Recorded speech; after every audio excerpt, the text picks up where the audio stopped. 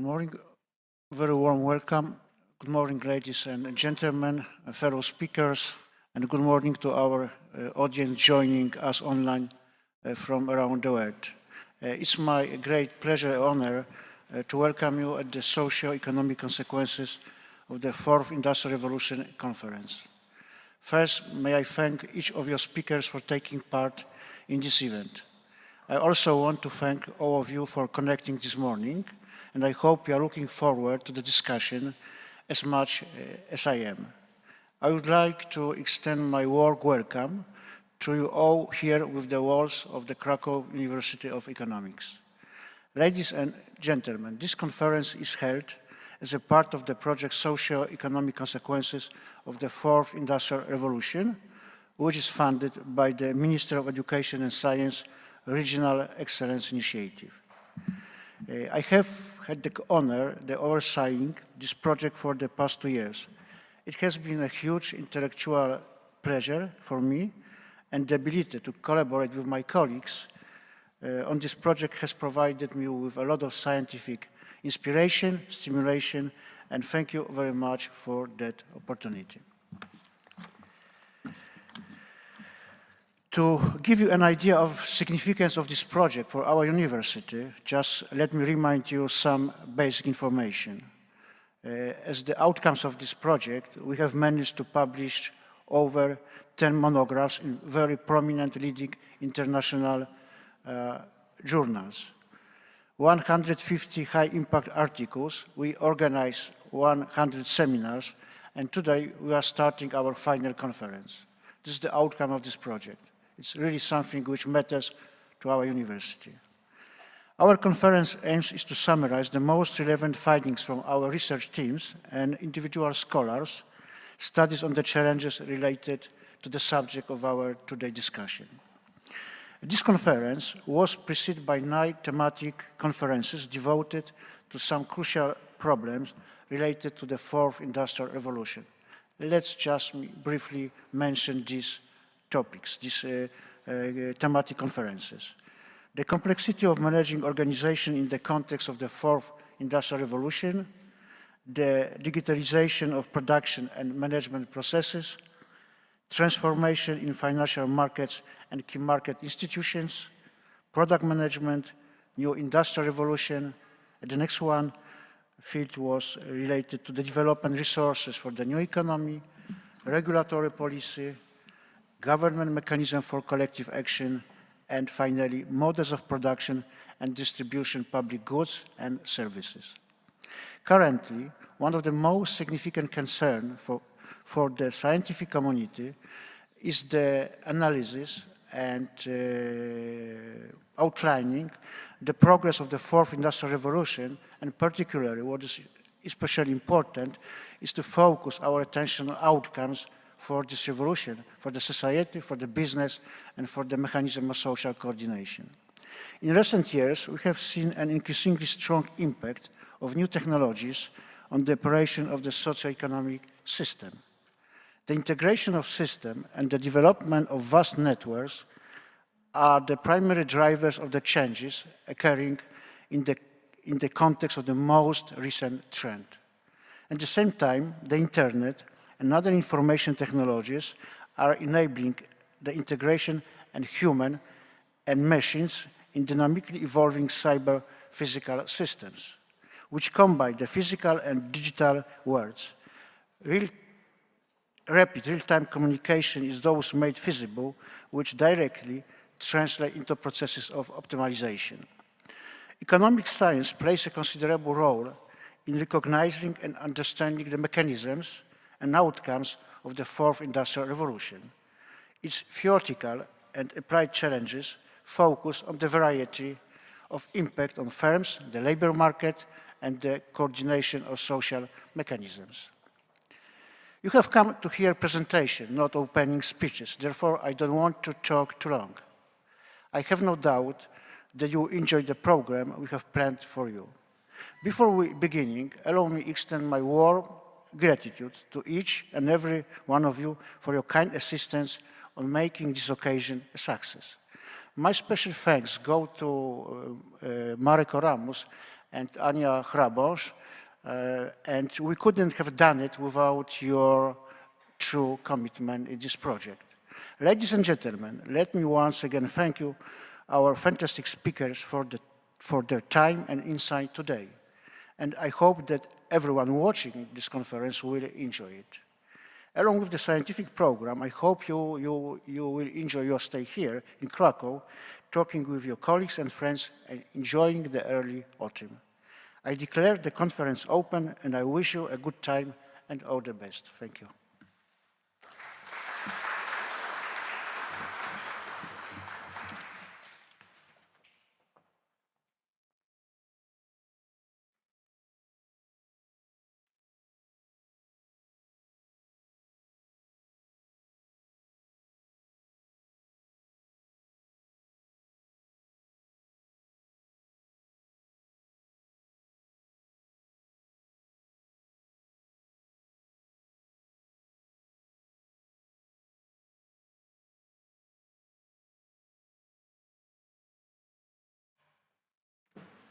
Ladies and gentlemen, the first presentation for today will be Mr. Robert Kroplewski, Plenipotentiary of the Minister of Digitalization for the Information Society.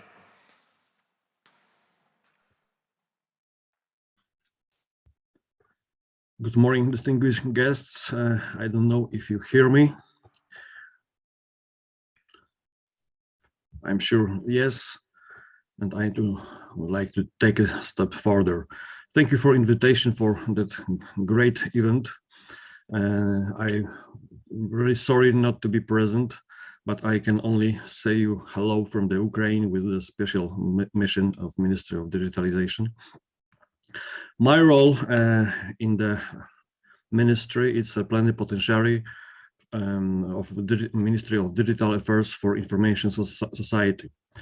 And that role is focused on information society aspect, but also socio-economical aspect of digitalization of especially of the information sector. If we talk about the information society, now it's we can see this as an old paradigm. Information society since 30 years now was seen as a society who is the source of data. That paradigm need to be changed for other paradigm that we need, and if you try to see the future, we need to see the society as a knowledge society. Knowledge society means that you can create and you are able to understand your position, your way of education, of growing, to put the steps on the markets and to compete with others. And that is, of course, that paradigm brings us the new way of collaboration as sharing of any assets, especially raw data, especially libraries of algorithms, and to shifting our competition not from access to anything what could be usable, but for other aspects as an intellectual property. Intellectual property, this is a special assets of digital revolution. But on the beginning, I need to say something about the fourth revolution, industrial revolution. That revolution was developed as a concept even 10 years ago, but as a digitalization of production, of technology, of logistics, of industrial collaboration and technology, value chains. From that perspective, that concept was free from the special tension what was brought by artificial intelligence. A new hype of artificial intelligence came after 5 years longer. Now we have a special time that we don't need to talk about the fourth industrial revolution so much as a revolution of future factories, revolution of future industries. And because of that, we in Poland developed and launched special state foundation platform for future industries to engage and even the build on the beginning first Polish ecosystem of future industry, and to link the experts, developers, suppliers of technologies, and finally to support our actors, our stakeholders in the process of digital transformation. But that transformation, it's not only digital. The transformation, to be successful, need to also link and connect the aspect of transformation of competence, transformation of governance of data in your industries, transformation of your value chains, and finally business models. What is the difference between the four industrial revolution and future industrial revolution?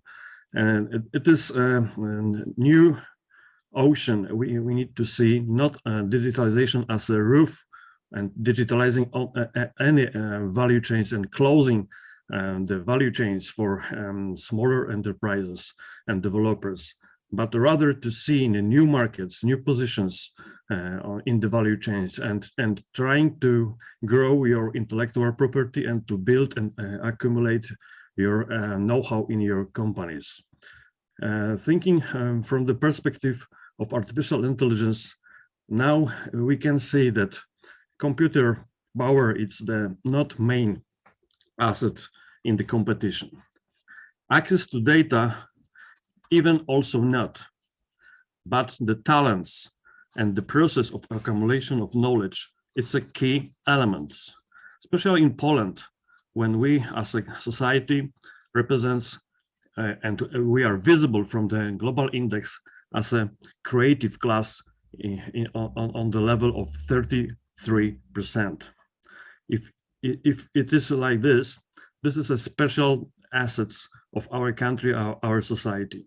And our challenge is how to, on the wisdom way and the smart process, govern our talents, our educational program, and how to support our SMEs, our startups, in governing their intellectual property and going to the market, commercialized the product and scaling up outside of our market and European market. From that perspective, Poland is very engaged in many processes of, in that meaning, future industry evolution. We are on the level of SED, we are a part of a special economic ally named Global Partnership on Artificial Intelligence. That in that alliance, we try to work and try to transform theoretical idea, ethical frameworks dedicated to the artificial name known as a trustworthy artificial intelligence for very practical solutions, very practical projects. And from that perspective, I could mention that in that alliance, we have many working groups. One is related to the future of work. Other is governance of data. Others is innovation and commercialization. And for one is the responsible artificial intelligence. Why responsible? Now, thinking about the future industry evolution, we need to focus not only about the productivity, not about the optimization, but about the chances for entrepreneurs, for people, but also how to deal with the special tension between the people existing on the planet and the planet as it is. The climate change is not a specific problem. The problem is in the domain of artificial intelligence is a special tension between the exploitation of planet and the existence of people. And from that perspective, we developed, that was hard for me to be one of the very rare group of expert in UNESCO, first global framework, ethical framework for artificial intelligence. And from the perspective of future industry, it is very important to say that the meta rule, meta value, ethical value to solve conflicts among other ethical values, it's a human dignity. The people are seen from that perspective as individuals, as a one unique man or woman who has a own autonomy, and the dignity of that kind of person, it's the first rule dealing with autonomous machines named artificial intelligence. Excuse me. And that ethical framework approved by 192 countries, members of UNESCO. Now it's a global framework for artificial intelligence. If yes, that kind of ethical approach need to be linked and built in the machine, in the process, in the companies, because ethical framework to be realized need to be built in the system, artificial intelligence system, as a technical approach, but also non-technical approach. We can support the ethics developing of any products from that perspective, from the layer of our regulation, our process, our excuse me, our governance of our companies and managing. And from this position, our everyday work is realized, and we try to negotiate as a country, as a member state of European Union, OECD, UNESCO, United Nations, new chances for Poland. I need to say that thinking about the digital revolution more than for industrial revolution, it's worth to know that from the global perspective, no treaty exists around the world. And if not, the first company who is big or has a good idea and business model, and that company can scale own digital space and product, your product and your services around the world, and put first position on the market and dictate the rules of behavior. It's sometimes it does, but from the different times, it is very risky, because without any rules and linking to the effective jurisdiction, we as elements, as actors of that kind of business models or value chains, don't have so much rights to ask about access to data, information, libraries on market. And the bad side of industrial evolution, it's a special type of platformization that we don't see the invisible markets operating by platforms. That approach needs to be changed to give the chance smaller and new enterprises to get them possibility to compete it with other actors around the world. And this is very problematic now from the diplomatic perspective, from the agenda of that kind of organization like WTO, World Trade Organization, or UNICETRAL. The main challenges for the future, it's from the technical and social perspective, it's of course coboting, how to collaborate among people through and thanks to the robots or any other medium as artificial intelligence driven, and also how to collaborate among people in the production process. Our expertise get our results. The collaboration, it's a main element of future success. But from the perspective of Poland, we rather need to support the developing and growing the trust among the people in the workplaces and in the society, because finally the trust is a driver of collaboration way of working. Creative collaborativity, it's of course seen as the best way to grow our skills and to build the quality of products and to finally having success on the market. And from that perspective, I would like to ask you more to think about the digital revolution as a future chance for our entrepreneurs, but being free only if the digital new barriers will be broken or cancelled. Because now the digitalization is not only a chance, but also a risk. And from that perspective, our entrepreneurs, for example, don't want to digitalize on organizational technical value chain because they don't know and they don't trust the developers or suppliers of technology.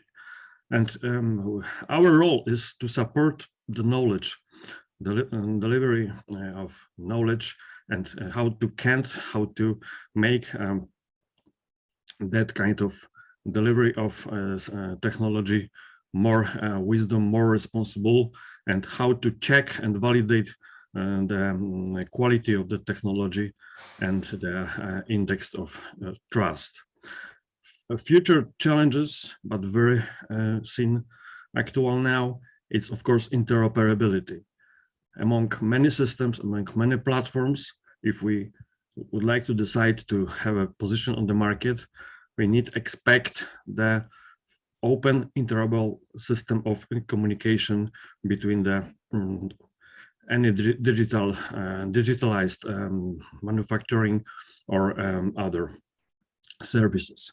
From perspective on interoperability, is very risky with someone who have standards can block access to the market. But now this discussion, international discussion, is of course focus on that aspect also to create the mutual recognition in access to data, to the library of algorithms, and also to the service driven by interoperable standards. Thank you very much, and I wish you good conference. I heard some voices from yesterday. It's well seen, and I'm really happy that they can conference deliver us new outputs, new participation, which could be the subject of our policy making. Thank you very much.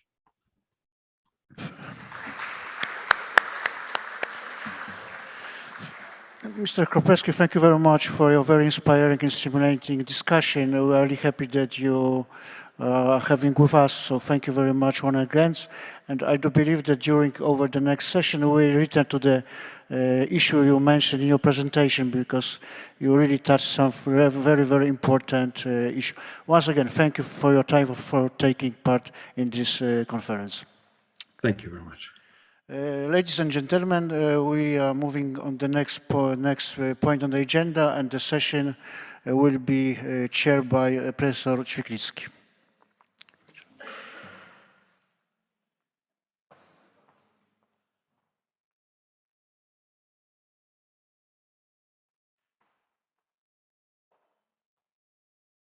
Okay, we need a 5-minute break just to rearrange the seats for our panelists. And we know that one more person is coming and will be soon.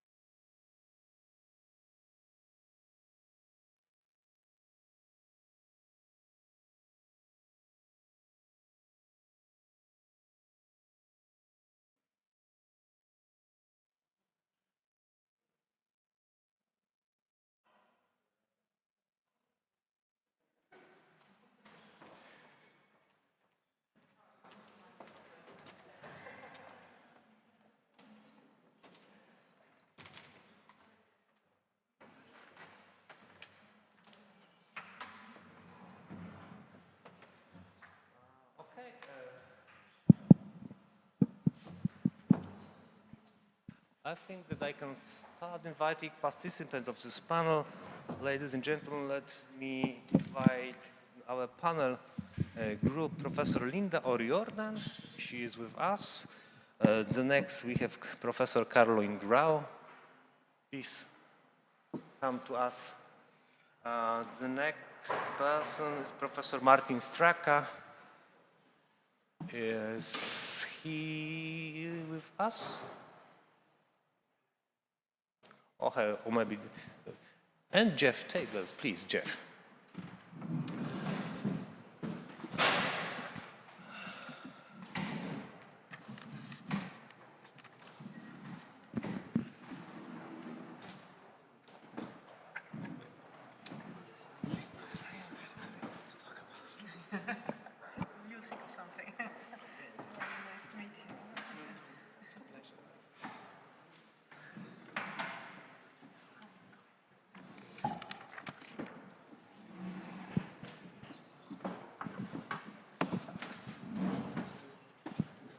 Martin, nice to meet you. Please take a seat. I know it's tight here, but I think we can arrange it.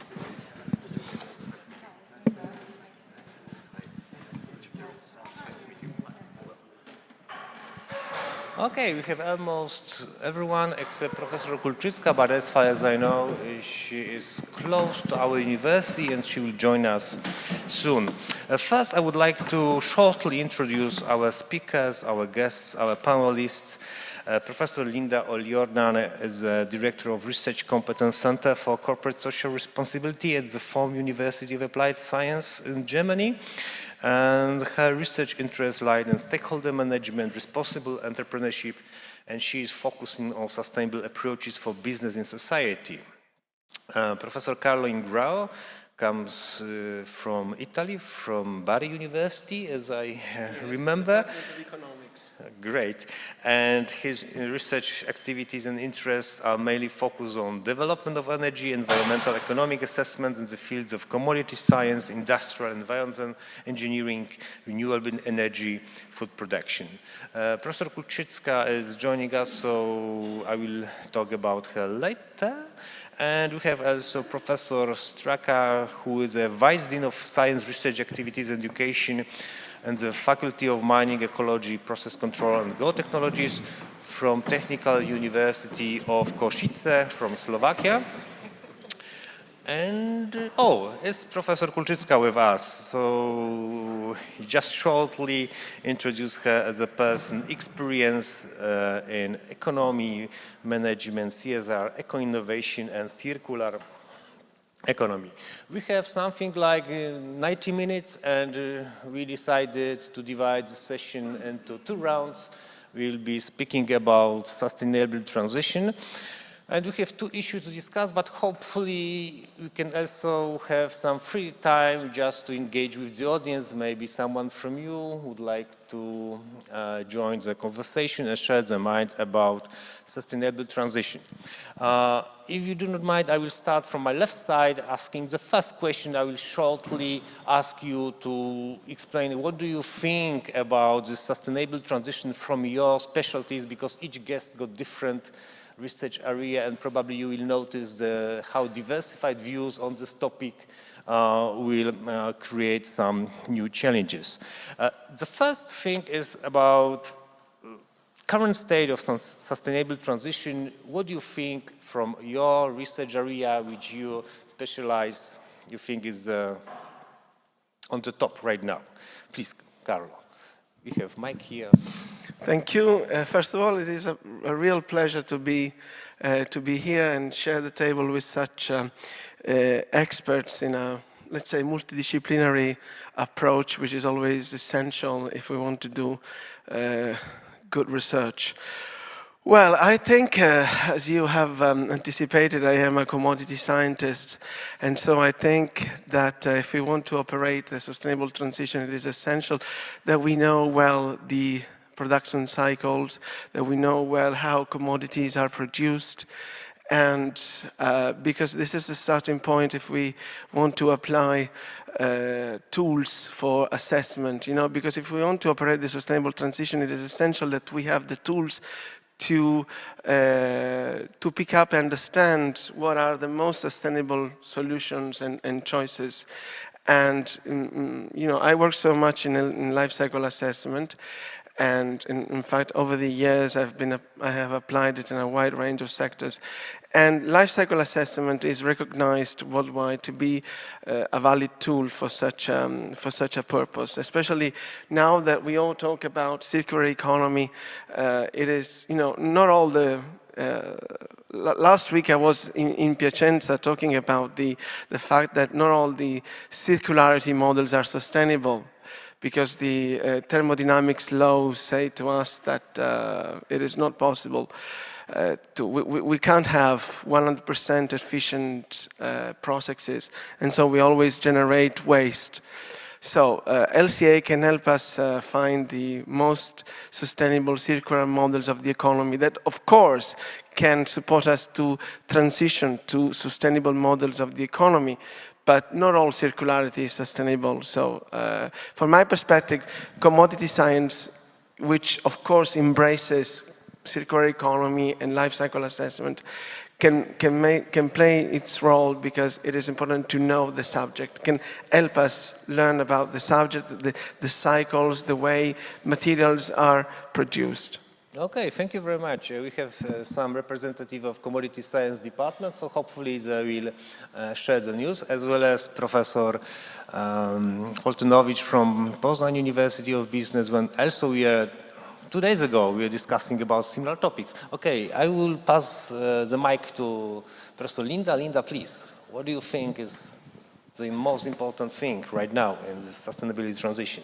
Okay, so good morning, and thank you for the invitation. It's my pleasure to be here with you today. My background is, or my perspective on the topic of sustainability is from the business aspect, so the economic sphere. And if you ask what is the one thing, I would just summarize it in one word and say inclusivity. Inclusivity. And I really liked what you just said, Carlo, because tools like a life cycle assessment is a perfect tool, regardless of where you're coming from, if you're looking at product development, if you're looking at the ingredients for the product, and so on, because it's a very broad perspective. And inclusive means adopting an holistic approach. So if we reflect on what that means is we have to critically reflect on the system that we currently have, which is not built the system, the problem is the system. The problem with the system is the system. Currently, we don't have an inclusive approach.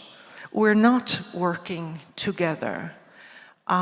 We are all in the economic sphere, the whole logic is isolated, the shareholder approach, the profit maximization approach, it's in the interest of one group at the expense of other groups. So if you look at production, if you look at the supply chain, there are some people are making a lot of money. The people who are really doing the work, the stakeholders, they're not being given the fair rewards for their work. So if it's life cycle assessment, if it's building a system that's more inclusive, I think these are the things, and what we need to do is collaborate, stakeholders collaborating, a more collective approach. And finally, we have provided and developed over the years theories on this, so it's not just, an idea, but we have various theories on, I call it, you can call it what you want, but I call it stakeholder value creation. And stakeholder value creation is a broader, more collective, more inclusive approach to economic value added than the traditional, conventional shareholder, the isolated shareholder approach. Thank you. Thank you very much, Linda. We have a new angle to look into sustainable transition. Now I would like, Martin, what do you think from your field, which is logistics, as I remember? Thank you very much. Ladies and gentlemen, my dear colleagues, my dear friends, for this time I have prepared several facts about sustainability from the Slovak Republic. At its meeting in 10th October 2001, the government of the Slovak Republic adopted the national strategy for sustainable development, where the principles, criteria and indicators of sustainable development in the Slovak Republic were defined. In general, it's assumed that sustainable development in Slovakia is influenced by cultural, social, economic, environmental, institutional, and regional conditions and aspects. Sustainable development in Slovak Republic is legacy defined by paragraph 6 of Act number 17, 1992, collections on the environment. According to him, it is a development that preserved the possibility for current and future generations to satisfy their basic life needs and does not reduce the diversity of nature and preserve the natural functions of ecosystem. Cultural conditions and aspects included housing, constructions and renovation, cultural heritage, historical structures of the country, education, development of democracy, etc. I think that the main problems with the sustainable development in the Slovak Republic we can define as for several points, and it is low level of mortality and legal awareness, insufficient transparency of decision-making in public administration, persistent corruption and clientelism, high energy intensity of the economy and low use of renewable energy sources, persistent groundwater pollution, soil and substrate contamination, poor health of forest. For example, the high Tatras were eaten by licorice, for example. And the other problems, I think that the staff or employees in the Slovakia are have demotivation from the low level of wage comparing with the other countries in the European Union. But I think that from the new projects, from the European Union, this stage can be better in the future. For this time, thank you very much. Thank you very much. Now I would like to ask Jeff Teugels, if I did not say that, now I would stress that Jeff is a planet and people first solution designer, and he's a business representative, so really see and hear, hopefully, what Jeff you think about sustainable transition, because Jeff is helping organizations to transform in this way. Please, Jeff. Thank you, Marek. First of all, thank you for having me. It's a pleasure to be here and to be surrounded by these experts. I'm in the field. I'm working with businesses who want to become sustainable, or also work with startups. So when I say want to become sustainable, existing businesses want to transform to sustainable models, or startups who want to start from scratch. What I've heard, I can only concur with so far. It is complex, it is a system, and the root cause of the system, the root problem of the system is the system itself. I totally agree with you on that. And you can only look at the system from an holistic point of view. Now, when we look from the business, my clients, or our clients, it boils actually down to one thing, and that is, what is the paradigm, what is the worldview that the leadership has about their responsibility?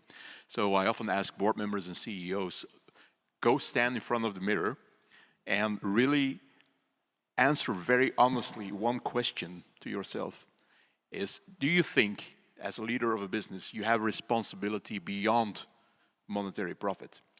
So do you also have a responsibility for environmental profit, for social profit? And come back to me, think about it, reflect it, and come back to me. And this is where the real, for me, the problem lies in moving forward, is that most come back and say, well, if I'm honest, I'm really not that convinced. I'm still stuck in this mono-capitalist thinking. And then we know what we have to do, of course. That's the first steps that we take. Try to see if there is room to expand, go beyond your monetary profit responsibility. Great, thank you, Jeff. Now I would like ask Professor Kulczycka to sharing her thoughts about current state for sustainable transition. Again, thank you very much for the invitation. It's a really pleasure to be here on the other side when I studied here many years ago. So on that way, it's a really pleasure. But that's what I was taught here, that the also economic aspect is very important. So when we look at the sustainability, we have three dimensions. So we can focus on ecology, but if we not talk more about the profitability, responsibility in case of win-win, looking for win-win situations, so both economic and environmental aspects, it would be really difficult, especially when you work with, and I also work with small and medium enterprises. Yeah? So what we can do, we can really focus on education. That's one thing. It was mentioned already here also that we are in some silo. So when you educated here from the economic point of view, that's also we can combine at the in the Academy of Economics environmental and economic aspects. So I'm working at the Academy of Mining and Metallurgy, so technical study. And also we try to put more lectures about corporate social responsibility, sustainability, eco-innovation, and add this holistic approach which was mentioned. Yeah? So also to talk about the tools like life cycle assessment or carbon footprint calculation. Of course, as the tools like LCA and carbon footprint is still the tools which are developed. So we work on this, we're changing this. Now, for example, we're working on the category connecting with the land occupation, especially for waste, mining waste. So maybe again, some category will change. So it's not easy for the business. Yeah? We have no full recipe how it works. Exactly, if it's changed, it's again challenge. So that's one of the challenges. So for me, to conclude, the challenge is first of all to convince that it's economic viable. The second, then environmental is important and holistic, so in the value chain. And the third, that you can have more benefits from cooperation and not the competition. Okay, thank you very much. And now we'll start the second round from this direction, so please do not drop the mic. The question I would like to ask in the second round is about the challenges, about the future directions, or maybe I would put it another way. If I will be a business representative and approach you as a peer person's experience in sustainable transition, what I should start from? 1 million. In one sentence? Welcome. 1 million questions. I'm joking. Okay, well, I can put based on our experience. We created 10 years ago the waste management and recycling cluster. When we gathered now over 150 entities, it's a key national cluster, and within the cluster we really try to make the cooperation within the based on circular economy, and it was quite important for SME because the SME has no capacity. They have no capacity to act themselves focusing on sustainable development because they're focusing on exactly what they have to do on the market.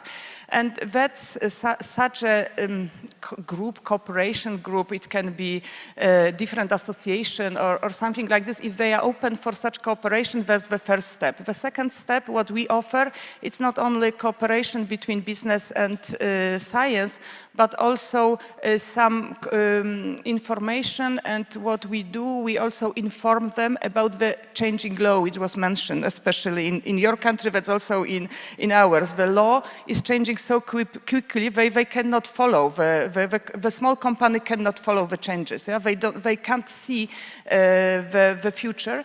And there is also another aspect which is quite important when you work with the SME, is to convince them that they can have impact on the changes. So what we do with the cluster, we try to make the stakeholder analysis, we try to have an impact on the law which is changing, but we have to have the information from them because they really know the market. So for example, yesterday we were on the meeting with our stakeholders, and it's really open also our mind because they really know sometimes better what the main constraints on the market. So the discussion, education, and maybe it's helped us a little. Yeah, thank you very much for this comment about the SMEs companies, which are really, in my opinion, do not have a huge potential and sometimes capacity, what you said, to transform easily. I wonder what, Jeff, you will say from your experience. Do you notice similar issues? Because as I understood, Joanna was mainly showing us the point of view of the Polish companies. How do you feel from your European experience? It is typical, or maybe this is something specific for this country? No, it's not specific. It's actually pretty universal if we want to go to sustainability, regardless of your size. If somebody says, well, we want to become, how do we start? Where do we start? Well, first is answer the question that I asked before. Secondly is, what do you have to do mandatorily? Are you aware of that? And not too many are aware. Especially SMEs don't have the outreach, they don't have the budgets and the access to everything. So there's things that you have to do mandatorily, and start with those. But very importantly, also look at how is your clientele, how is your customer base. Pull your customer base in, because as a business, you offer a value proposition, and if you engage in sustainability, you have to also communicate about that. And do you have a customer base which is receptive to your new value proposition? I can give an example. I can't name the company out of confidentiality reasons, but I have a client, is a wholesale company in plastic products, very unsustainable if you look at it. They searched for a portfolio that was sustainable, and they couldn't sell it. So they did all the things that they had to do. First of all, looked at their carbon footprint, did all the things they had to do mandatorily, but then also provided an offer to their customer base, and the customer base said no. So that made me conclude why. The reason is pretty simple. They're in industrial plastics, so they work a lot with engineers and architects who prescribe products. And if they do not prescribe sustainable products, the customers of my client have no demand for it. So that brought us to the realization that you have to map, and it's close to the stakeholder system, but you have to map the ecosystem in which the SME is operating at that moment and see all the players in there, because they all have a role to play in it. Okay. But it is, if as a business you're not getting through to customers with a demand for sustainable products, you're somewhere stuck between a rock and a hard place. Thank you. It's interesting. It's increasing our scope of analysis to customers, to ecosystem. Martin, please, what are your thoughts about this, when we should start from? Okay, thank you very much. We sold many projects for the practice. For example, companies as Chemoswit Falls, US Steel Košice, Incinerator Factory in Kokshow, Baksha, Rosenberg Factory, ATC.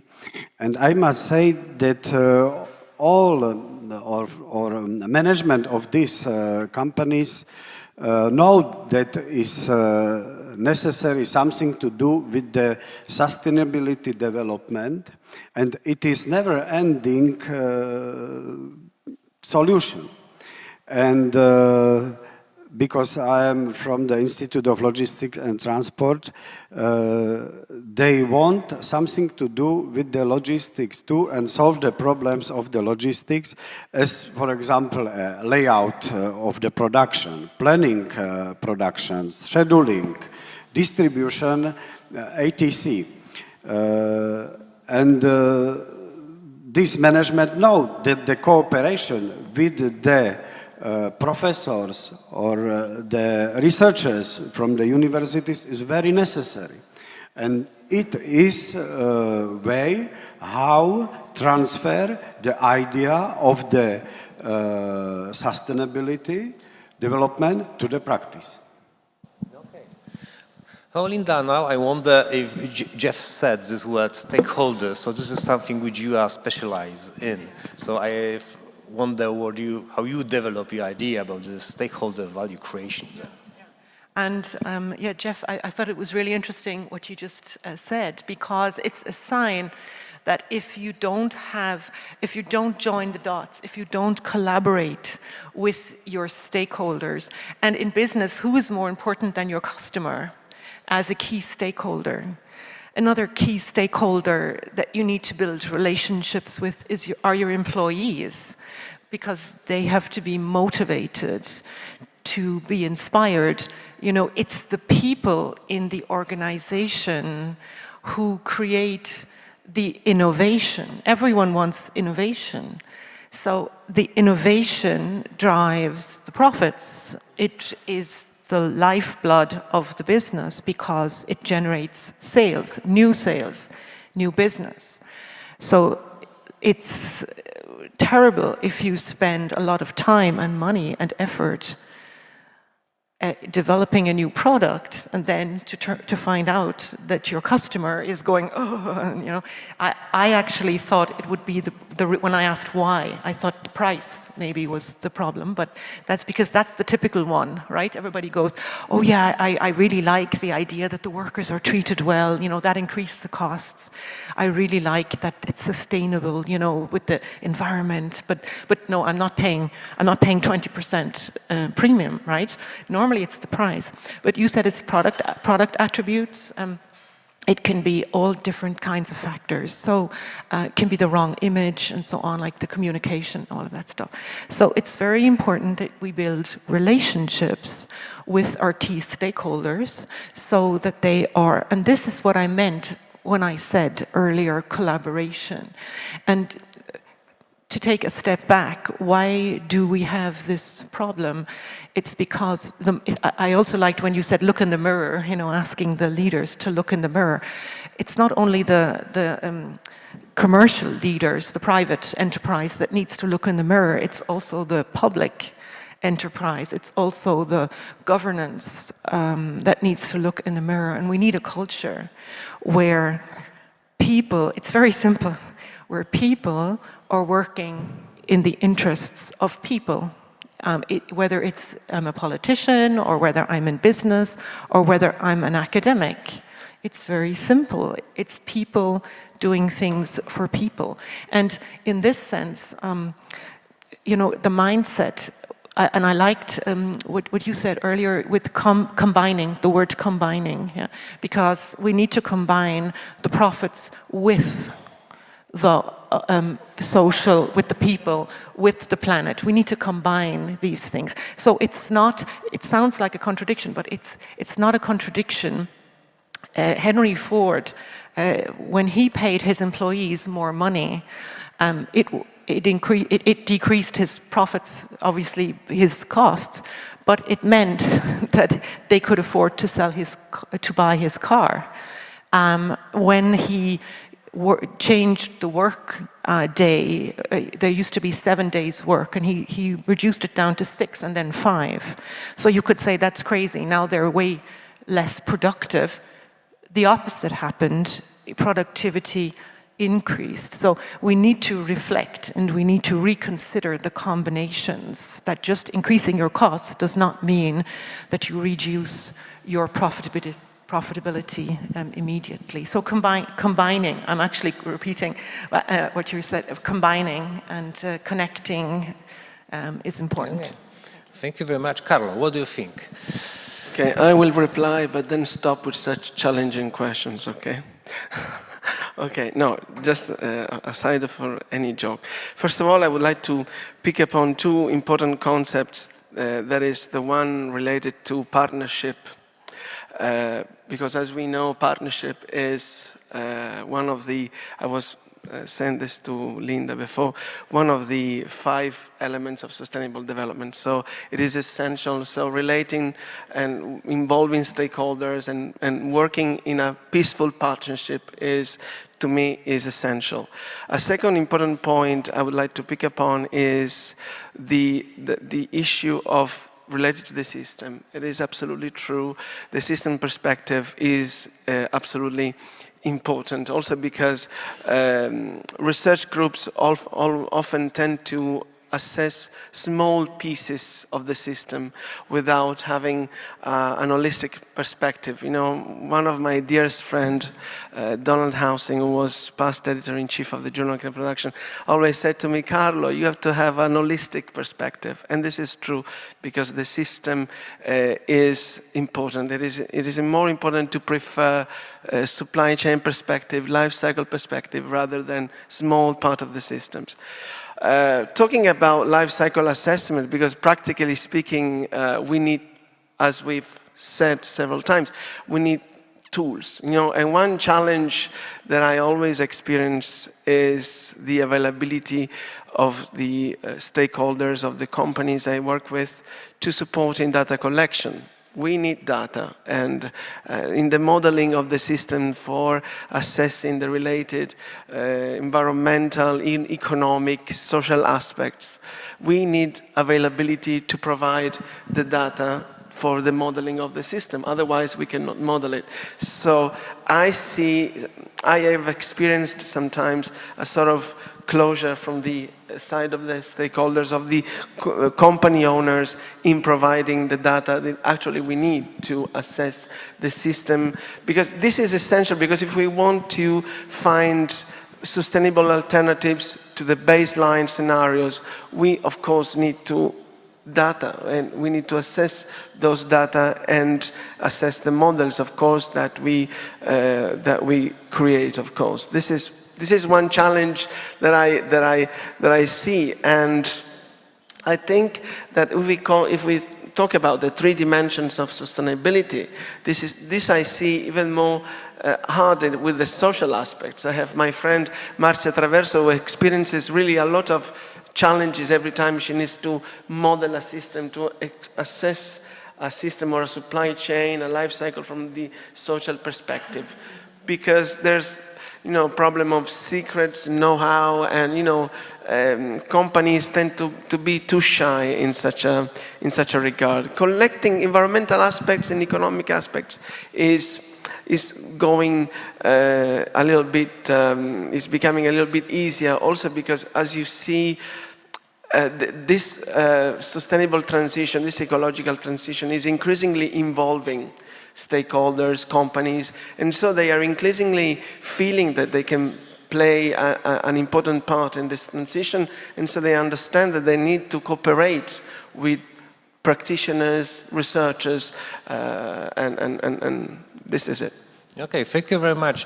Carlo raised one issue which I would like to develop, because so far I have heard a lot about social and economic consequences.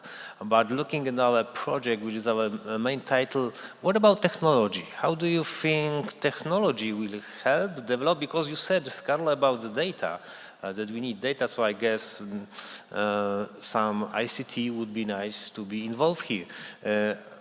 What do you think? It's volunteering answer, then I will ask audience for additional questions. Who would like to refer about the technology and sustainable transition? Do you have any comments, thoughts? Carlo?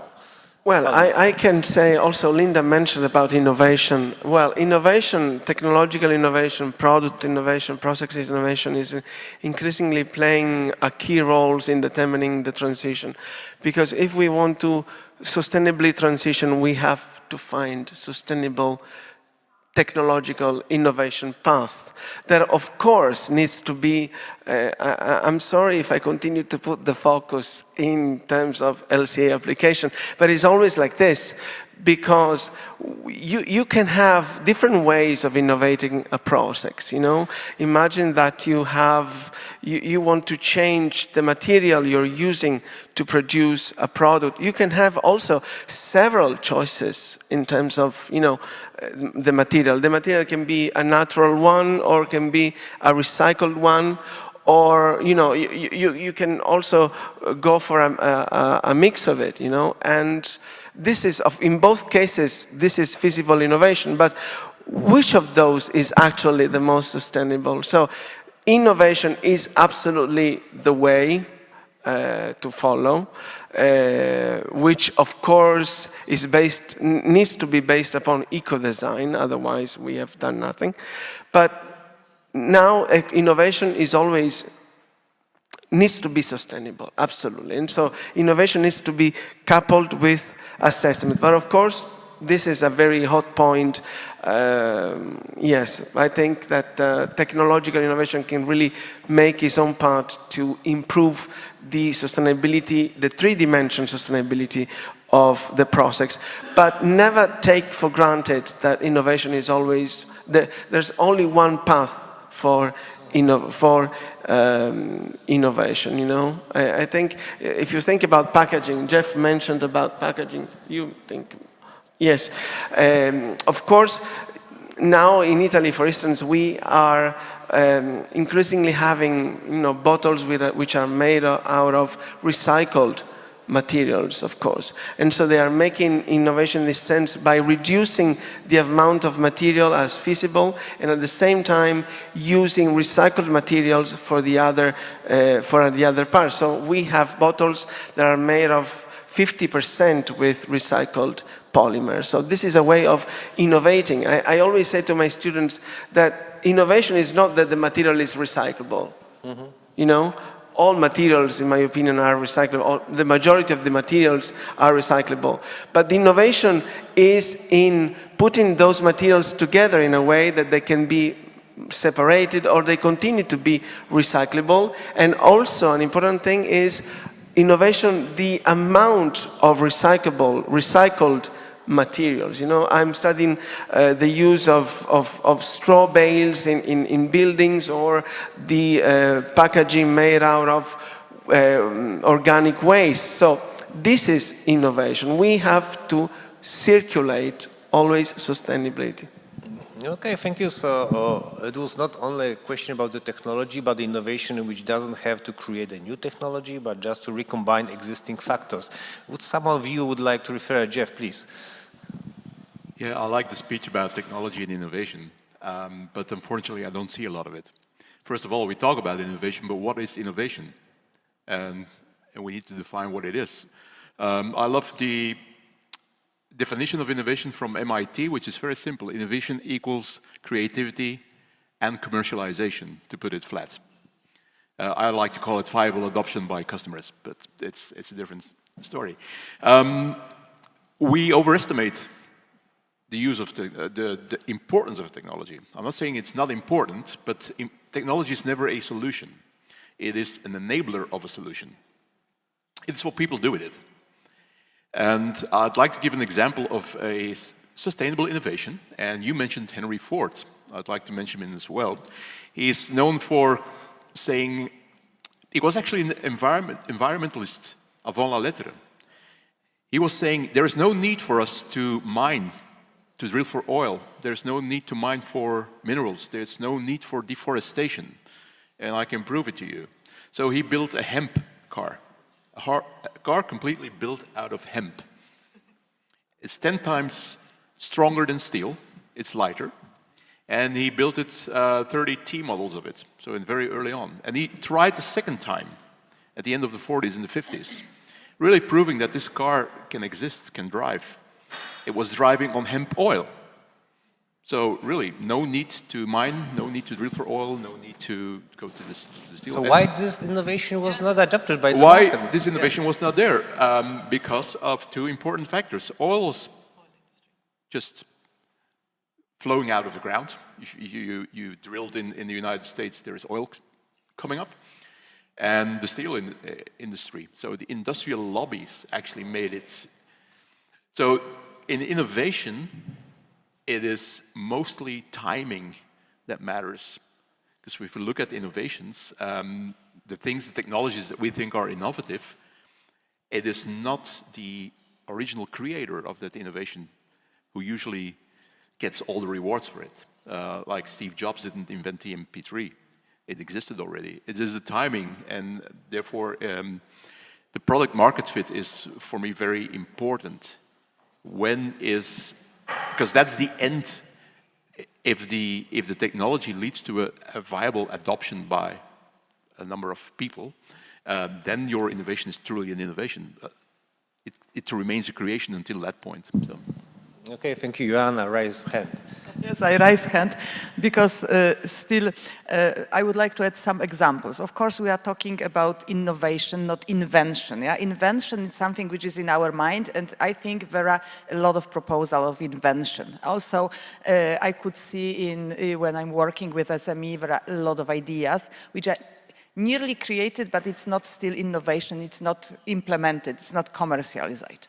But the key point really is that what we could see, it's the time of implementation. It's of course the big barriers, that's one point from the market, the big company. But for example, when you look at cosmetics industry now in Poland, it's dramatically changed. Suddenly we could see, even in Krakow, a lot of companies based on bio products, natural products in cosmetics, and it's flourish. Yeah? It's suddenly flourished thanks to circular economy regulation, and also that people can do it and can commercialize it. It's not such a big market, but for us, when I'm working with recycling company, recycling of V materials, recycling of plastic and the other things, in Poland, the biggest barriers is the permission. So they can wait for the permission for 3, 4, 5 years through the administration, through the NIMBY effect, through NIAMBY effect, bananas effect, and so on and so on. It's not chance to build the factories, even they have money, even they have ideas, and absolutely the administration is so long that the idea, invention which they have, it's never go to the real market because it's too long time process, and it's not any longer innovative. So from our point of view, it's not the even big company, it's even not the lack of idea, it's simply the administration which kill the innovation here. Okay, interesting. It's true. It's about the timing. I know if someone from our panelists would like to develop this idea, or we just ask our audience for some questions, suggestions, issues, insights. Would you like to add something, or would you just ask? Linda, you would like? Yeah, please. Yeah, I'm not an expert on technology, which is why I wasn't going to say anything, but hey.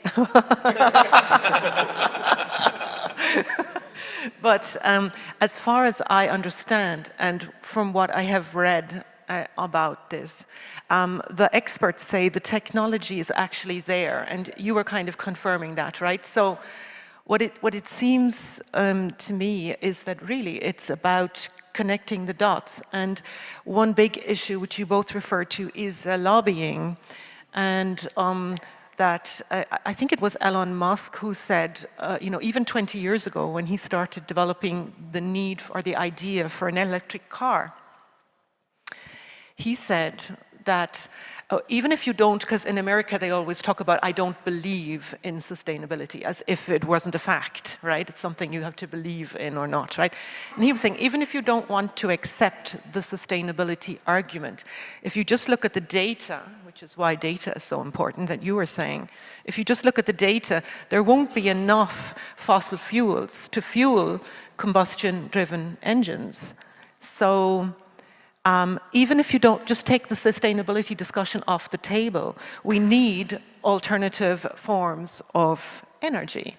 And then you just ask, well, if we had this hemp car, and thank you for that example, because I hadn't heard about that before, you know, why weren't we developing these ideas? And it's because we all had our heads turned in the other direction, and because we're not being holistic enough, and we're not considering all of the options. Everybody knows, you know, don't put all your eggs in one basket. Yeah, that's just a common, you know, so we should always be preparing for different alternatives, because look how quickly the world can change. So technology is, I think, marvelous, the internet and so on, these are processes, these are enablers, right? But it's the way we use them. And plastic, you know, plastic is a fantastic invention, it's a fantastic thing, but it's the way we organize its use. It should never be used so that it's it should never be thrown in the river, it should never be used in mini particles. But what it does do is it protects food and reduces waste. Yeah, so we have to realize, and this is where this dilemma thinking, which is what we work in the field of dilemma thinking, that it can be both. It can be both, you know, the saver of waste, but also the cause of waste, and that it's not a contradiction. There are two possibilities. You know, everything has its advantages and disadvantages. So plastic, and has its advantages, has its disadvantages, and it's the way we use these things. Yeah, I can take a knife and I can butter my croissant with the knife, or I can stick it in your back. Yeah, it's not the knife that's the problem, right? It's how am I using the knife, right? So for me, it's the same with technology. So I think that was a long statement for something I know nothing about, but yeah. So thank you. Okay, thank you for sharing. Now I would like to ask the audience. Okay, please, Carlo. Okay, Carlo. Okay, first of all, I wish not to be with you when you have a knife in your hand, of course. I'm really buttering croissants. Okay. Because now I will be... No, because the way she talked about this, it seems like... No, but like it already happened, something like that. Okay. No, I was just... continuing very briefly the discussion with regard to the plastics. In fact, plastics has several advantages, which are mainly related to the way they preserve the food, they can be handled and things like this. And for this, they need to be, actually they cannot be disposed of in sanitary landfill. This is really a pity. Plastics has potentials to become very valuable secondary raw materials and value-added commodities. You know, imagine that in the past I carried out a life cycle assessment of an insulating panel for building applications that was made out of recycled polyethylene terephthalate for 80%. So plastics can become shopping bags, can become fibers, can become everything in open or closed loop recycling. So it has lots of potential. So as far as they cannot be removed from the market, they cannot be eliminated from the market, we have to make innovation, and we need to use the technology we have to promote sustainable waste management of the plastics waste that we produce, of course. And I fully agree with Linda. It is the way we handle, you know, the post-use plastics is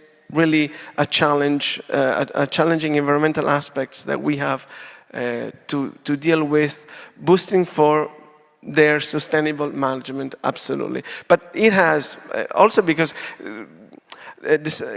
differently than glass package, they are more, how can I say, strong. They not break. They're not fragile as the glasses. So they can have several applications, and in fact, this is why I think that plastics will never be removed, because as a packaging material, it has lots of really advantages, and this is why we have to extract the value that is contained in the plastic material to boost for sustainable material and trigger recycling and circularity path. This is my modest, very modest opinion in front of such experts, of course. So recycling is the key. Okay, the audience, someone from you would like to share your comments, ask questions which we could develop from different perspectives? Please.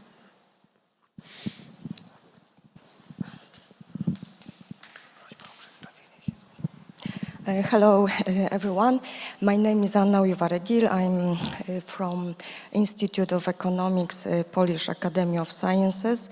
And thank you for this session, very interesting comments and presentations. I have a very short comment, or rather question to you.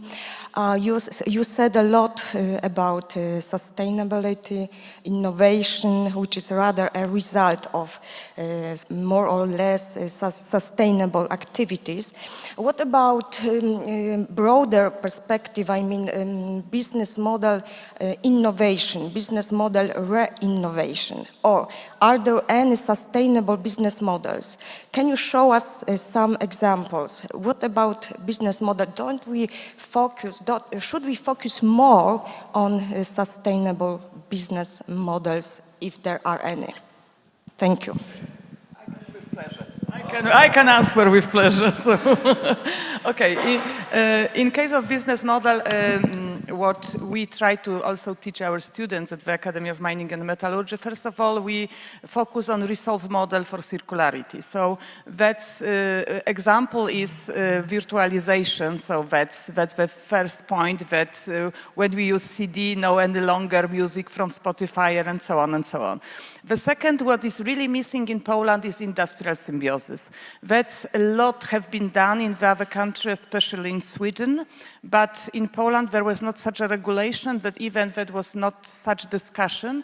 When we try to look for a good example of industrial symbiosis, it was really a challenge. There were a project with the Marshall Office here, Interreg project about industrial symbiosis in Małopolska, and we could only few examples, but in reality, in central planning economy, the industrial symbiosis work better than now.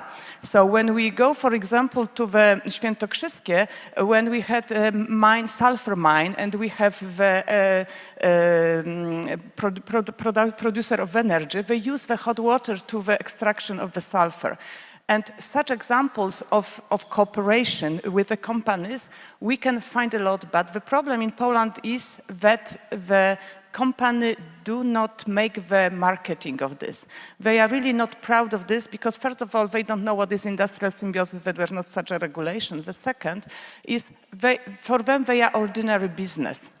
But the best point also from the point of view of circular economy is something when we go from the production to the system of leasing or hire. So of course, again, the classical example is to sell the lightning on the Schiphol airport, not the lighting, not the lamps.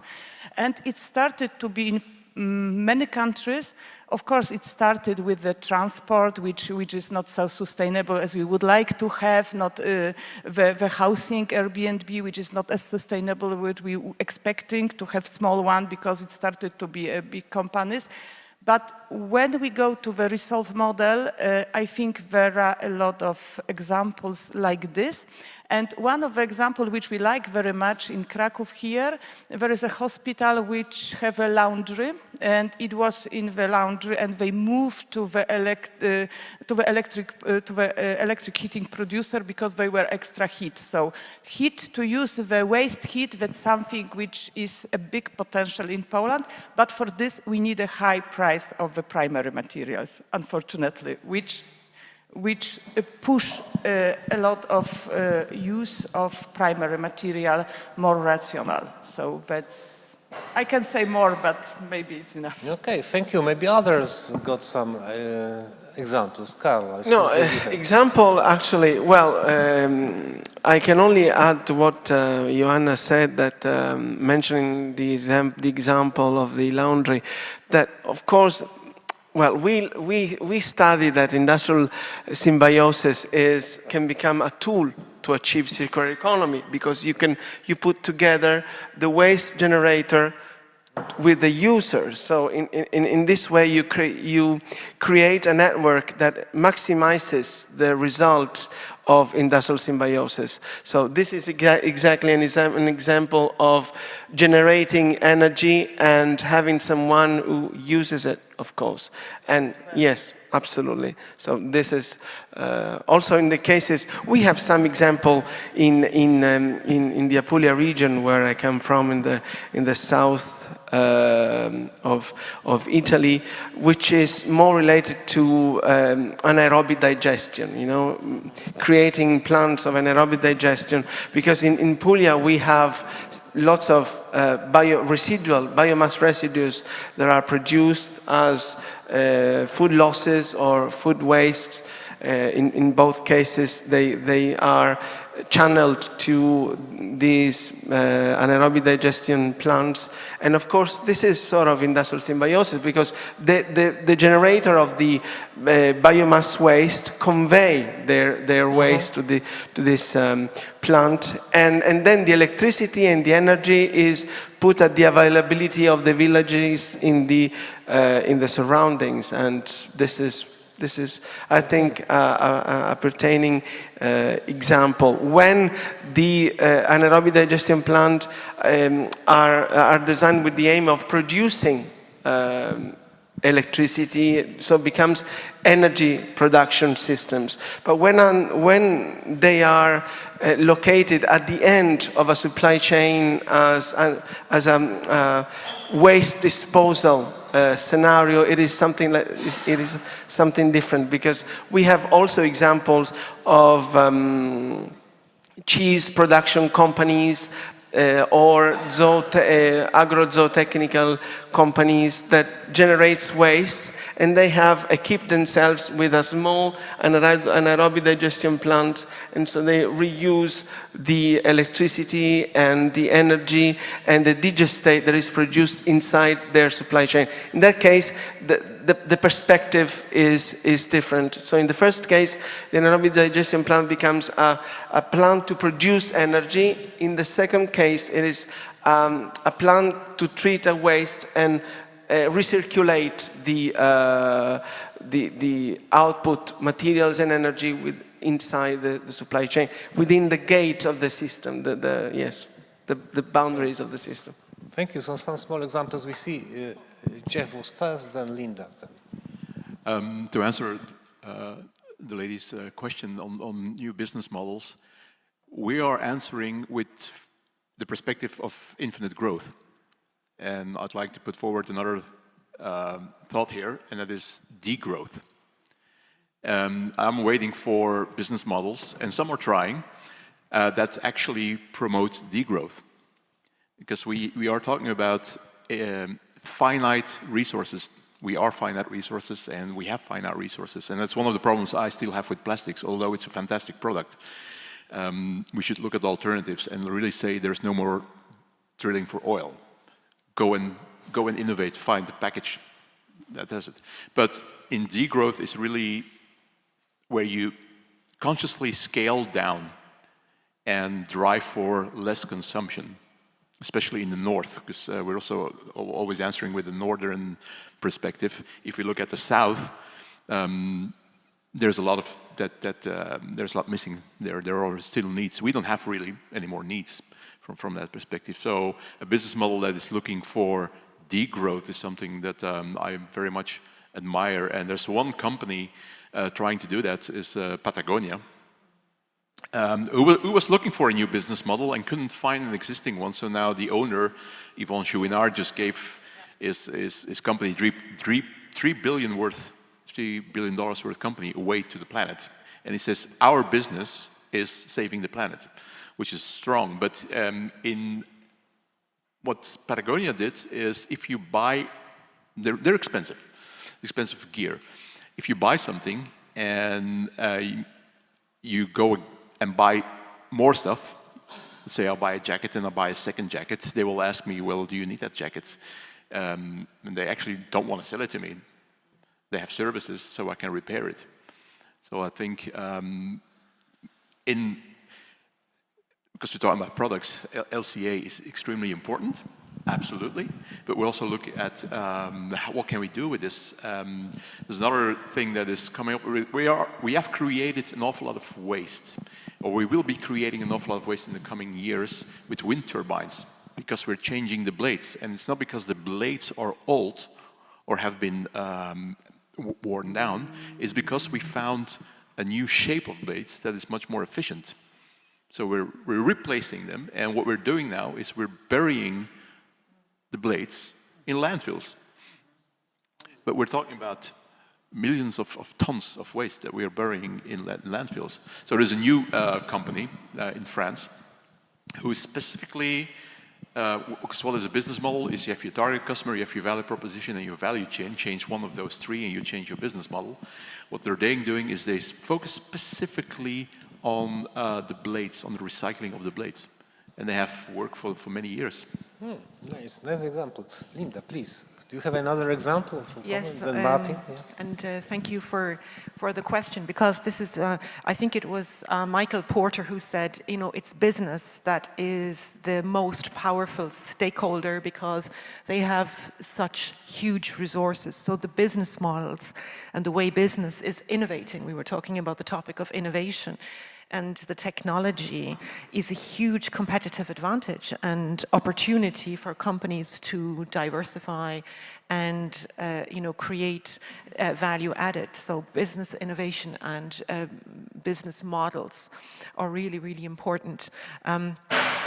It was quite interesting that the boss of Patagonia said, our most important shareholder is the planet. That's what he said when he sold the company, basically. He said, our most important shareholder is the planet. And this is a complete move, a cultural mindset move, which is really important.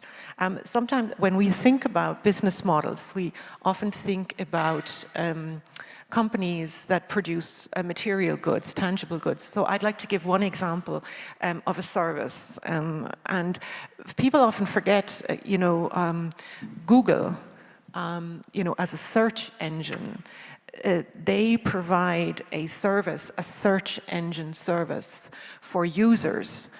We never own the data. We are not the customers of Google. But it's a very nice example. If you take it up a level, which is, you know, the analysis up a level, rather than looking at I'm producing blades or I'm producing plastics or whatever. But if you take it up a level, you say, I am a provider of a search engine that provides a marvelous opportunity for, if you remember back in the 90s, trying to find something on the internet, you will know what the advantage of Google was. Yeah. But I also need to make a profit. So I'm going to take the big data and I'm going to manage the data so that I can sell the waste of the search. The waste of the search is my actual product. So this is a fantastic example of circular economy, in my opinion, and it's a very modern example. Google was like way ahead. They understood joining the dots, and you have to take your thinking up a level, because if we come back to the theme, which is a sustainable transition, yeah, we have to realize we're talking about a wicked problem, which is, you know, the cause isn't clear, it's not easy to solve, we don't have all the data, we don't have all the answers, so it's a huge, it's a messy problem. So the only way to solve something so complex is to hit it with a wicked solution, to, you know, to take it up a level and to find solutions where we join, and everybody has to collaborate and everybody has to work together. And the problem is, the biggest barrier is we're not doing that, and many systems are still not doing that. Thank you for this example. Martin, please. Thank you very much. I would like to say several things. And the first is that new technologies and information, it is bred for the effective logistic solutions. I think that you know that in Slovakia we have many cars factories, brands as PSI, Peugeot, Citroën, Volkswagen Group, Kia, and after new information near to Košice will be new factory, brand Volvo, oriented for production of electronic cars. Now it's very popular that you have, or somebody have electronic car, but question is it environmentally friendly? Because mining of the lithium batteries and processing is not environmentally friendly. The next question is, who is producer of your energy for your cars? If I know, in Poland, the main energy is produced in the power stations which to use the coal. And I think that, again, it is not very environmentally friendly. We must solve many, many other questions for the sustainable development, and not everything looks as is. Thank you. Zdenon Woltnowicz, Poznań University of Economics and Business. We are talking here about the circular economy and several examples. What about the other way to the sustainable business? For example, the sharing economy. Instead of buying the lamp, we can buy the service. And also the other types, bioeconomy, sharing economy, also donut economy. This type can also lead to the sustainable development, in my opinion. Okay, thank you very much. Jana? Okay, when we are talking about donuts economy, I think that the key point which we have to take into account is the quality of material from the waste. Because, of course, when she's talking about the donuts economy, all the aspects which we can have without, she also mentioned that she can use the public transport because the public transport is such a good quality. That's the same with the clothes, which was mentioned, and the other things. So if we have these products from the secondary materials of high quality, that's the I think, key points for the developing of the donuts economy, which worth to underline. But what is also important with the circular economy, which was not mentioned here because we are talking about business model, we are talking about technology, it's also about the prevention. So behavior and prevention, that's the first step in the waste hierarchy. And when we doing the, for example, plan for waste management, we could see that with this, it's much higher potential that we can expect. So even when we go to the west, north and south and the other things, I think I don't like degrowing because it's not so economic sounds. But when we're talking about decoupling, yeah, that's something which for me as an economist sounds much better. Thank you.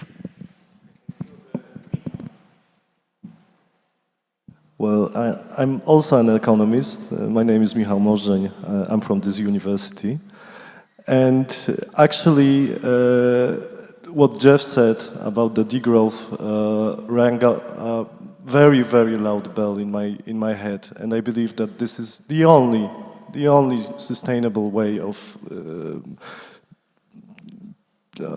facing the challenges that we have. So, you asked about the business models that are compatible with the degrowth paradigm, and this is actually very, very difficult because of the capitalistic structure of the economy. This is obvious. However, Kate Raworth, which was mentioned by the donut model, was discussing this regenerative by design principle. However, she didn't went too far into it. The Patagonia may be a first of many flowers that blossom in this regard. However, I would like to, and the agroecology is also a paradigm which is a business model concerned about this.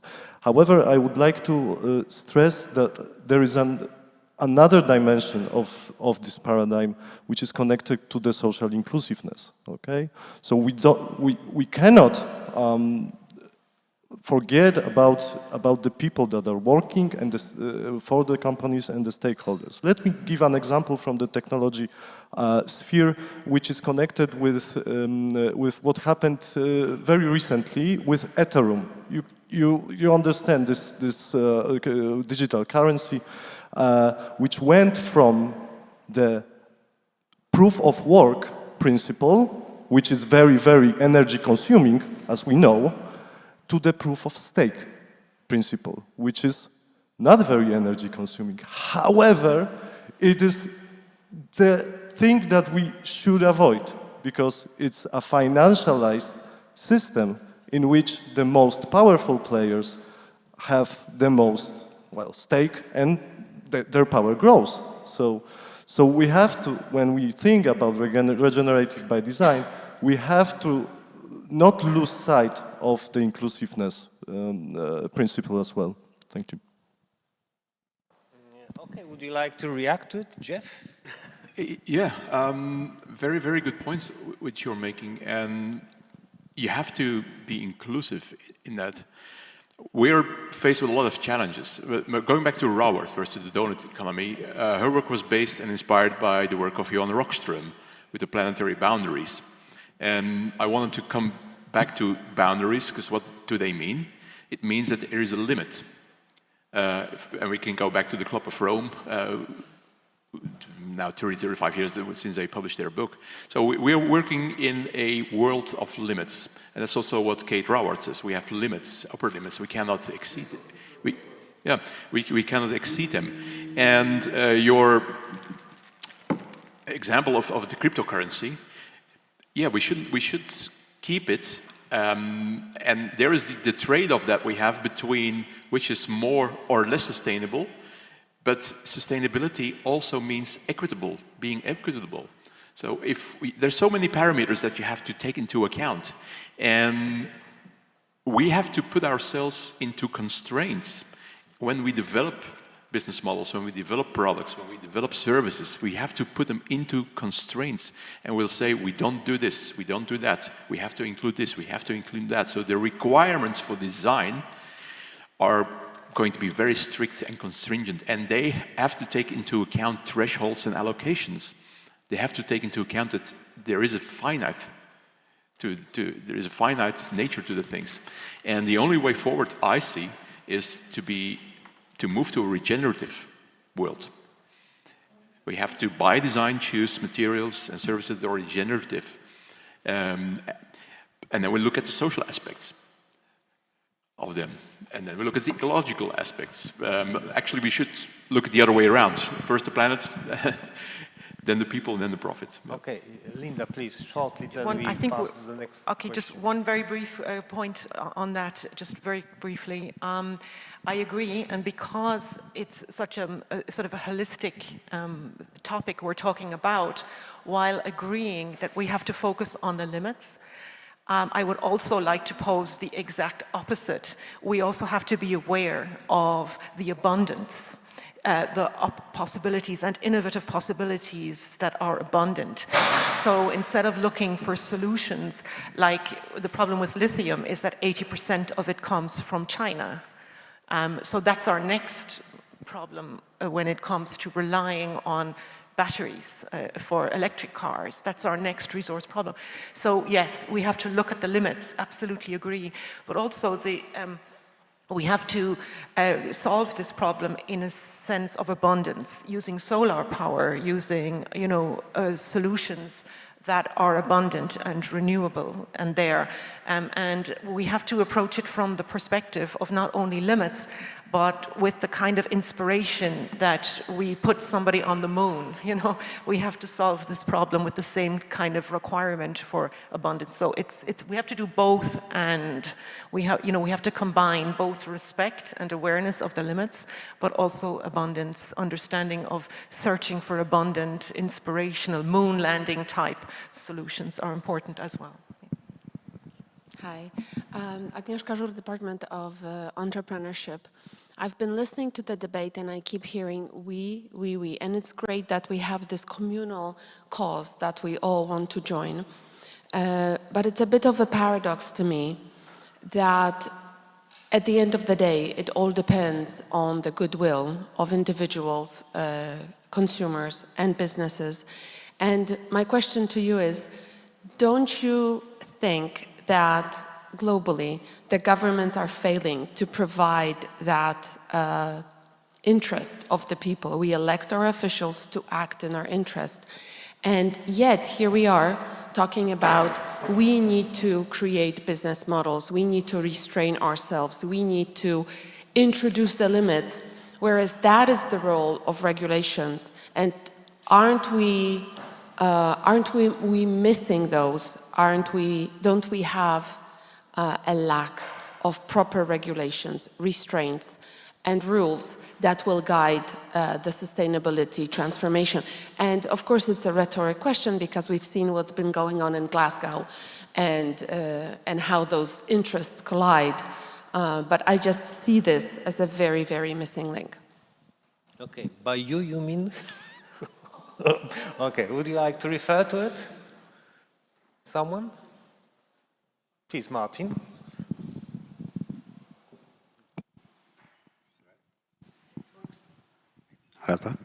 Sorry. Thank you very much. Very interesting question, and I will talking about Slovakian solution. I must say that the government of the Slovak Republic prepare several laws, so-called in Slovak language kilečko. Kilečko 1, 2, 3. How it translates as a kilogram. It means that there is more than 100 measures from the Ministry of Economy, also called Lex Corona, which represent the largest package for improving the business environment and reducing the administrative burden in the modern history of Slovakia. And now government prepare kilogram the third, where will be directly 285 measures to improve the business environment for the companies in the practice. This is solution of the Slovak Republic government. I cannot talking from the other side.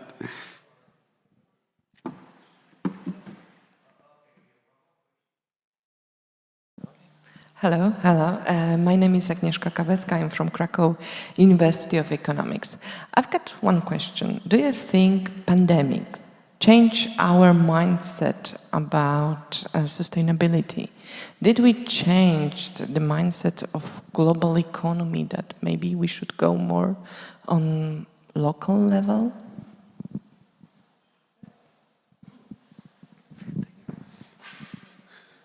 I have such results. I don't know.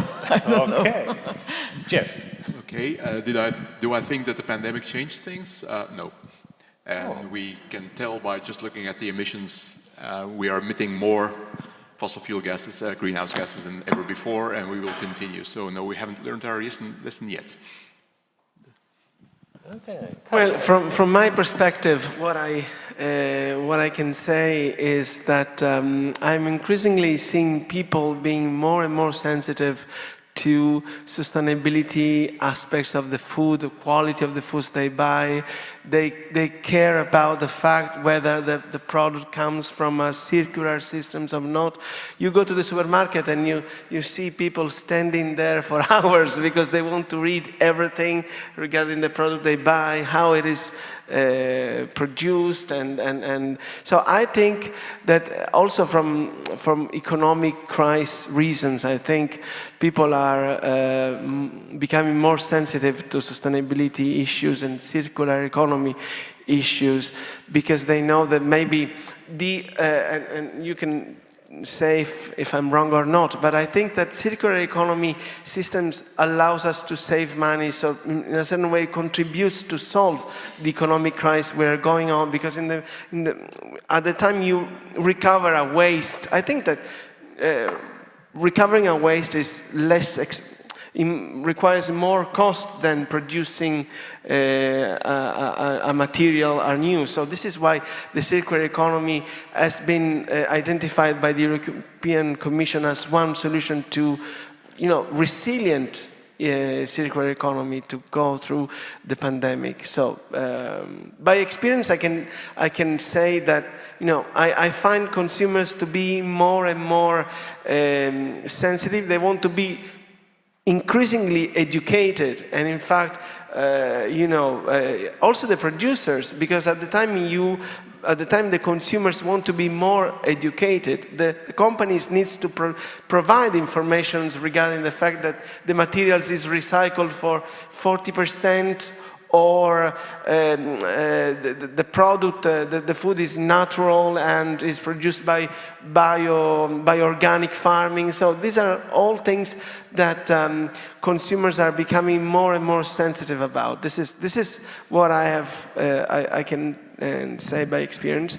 And just one more point with regard to the comment of Joanna regarding the waste prevention of circular economy. I think that waste prevention is part of circular economy at all effects, because circular economy says, is based upon two key principles that are about slowing and closing the resource loops. So when you slow the resource loops, you are doing waste prevention in a certain point, because you are keeping the product as it is, so through sharing, repairing, maintenance, and in fact, I have mentioned recycling before, but recycling is the ultimate cycles of circular economy. So when you cannot no longer keep the product working and the product has become a waste, you trigger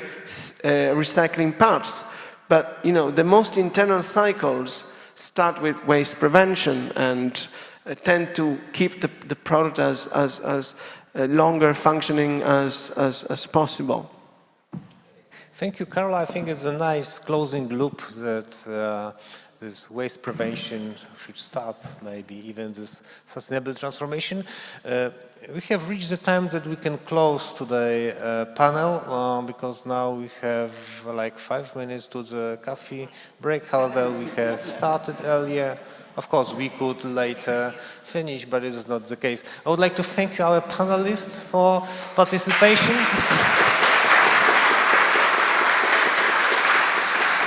And all of you who decided to spare some time with us. Thank you very much.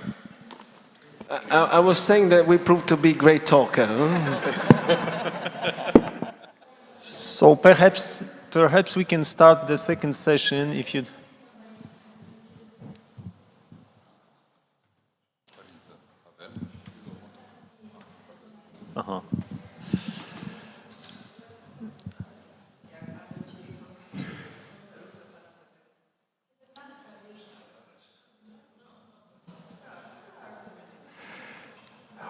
Okay, so if you don't mind, we are going now to start our the second session.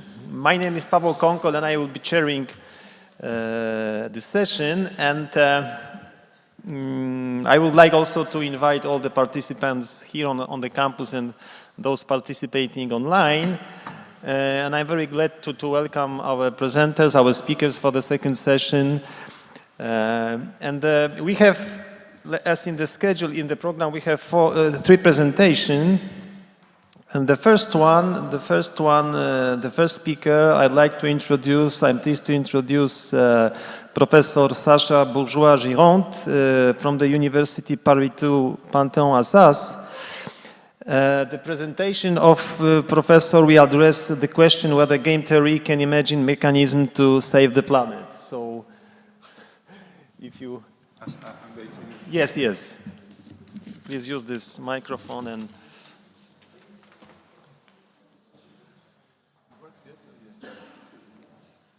Yeah, it works. Thank you. Thank you for the invitation.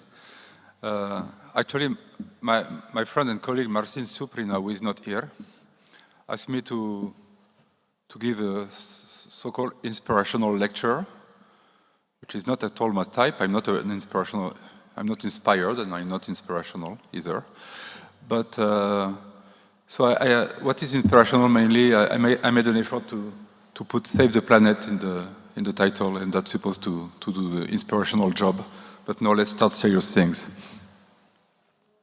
So this is how in different countries was a survey from the Pew Research Center, and how is climate change perceived as a threat by representative panels in those countries. And you see that those are the results. For instance, you in Poland, you are here, so it means that all those people don't really consider this as a threat at all, or a sufficient threat, and 55% they say yes, okay, it's a threat. So I'm going to have this in my mind. Now this is another thing from another survey actually, which is the public opinion about the causes of climate change. And in this color here, this part, the respondents said it's mostly caused by humans. So if we look for Poland, here it's this line, for instance, like 50% something. And those are the deniers, people who deny the fact that climate is changing. So it's, of course, it's marginal. But still, you can see something from that. And last thing I want to show before I go to technique, economic theory, in fact, is whether people are... So they're answering certain questions. For instance, the global CO2 concentration in the atmosphere has increased during the past 200, since the Industrial Revolution. Many questions like that. and related to the causality of climate change. And we asked them to reply, but also to assess their confidence in their answer, and in this color here. So it's in the US, this survey. In this color is when they provide a correct answer and are confident about the correct answer. You see that it's not so much, in fact. So those are background facts, background surveys. And what I'm doing here. Now I'm going to interpret this in a very broad way, saying that when people respond like that, it might be the case that they respond with a certain type of biases. I'm a behavioral economist, and I want to do some kind of behavioral mechanism design, which means that, okay, we may interpret people's reactions, answer, behavior with models that incorporate what we call biases in behavioral economics, but I will be more precise in a moment. And behavioral mechanism design is the science of trying to find a game structure, like this mechanism design. So trying to find a game structure within which individuals play a certain type of game or make a certain type of decision. And if you are the social planner or if you are the designer of the game, maybe you want to take advantage of those biases. Maybe you want to transform those biases into something that maximizes expected revenue for society. Okay, so this is what I'm going to explain with two biases. Let's say biases, or I would prefer use behavioral features that could partially account for the responses that we have seen on the surveys concerning climate change. So what are the two behavioral features that I'm going to use and try to leverage through relevant mechanism or games? Those are two of them. One is ambiguity aversion, and the other is what we call rational inattention. Of course, as you must know, those two things are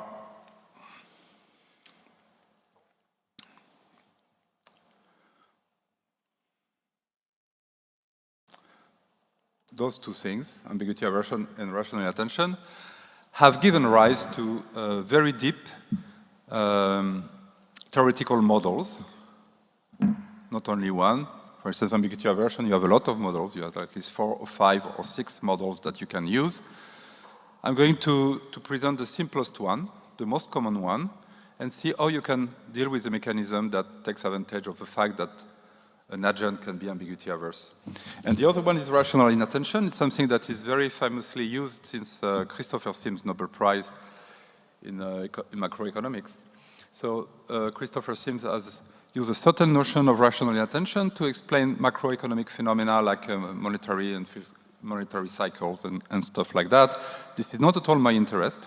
I mean, it's interesting, but this is not at all what I'm going to discuss.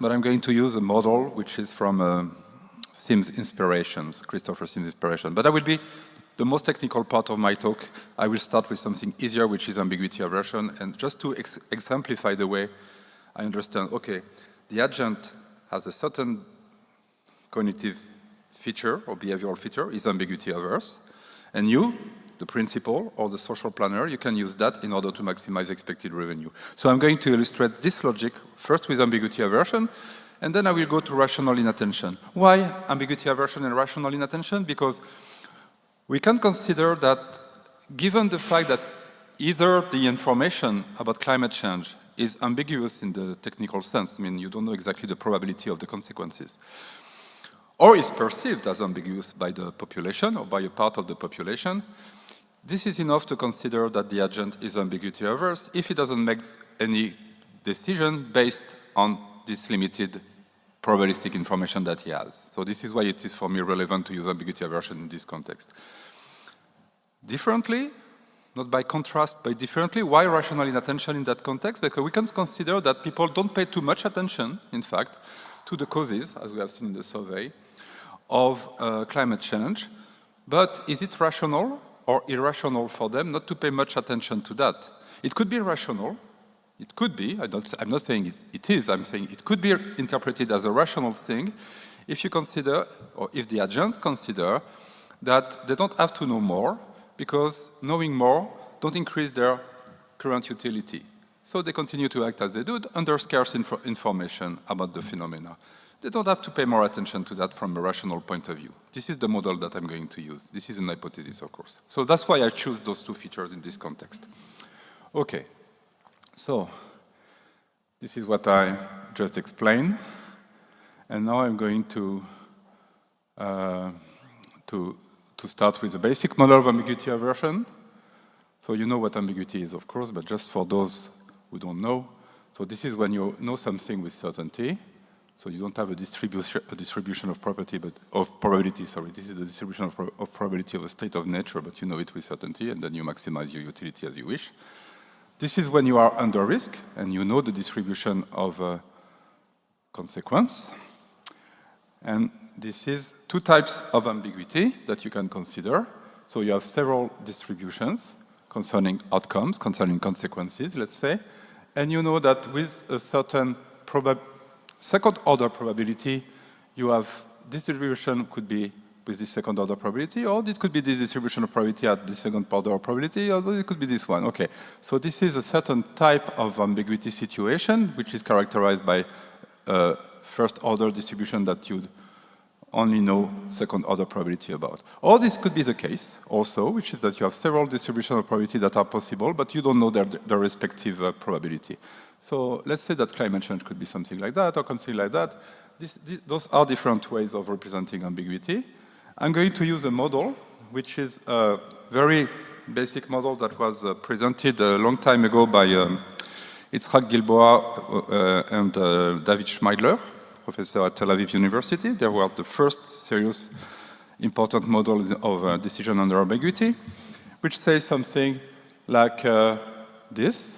This is, okay, the agent, the individual, let's say, the decision maker, consider a set of priors concerning the event. He doesn't know which prior will be the case. He considers a set of priors. This set has certain mathematical properties. It is convex, for instance.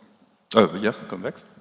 And among those priors, he will use as a basis for his decision the one that, that correspond to this criteria, max mean expected utility. So it will choose the act that maximizes the minimal expected utilities. I mean, the guy is really pessimistic in a sense.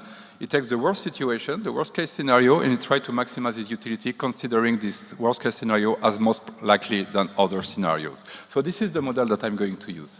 There are other models, of course, several models, as I said, but I take this simple model, very simple model, in order to illustrate my point about inventing a mechanism that takes advantage of a guy described by this model and maximizing social revenue. So that will be done under what recent literature actually, called ambiguous mechanism. So ambiguous mechanism is mechanism from mechanism design, like in seller-buyer situation. So you have the mechanism, like an auction, for instance, or like optimal taxation or whatever. You take any mechanism that you want. I will take a simple one. And you see, okay, the guy in front of me, the agent, I am the principal, the agent is ambiguity averse. What can I do with that to maximize social revenue? Let's see. A very simple example. It's not my example. It's from a recent paper by Tilio et al. In Bocconi, Milano, which is called The Design of Ambiguous Mechanism. So I will use their inspiration to do whatever I want to do later on. So a principal proposes a so-called ambiguous mechanism to an ambiguity-averse agent, and it can maximize his expected revenue, just what I said. So let's consider those two mechanisms. One is a basic mechanism. It is not ambiguous. So this is the type of the agent, okay? This is the type that the agent can declare, in fact. He could say, I'm type 1, I'm type 2, that type. What is a type, by the way? We are in a seller-buyer situation. So for a buyer, the agent, the type is the value that he gives to the object that is sold on the market, okay? So this is the type of the agent. It could be type 1, type 2, type 4, and when you put a hat like this, it means the type that he declares. It could be sincere or not sincere. about his own type. And this is the mechanism properly. So it means that if the guy, the agent, says 1, he won't get the product, Q, there will not be transaction, and so the transfer will be no. T means transfer, monetary transfer. There won't be any transfer. So only in the case of the guy, the type declared is 4. Is 4, yes. Oh, that's very painful. There will be a transfer. So 1 means there is a transfer, and this is the money that is transferred. Okay? So it means that the expected revenue here, as you can see, if the probability distribution is like that, 1, 4, 1, 4, 1 half, it's this. Sorry for that. It's very sensitive to any move. So it means that the expected revenue under this mechanism is 1 half. Now consider something which is subtle, but simply put here, which is an ambiguous mechanism. So under an ambiguous mechanism, what the principle does is says, okay, this is the type space of the agent, and he said, you agent, you can play either under this mechanism or under this mechanism. And you don't know under which mechanism you play. So you are in a situation of uncertainty, and this is where your ambiguity averse feature gets into the picture. So you know the rule of the game. So you don't know which mechanism will be implemented. So if this mechanism is implemented, you will be under that situation. So if you say 2, you will get the thing for 2. If you are under this situation, this mechanism, if you say 1, you will get the thing for 1. And of course, if you say 4, you say that. So that's interesting, but now let's compute the expected revenue under this mechanism. It's here. It's 9.4 for the first mechanism, 9.4 for the second mechanism, and let's say that it could be 1 half for the 2 mechanisms. So the expected revenue is 9/4, which is better than half, which is better half, in fact, 1/2. So what is the trick here? You, social planner, you use an ambiguous mechanism. You commit ex ante to one of those mechanisms. The player doesn't know which mechanism will be implemented. You, the social planner, you have decided ex ante. You cannot decide ex post because otherwise it's no more ambiguous. I have no time to explain why, but it's almost obvious. And it means that you are taking advantage of the ambiguity averse feature of the agent and maximize your social revenue. Okay? So there are a few conditions for this to be effective.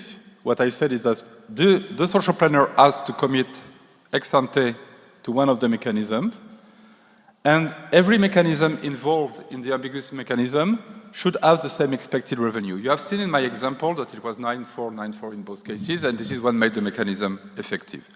So this is a simple way of taking advantage of a behavioral feature of the agent. Pavel, you tell me how much time when you want. You will tell me. Yeah, okay. So what is interesting in this case, I took the most simple example that I could take, but you can take any mechanism. For instance, you can extend this property to auctions, bilateral trade as I did, optimal taxation, any mechanism that you think of. If you respect my two conditions, those ones, consistency and ex ante commitment, you can always exploit, as a social planner, the behavioral feature, ambiguity aversion of the agent, which is interesting. Okay. So now, I'm going to be a little bit faster because I think you understand already what I want to say. Say that in the context of ambiguity aversion, that the fact that you don't know how to decide what to do because the data concerning the predictions concerning climate change and its consequences are ambiguity averse. You can imagine an optimal taxation. I'm not getting into detail, maybe it's the end.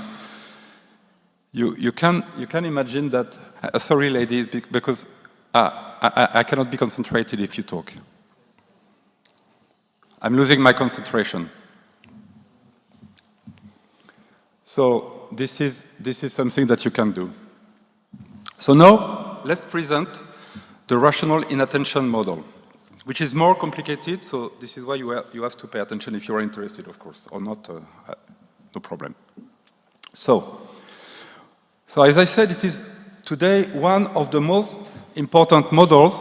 If you are I'm not a macroeconomist at all, but I know that discussing with my colleagues at École Normale Supérieure or also in Harvard University, for instance, Xavier Gabex, my friend and colleague, this is one of the effective models in monetary policy, in fiscal policy, in all fields of microeconomics.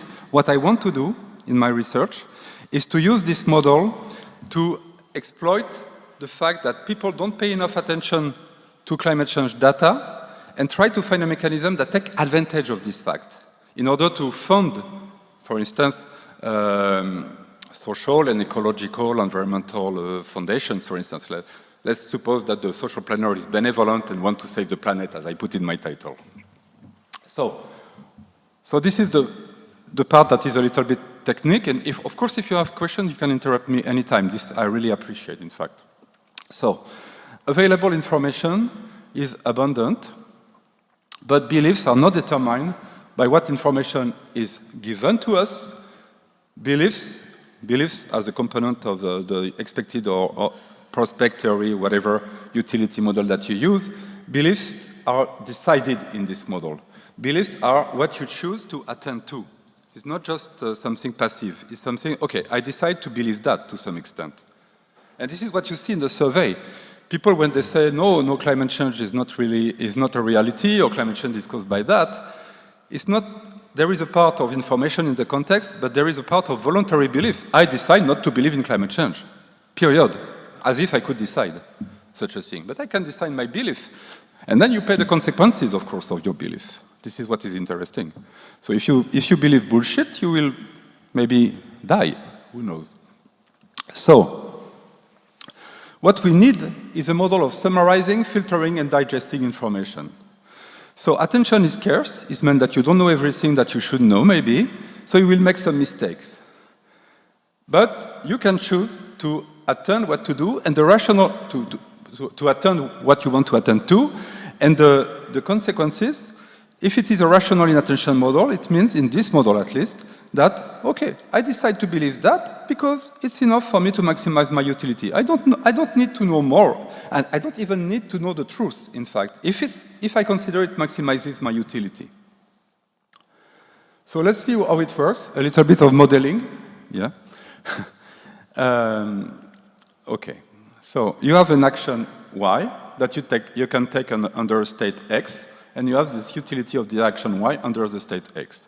If X, the state of nature, is observed, then your choice of Y, your choice of your action, is the action that maximizes this utility function. It means that you observe state X, and then you choose Y.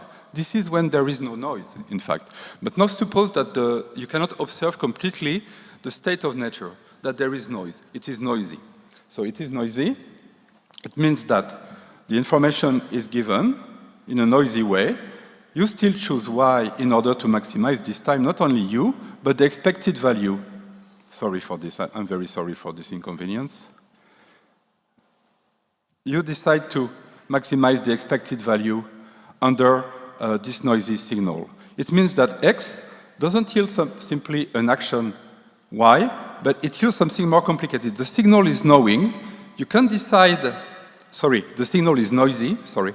The signal is noisy. You can decide to leave it as it is, imprecise, or you can decide to invest into some more information. So what you decide, in fact, is not only an action. What you decide in this model is an information structure. In fact, you decide, in a sense, what to believe and what to act on this belief. So you decide an information structure, okay? So now the signal is noisy, so I'm very pissed off with that. Sorry, ladies and gentlemen. So you receive a signal, so it's a state of nature plus noise. The noise, let's say, is distributed in a normal way like that. And the precision of the signal that you receive is what you choose, is subject to choice. So the more attention you pay, the more precise will be the signal. But of course, the more attention you pay, the more cost you pay to acquire this information. The information is costly, of course.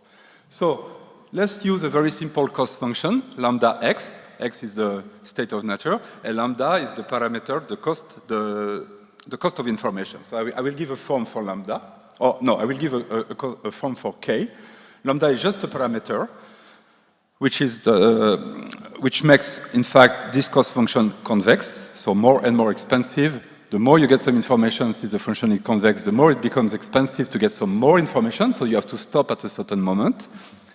And the k, literature is controversial on the nature of decay.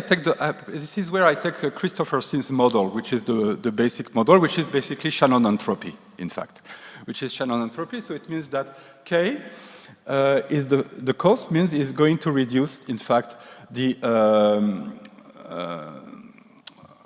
maximize the informativeness using this formula of, which is here, of Shannon entropy, more or less.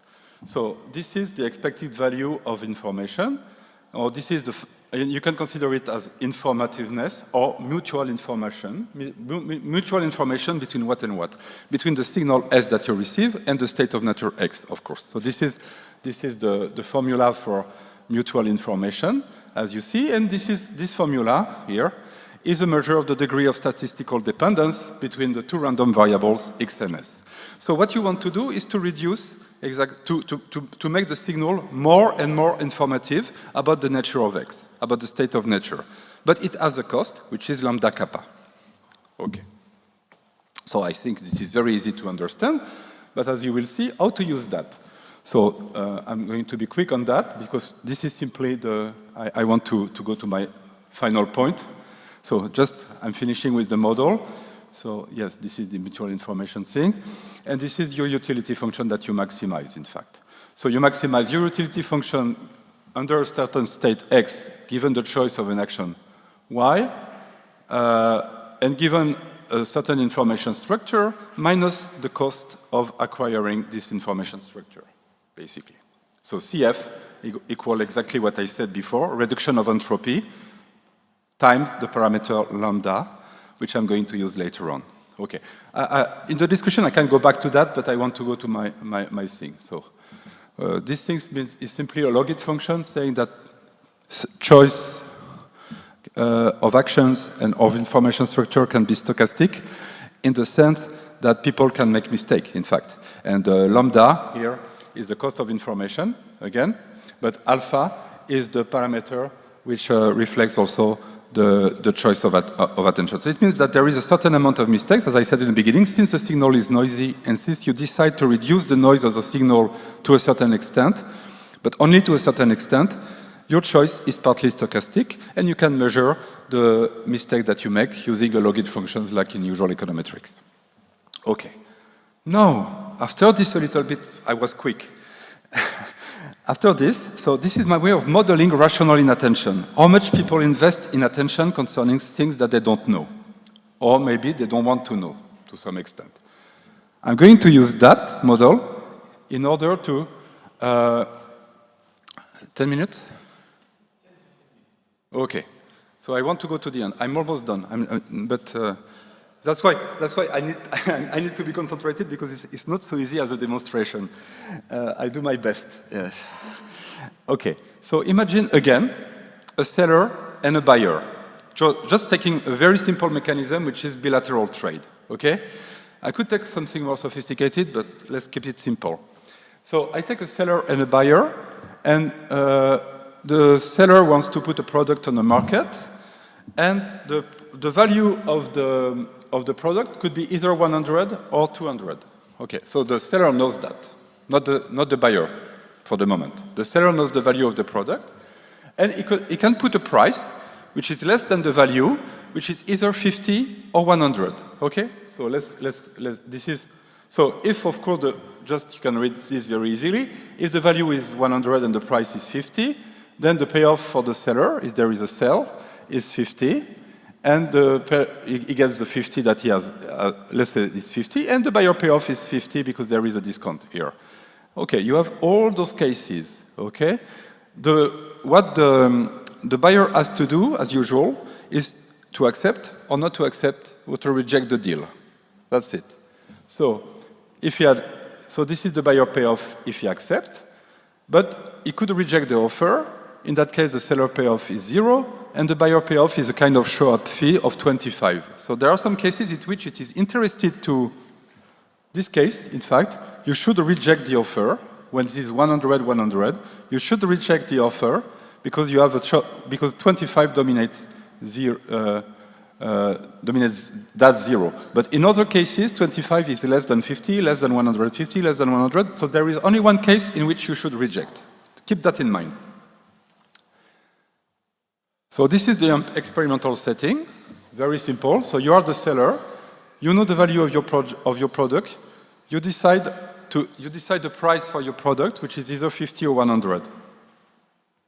Now you are the buyer, and you see what you see on your screen is the price of the product, but you don't know what is the value of the product. So you could see 100, for instance, and you don't know whether it is a 100 value or a 200 value. So you see an information, you see a signal, 100 or 50, but you don't know to which state of nature it relates, like in my model. So you can decide to acquire some information in order to know how the correlation between the signal and the state of nature are. So you decide to acquire information. How you do that? You press on check, and then you have this that you cannot see, and this is a little bit deliberate. It's a bit painful to acquire information. It's not completely clear, and in fact what you have to do is to compute minus 30. You have to compute, yes, here. You have to compute those figures, so minus 32 plus 62 plus 0, blah, blah, blah. It's a long computation, and in the end it tells you whether it is 200 or 100. It tells you the real state of affair. But it's painful and you make mistake and you don't want to pay attention because you are losing your time and so you are losing money, okay? So this is the experiment. This is the experiment. And what is interesting in the data of this experiment is that you see here, I put this in blue, in yellow. In the case where the price is 100 and the value is also 100, you should reject the offer because it's better to get 25 than 0, if you remember the table. I know it's difficult to memorize everything, but I tell you, if in this case, you should reject the offer. But in fact, this percentage of participants in the experiment accepted that deal and lost money. So the fact that they paid scarce attention to the data made them lose repeatedly some money. So what can we do with that? So now I have no time because it's a bit complicated to show this technically, but I can show you a paper about that. It's possible to show that exactly those data can be explained by a rational inattention model. But I want to go to my next point. My next point is, let's use that. And interestingly, now let's suppose that the agent can decide when, of course the principal can decide, the seller can decide when he puts the price to 100 or to 50. And in fact, given that he sees that the agent is making some mistake, he has a low value product of 100, he sees that the guy is making some mistake, so he's going to put a price of 100 because he will maximize his own revenue and due to the fact that the guy has not paid enough attention to the data. So in 23% of the cases, it is the case that the principal decide to put a high price to a low value product, exploiting the mistake due to rational inattention. So now, if you want to use a model to fit the data, and I'm going to be very quick because it's a little bit technical and a bit annoying, but I just want to communicate the logic of it. The proof is behind, of course. You try to find, in fact, what is exactly the lambda parameter. You remember the lambda parameter is the cost of acquiring information. In fact, the parameter that parameterizes the cost of acquiring information, to be exact. And you can compute from the data that I showed you. So what you compute is, given that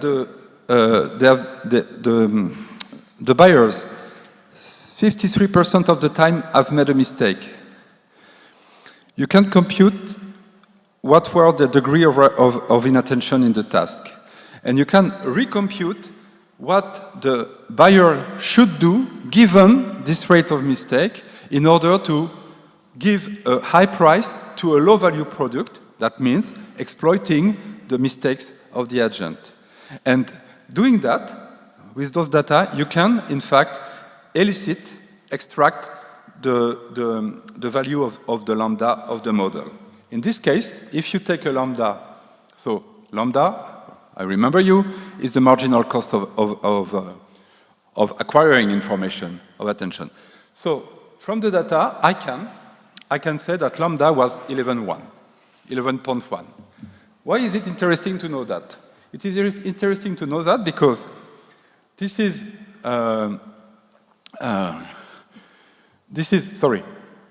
the marginal cost of.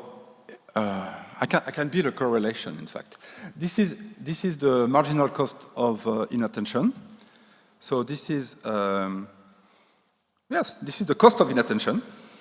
Okay, let's call it this way. No, sorry, the cost of attention, the cost of acquiring information in my model is lambda h of x minus expected value of, okay, you remember that perhaps. So this is the cost of acquiring information. And you see, for instance, I was there, and it means that now I'm here, so 23, something like that, so 0.25. It means that given my lambda, the principal should overtax low product to a certain degree, to a certain percentage. So there is a correlation between the cost of attention for the subject, for the agent, and the amount, the frequency with which the seller, the principal, should say, okay, this is low value, but I put high price, okay? So this is called, in the literature, this is called mimicking. So it means that the seller who has a low value product mimics the behavior of the seller who has a high value product. This is called mimicking. So mimicking, in my experiment here, it was rational, given the data, to mimic 23% of the time, and this is what you observe in the data. So it means that if you can elicit from data in auctions, in interactions, bilateral trades, you can elicit lambda. There is a technique to do that I didn't develop, but there is a technique to do that. You, the principal, you know this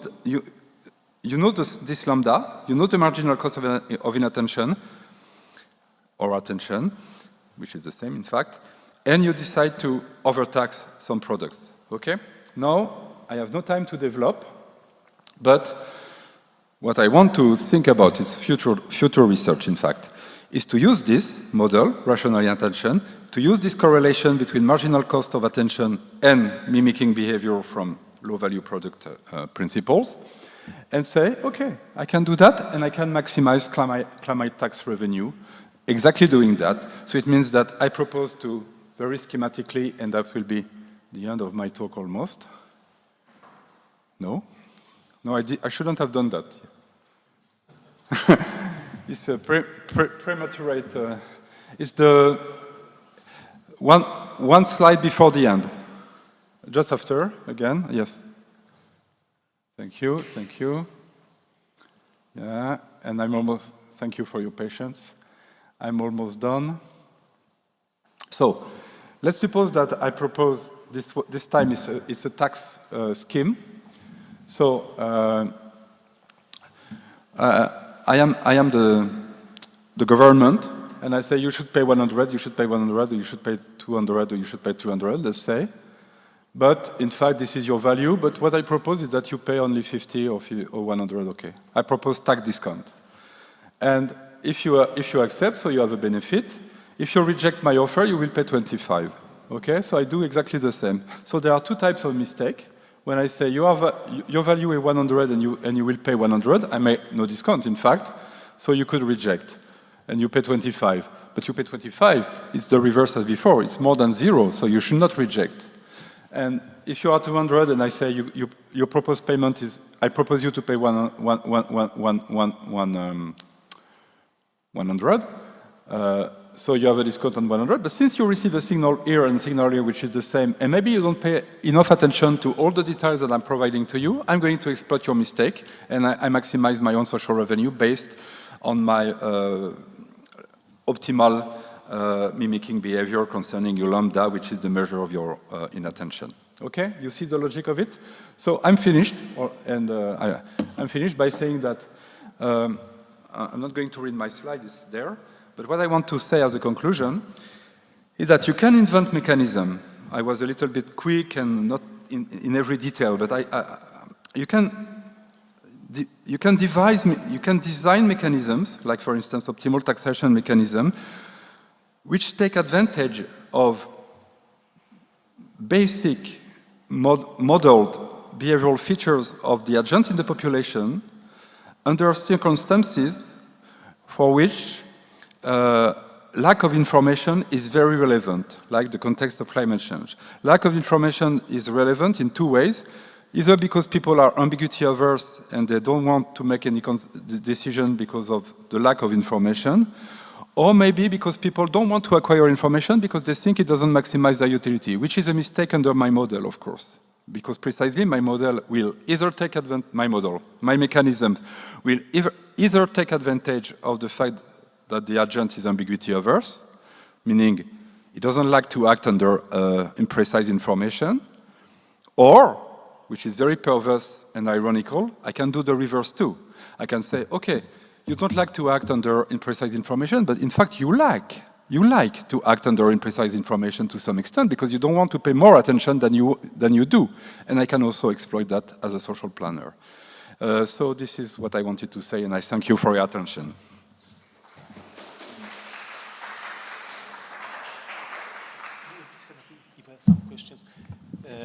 Now we have maybe quite limited, but some time for questions, for maybe for some comments, just to share some ideas of what has been presented. Of course, we also will have time to speak a little bit, to talk to Professor during the lunchtime. So if you have any questions, we can continue during the break. Maybe just one short question. If you have spoken about in the first slides about climate changes and some attitudes of people towards climate changes, if we take into account this ambiguity or whether not willing to find information, what is, in your opinion, maybe dominating in this?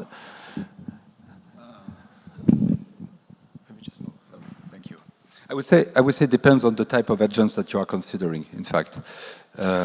If you take the general population, I would be rational inattention the dominant feature. In fact, that we have a lot of information around circulating, but to what extent we put this information in our utility function, in your utility? It's not clear that we do that, us as citizens. We are very interested, we listen to this information, but how it fits into, I don't think it does, to some extent. Now, if you consider, as I was listening to other panels during this conference, governments or firms, I would say that they are the most dominant model to explain their propensity not to act at the level of at the required level is ambiguity aversion. Since you don't know exactly the consequences, why should you take an action rather than the other, in fact? So it depends on the type of agent that you consider. So thank you very much, Professor, for your interesting presentation. And I may...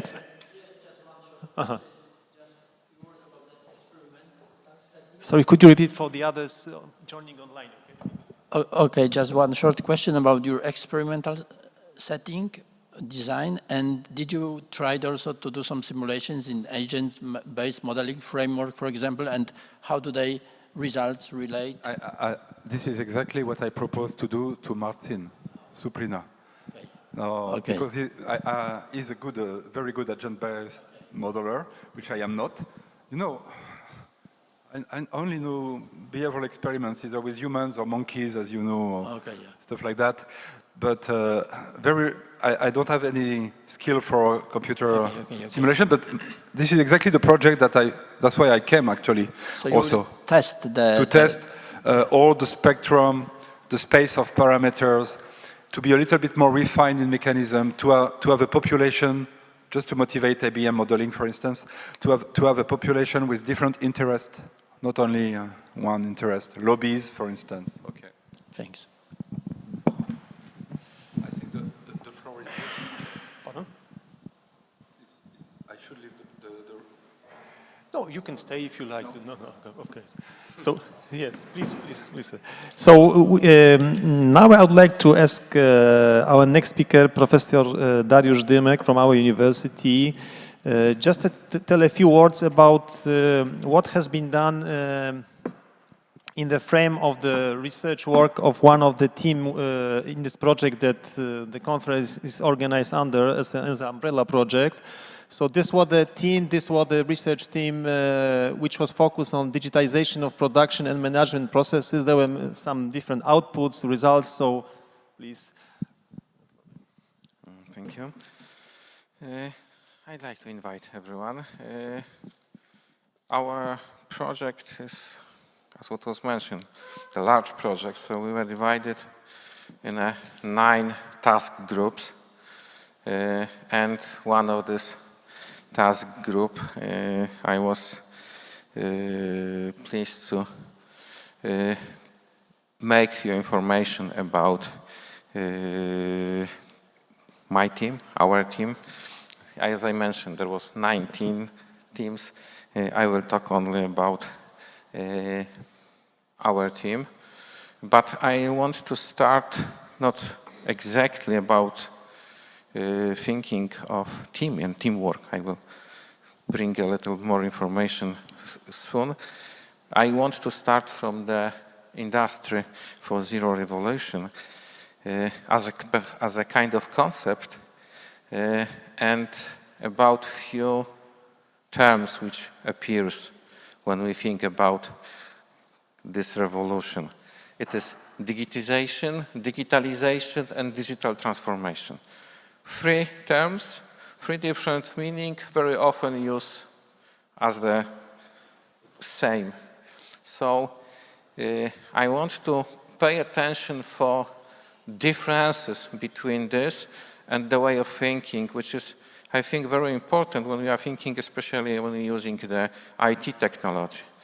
When we're thinking about the digitization, we're thinking about tools. We're thinking about, you can say, low-level IT technology. We have some examples. We have possibilities, we have opportunities to use it for different purposes. We've got the picture of real world in a digital form. Or we can exchange, wider the world with digital elements. On the next level, we're thinking about what we can do with such a data. We have methods, we have application, we have some possibilities, but it's very often limited to thinking in the terms of IT technology. When we go a step up, we go to the digital transformation. We think about the purpose in which we can use the IT technology, and we must think about the result, the effects. These effects which we want to achieve, and some, or very often, the side effects. And this is the area when we, as a team, trying to make our researches to finding some relation between these few elements. Our team was, my team, was very large. The team was at the beginning carried by Professor Lula.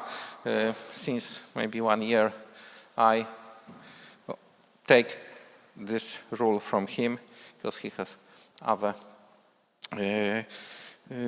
work. And it is not all of us. It was 22 people, even more for some times. We write more than 80 publications. take a part in a more than 50 conferences, mainly, of course, international and foreign conferences. We trying to cooperate, or we cooperate with about 8 foreign universities during our research. But this is the team.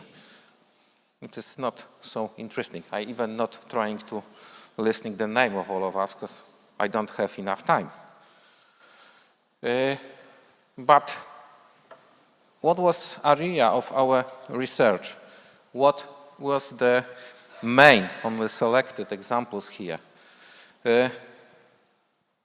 Mentioned here knowledge, which appears in the first selected research area. The main, it is finding the determination of modern technology adoption. It means what is the main determinant to take a given technology to use? Or there are some challenges.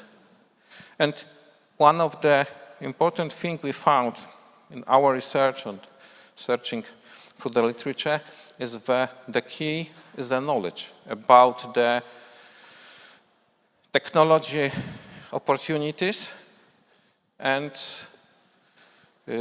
how you can use it. But the not knowledge on the level of the only on the IT specialist.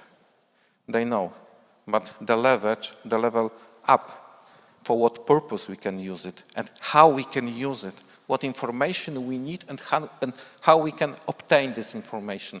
So we also trying to find what is the source of knowledge and trying to evaluate the quality of this knowledge, because now, mentioned a few times during previous day, is we have the problem.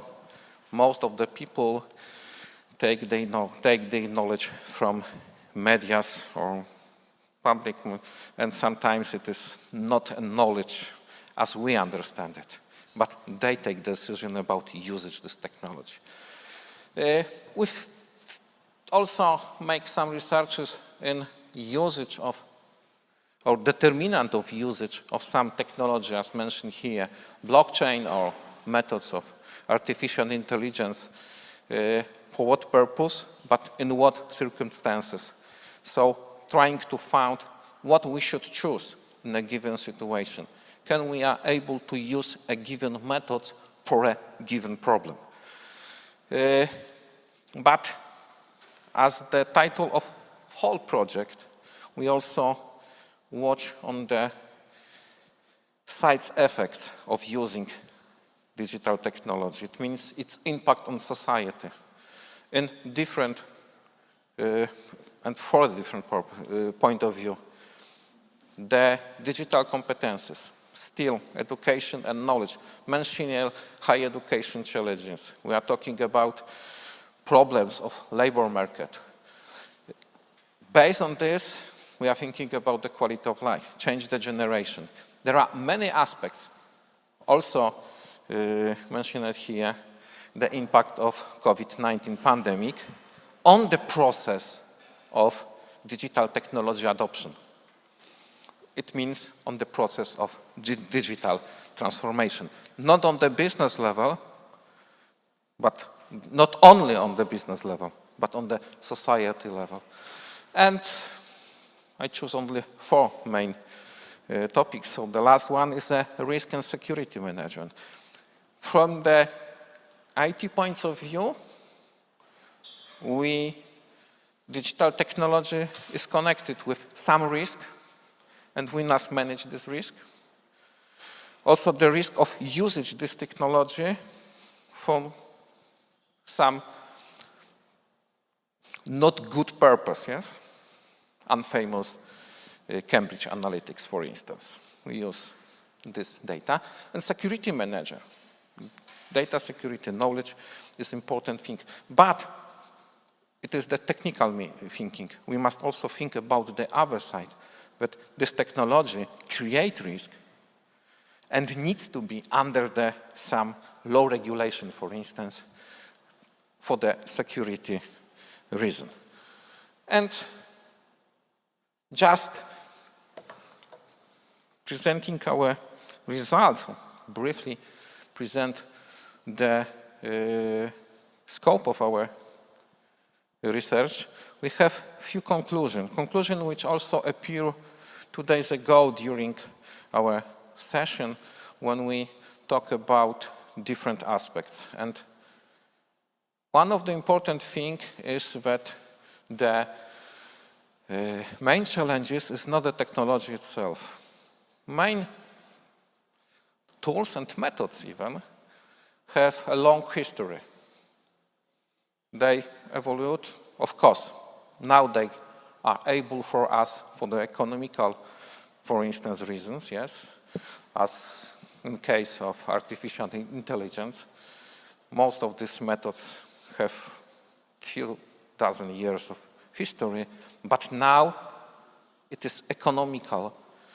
For economical purpose, we can use it because we have enough cheap power of computation, computation power.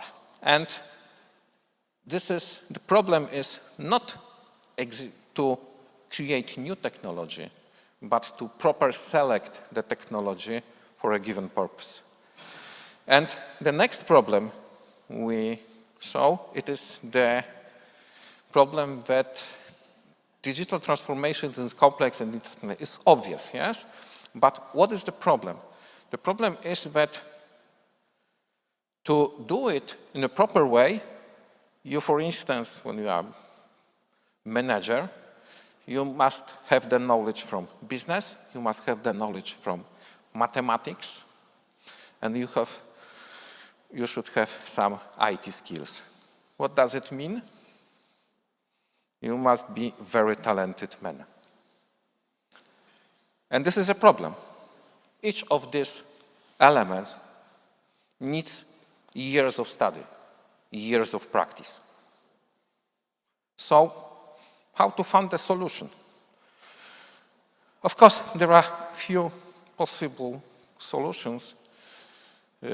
One of this is changing the way of thinking about our life.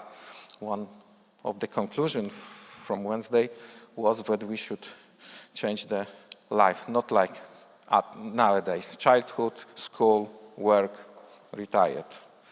Childhood, school, work, school, work, school, work, school.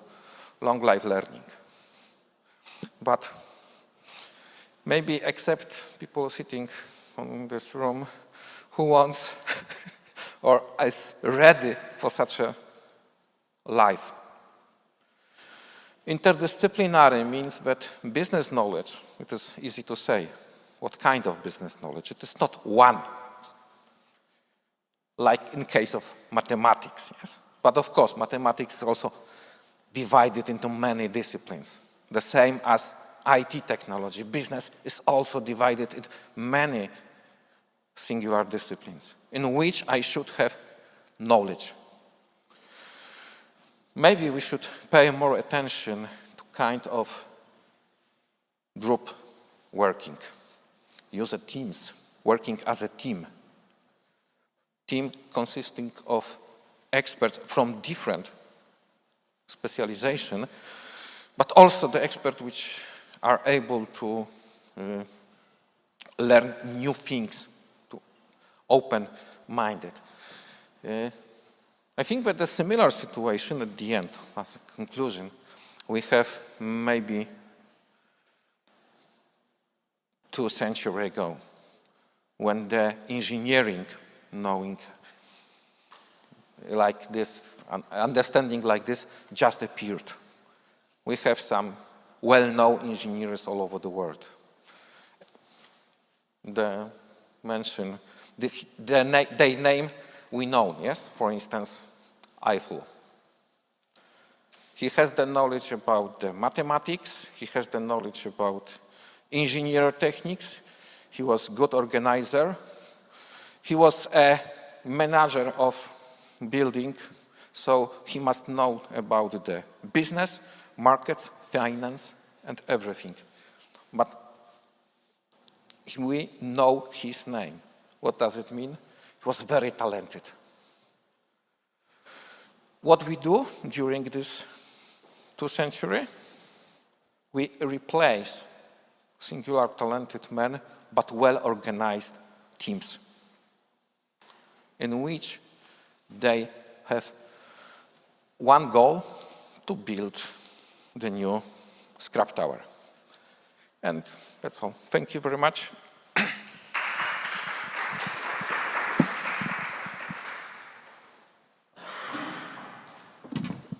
Thank you very much. I think, as I have told already, maybe some question we can postpone to the lunch break, okay? Because we are a little bit late with the program. So the last speaker, Professor Paweł Oleksy from the Department of Financial Markets, yes, will speak. We present the results of the other team, which was focused on financial markets' current challenges. So please.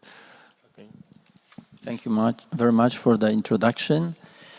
May I have the presentation on? I am very pleased to present some selected outcomes of our team.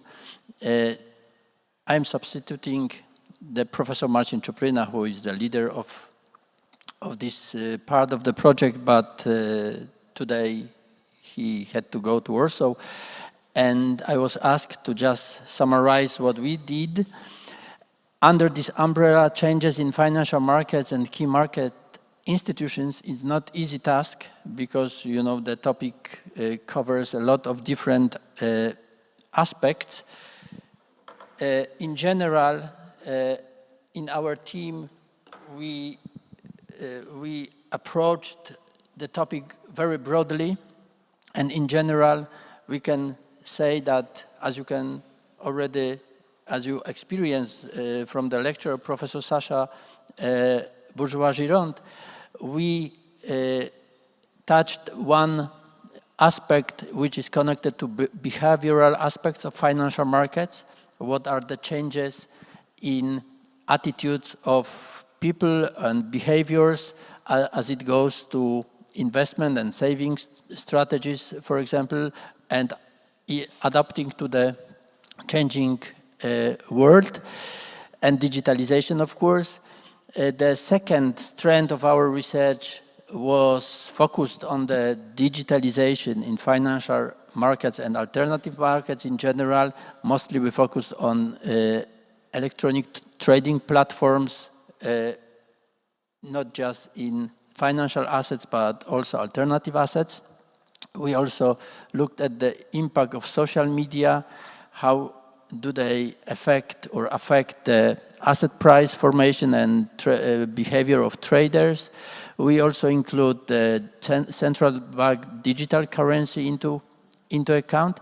And the third path of our research also was focused or linked to some transformations in the society and economic systems.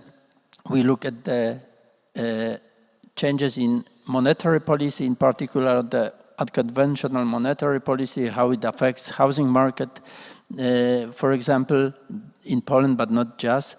We took also into consideration some wealth concentration and what are the consequences of this phenomena, and also the financialization of non-financial corporates. Just to go maybe beyond the standard scope, what we, so that you have a picture at least of several things we do when we take into account other alternative assets, other assets, not just financial, like wine. So the digitalization and the revolution 4.0 has also transformed the market from the opaque one into the more transparent, and there are places or marketplaces which are organized similar to stock exchanges, and simply traders behave and do take the same decisions like traders in financial assets. And this is what we look at the market microstructure and the behavior of the people in the illiquid environment. This is one of the spaces. And we also, having this and looking at the impact, we also check the transformations and transition in the economy, looking both at the developed countries and also our country.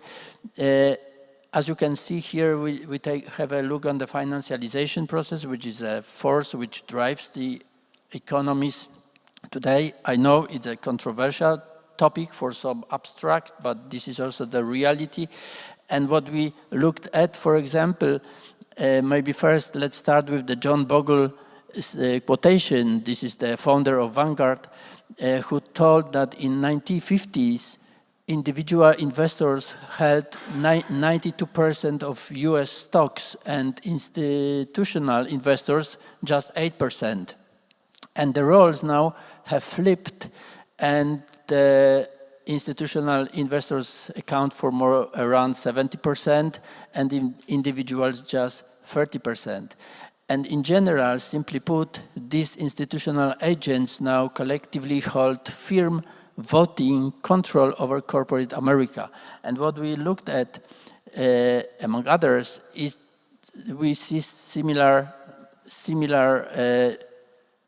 evolution also in Europe or in Poland. Here we have the striking example of one construction company, which, as we can see at the end of the 2018, was owned by, in 70% by institutional investors. Finally, although it was under such a supervision and professional companies involved in the operation supervision, the company went bankrupt, and this has also an effect. And we found some effects. The behavior or the ownership of institutional investor can have impact on both the corporate investment or dividend payouts or shareholder value orientation, all those which is associated with financialization, what is under this umbrella. And just going briefly to the end, just selected or some findings. Of course, in the team, 8-people team, we had a lot of different findings within our research, but just in general, maybe what could be interesting that from this behavioral part, that Poles, this is the survey held in March 2022, that Poles prefer investment advisory given by human rather by artificial intelligence, but this is the change as compared to the pre-pandemic time. In general, our society is open to absorb the changes in the digitalization of different financial services. Also, additional lesson could be linked to the electronic trading and asset standardization. It improves pricing efficiency, liquidity in hitherto opaque markets, and this can be also adapted in other. And financialization may be one of the overlooked factors that may explain corporate behavior. And of course, investment puzzle is just one of those examples. And we have also some policy implications. Just, of course, the education, responsible education is the most important factor, helping to better understand and adapt to the changing world, also in the finance sector or finance area.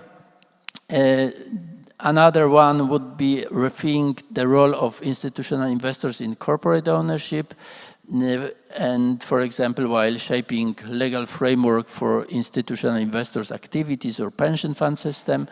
And also from our macroeconomic studies, which was mostly led by Professor Czekaj and myself too, asset price inflation, what we see in the real estate market and in other commodities as well, or in stock market during pandemic time, for example, should be considered an important factor in monetary policy. So in many different areas which are covered by finance and financial markets and financial system in general, those changes, this revolution produces different effects, and in all of those areas, all those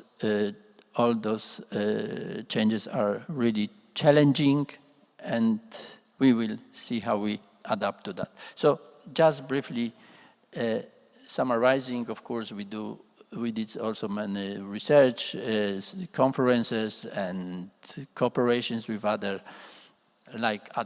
teams. So thank you very much.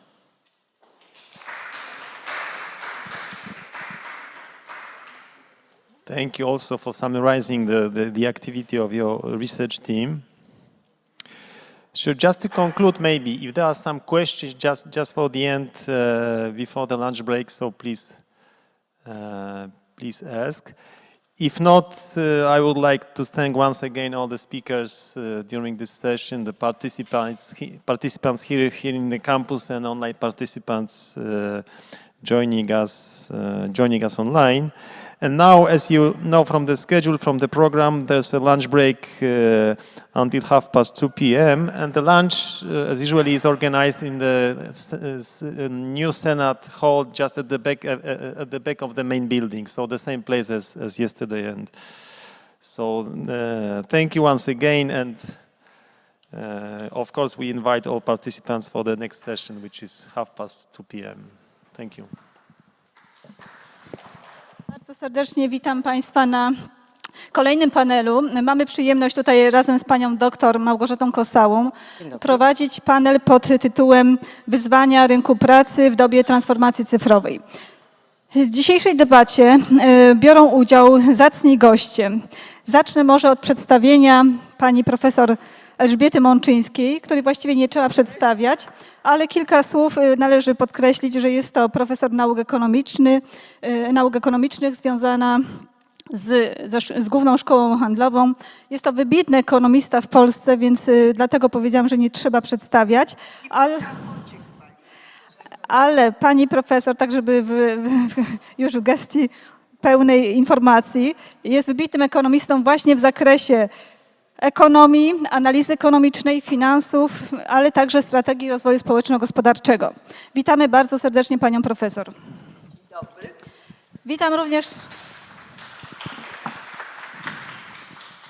Witam również bardzo serdecznie pana profesora Wojciecha Celarego. Profesora nauk technicznych, przez długie lata związany był pan profesor z Uniwersytetem Ekonomicznym w Poznaniu, a obecnie z Wyższą Szkołą Bankową w Poznaniu. Pan profesor jest wybitnym właśnie specjalistą z nauk technicznych, a szczególnie z informatyki, w dziedzinie informatyki i specjalizuje się przede wszystkim w bazach danych, w systemach rozproszonych, w elektronicznym biznesie. Witamy bardzo serdecznie, panie profesorze. I mamy tutaj również kolejnego gościa, pana Leszka Zielińskiego. Pan Leszek Zieliński jest przedsiębiorcą, inwestorem, prezesem spółek Job Solutions and Symmetrical Payroll.pl. Jest ekspertem rynku pracy, praktykiem z 20-letnim doświadczeniem. Jest prekursorem wdrażania nowych technologii w branży HR i zatrudniania. Także bardzo się cieszymy, że mamy również praktyka w naszym gronie. To też jakby poszerzy naszą dyskusję, nasze horyzonty myślowe. Bardzo serdecznie witamy, panie prezesie. I teraz już przejdziemy do części merytorycznej. Pani doktor Kosała przedstawi porządek naszych obrad. Porządek naszych obrad.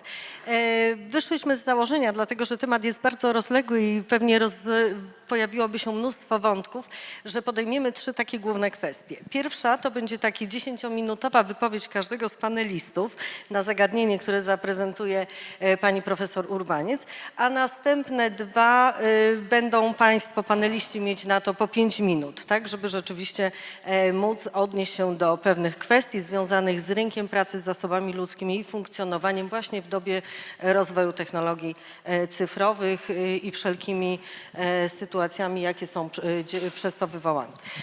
Dopiero później, po zakończeniu wypowiedzi naszych szanownych gości, będziemy mieli 15 minut na pytania ze strony słuchaczy. Dobrze? My tu będziemy starali się trzymać tak troszkę w ryzach takich czasowych. Tam mam taką koleżankę, która mi będzie dawała znać, jeżeli czas wypowiedzi będzie dobiegał końca. Tam ładnie, tak delikatnie, dobrze. Także może nie przyciągając, skoncentrujmy się na pierwszym zagadnieniu. Ta dłuższa wypowiedź do 10 minut dla panelistów. Dziękuję. Dokładnie, więc drodzy Państwo, pierwsze pytanie, które chcielibyśmy zadać naszym panelistom, to jest właśnie pytanie dotyczące tego, jak oceniają zapotrzebowanie na umiejętności na rynku pracy w perspektywie 5 do 10 lat oraz jak może to wpłynąć na gospodarkę. Czyli jakieś scenariusze, bazując na Państwa bardzo bogatym doświadczeniu, bylibyśmy wdzięczni właśnie za podzielenie się takimi refleksjami. Właśnie jak to zapotrzebowanie na rynku pracy wygląda i jak to może wpłynąć na gospodarkę. O głos poproszę może Panią Profesor Mączyńską najpierw. Stanę, proszę Państwa, bo to podium mnie tak od Państwa oddziela strasznie. Otóż pytanie o perspektywę 5 do 10 lat to jest pytanie tak trochę dla odpowiadającego ryzykowne, bo nikt dokładnie nie wie, jak co będzie za 5 do 10 lat. O prognozach złośliwie powiadają, że na pewno da się powiedzieć tylko tyle, że się na pewno nie sprawdzają. Więc z tym zastrzeżeniem chciałabym zacząć od tego, że jednak bez prognoz i bez scenariuszy no nie ma życia. I nie ma życia w biznesie, nie ma życia nawet w naszej skali gospodarstwa domowego. Więc trzeba mieć jakieś wyobrażenie i scenariusz. I to jest dla mnie scenariusze alternatywne w ogóle, bo jeden nie wystarczy. Więc to jest tak jak w życiu, wychodzę, nie wiem czy będzie pogoda czy deszcz, wobec tego biorę parasolkę. Jak ja wezmę, to nigdy nie pada, a jak nie wezmę, to prawie zawsze pada. Więc to jest ta ryzykowność prognoz. I teraz, ale to, że warto prognozować i że warto mieć takie refleksje, to jest oczywiste. Ja nie ominę tej okazji, żeby zachęcić Państwa do przeczytania eseju Keynesa pod tytułem Ekonomiczne perspektywy dla naszych wnuków, który to esej, niektórzy Państwo już to ode mnie słyszeli, to przepraszam, napisał w 1930 roku, a więc w ponurych czasach wielkiego kryzysu, a teraz wielu ekspertów ocenia, że dzisiejsze czasy są bardziej ponure od tego wielkiego kryzysu, ponieważ wielki kryzys ma głównie charakter ekonomiczny, a obecnie mamy do czynienia także z kryzysem geopolitycznym i kryzysem klimatycznym i w ogóle wielką multiplikacją kryzysową i w dodatku jeszcze z przesileniem cywilizacyjnym. W takich warunkach pytanie o perspektywę kilkuletnią jest pytaniem karkołomnym. Ja sobie karku nie chcę złamać, ale spróbuję się z tym tematem zmierzyć. Otóż w tej perspektywie Keynes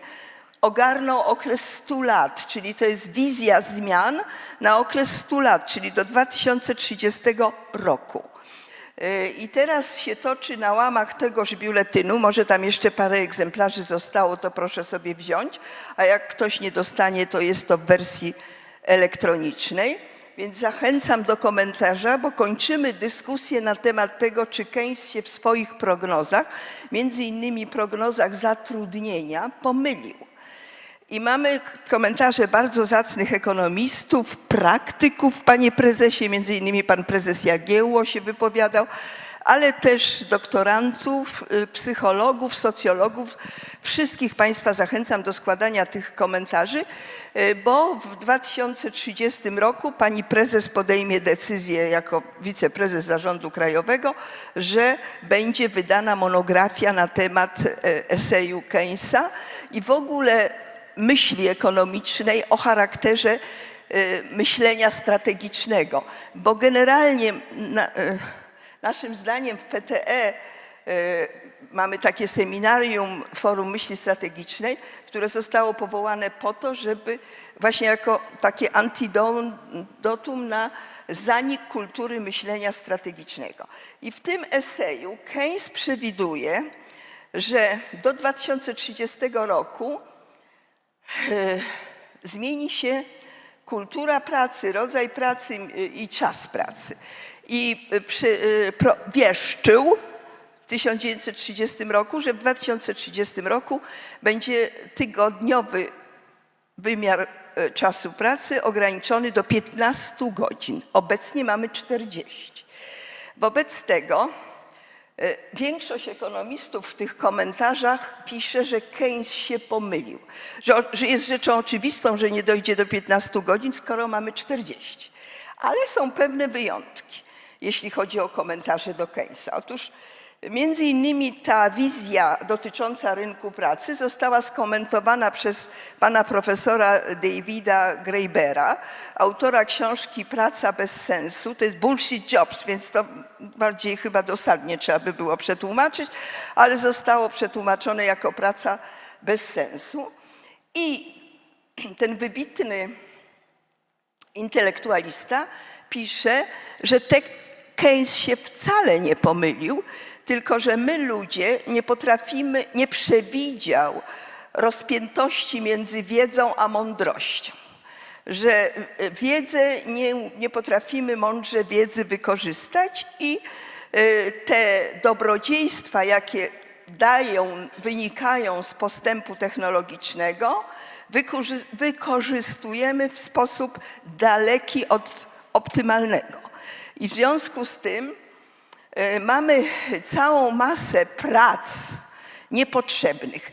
Tutaj wśród nas dominuje środowisko akademickie, ale bardzo zachęcam do przeczytania tego fragmentu, którym Graeber opisuje, jak bardzo środowisko akademickie, naukowe, merytoryczne przytłaczane jest przez całe zasoby pracy zbędnej, różnej administracyjnej, która się mnoży na zasadzie efektu domina. Jedna praca administracyjna dodaje następną, co oczywiście pochłania siły i środki. A w dodatku, mimo narastania tej części administracyjnej, coraz więcej obowiązków administracyjnych spada na pracowników naukowych. Więc to jest cała masa paradoksów, które wynikają z zarządzania. W tej książce Graebera jest taki przykład poruszający, że w jednym z przedsiębiorstw amerykańskich do pracy przestał przychodzić urzędnik, któremu przelewano pensję na konto przez kilka miesięcy, ale wreszcie strzeliła mu nagroda jubileuszowa i postanowiono trzeba go było zaprosić, żeby mu wręczyć nagrodę i okazało się, że jego nie ma w pracy, już od wielu miesięcy go nikt nie widział. On uznał, że jego urzędnicza praca jest tak dalece niepotrzebna, że nie ma potrzeby, żeby się w tej pracy zjawiał. To jest i takich przykładów, tam się roi od takich przykładów. I teraz, jeżeli chodzi o perspektywy rynku pracy, to obecnie mamy do czynienia z Eldorado dla pracowników do niedawna. To znaczy rynek pracownika. Ja od dawna już mówiłam, że to jest przejściowe, bo równocześnie mamy do czynienia z przesileniem cywilizacyjnym. Pan profesor Kler w tym biuletynie wspominany, niedawno zmarły, pisze o tym. Otóż to przesilenie sprawia, że na rynku pracy to jest rewolucja, czwarta rewolucja przemysłowa.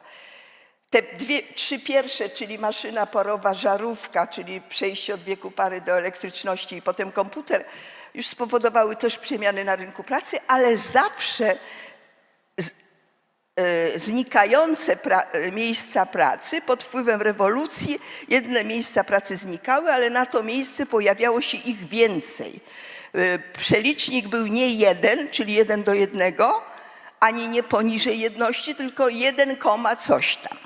Czyli więcej przybywało miejsc pracy niż ubywało wskutek rewolucji. I teraz toczą się badania, czy ta rewolucja obecna, której symbolem jest sztuczna inteligencja, doprowadzi do tego, że miejsc pracy przybędzie czy ubędzie i są różne wyniki badań i różne perspektywy. Ja nie wiem, jak będzie, natomiast z całą pewnością wystąpią na rynku tarcia. Jak zawsze to nobliści piszą o tarciach na rynku pracy, że będą ludzie zwalniani pod wpływem robotyzacji, będą szukani nowi specjaliści, których będzie brakowało, czyli jedni będą skazani na bezrobocie, przynajmniej przejściowe, a inni będą mieli nadmiar pracy. Czyli to ja przewiduję w ciągu najbliższych 5 do 10 lat i równocześnie, jest już karteczka, i równocześnie, już jest, tak? I równocześnie jeszcze raz podkreślam, że wolny rynek nie ma wrogów, ale wolny rynek ma wiele ofiar. I w związku z tym będą też ofiary na rynku pracy i następuje już stopniowo, zarysowują się sygnały przejścia od rynku pracownika do rynku pracodawcy, co może pogorszyć warunki zatrudnienia. O tyle to jest trudne, że mamy do czynienia w świecie, a jednym z czynników jest właśnie ta czwarta rewolucja przemysłowa, z narastającymi nierównościami. I ten problem, ostatnio Unia Europejska opublikowała dane, że około 30% ludzi w Unii Europejskiej, w krajach Unii Europejskiej jest zagrożonych ubóstwem. To jest przecież strasznie dużo w XXI wieku przy tym ogromnym postępie materialnym. Więc niestety problem analfabetyzmu cyfrowego może się pogłębiać, jeżeli nie zostaną regulacje odpowiednie edukacyjne i inne przedsięwzięcia wprowadzone, które temu będą zapobiegać. Także rynek pracy będzie trudnym wyzwaniem i trudnym problemem. Dziękuję bardzo. Dziękujemy bardzo. Pani profesor, szczególnie za tą ekonomiczną perspektywę i naświetlenie tych różnych zagrożeń. A teraz chciałabym poprosić pana profesora Wojciecha Celarego o taką opinię bardziej eksperta, wybitnego informatyka. Jak to wygląda od innej strony, takiej technicznej, panie profesorze? Proszę.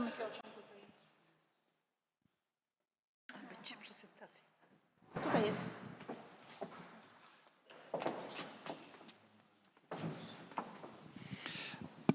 Dziękuję bardzo. Dzień dobry.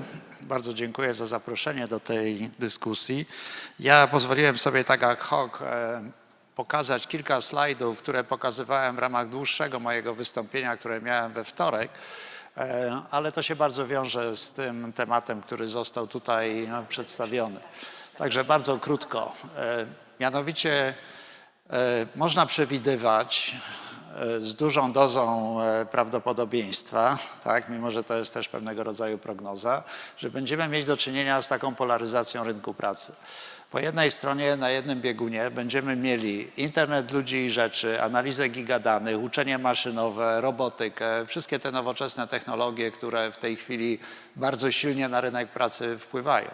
A po drugiej stronie, i to będzie to, co nazywamy gospodarką 4.0, a po drugiej stronie, biegun drugi, to są ludzie utalentowani.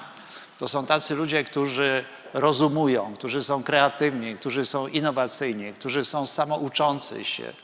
Oni oczywiście, oni będą się zajmować przede wszystkim nie działalnością, rutynową działalnością taką transakcyjną, tylko projektowaniem i programowaniem. Oni oczywiście będą pracować na rzecz tego pierwszego bieguna.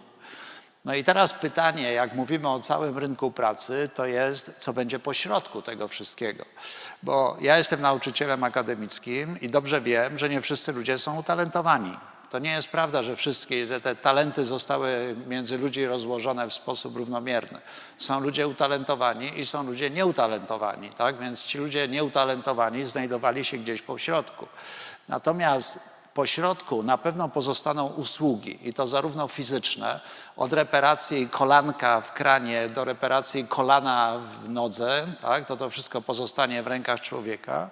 Pozostaną też usługi komunikacyjne człowiek-człowiek, bo na pewno ładna dziewczyna więcej sprzeda niż ładny komputer. Tak? W związku z tym zawsze będzie, przynajmniej mężczyzną. Także zawsze pozostanie taka sfera działalności, w której kontakt z drugim człowiekiem będzie warunkiem doprowadzenia do sukcesu.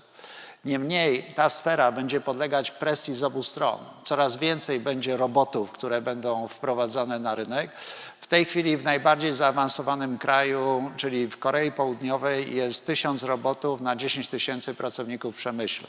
W Polsce dla porównania są 52 roboty na 10 000 ludzi zatrudnionych w przemyśle.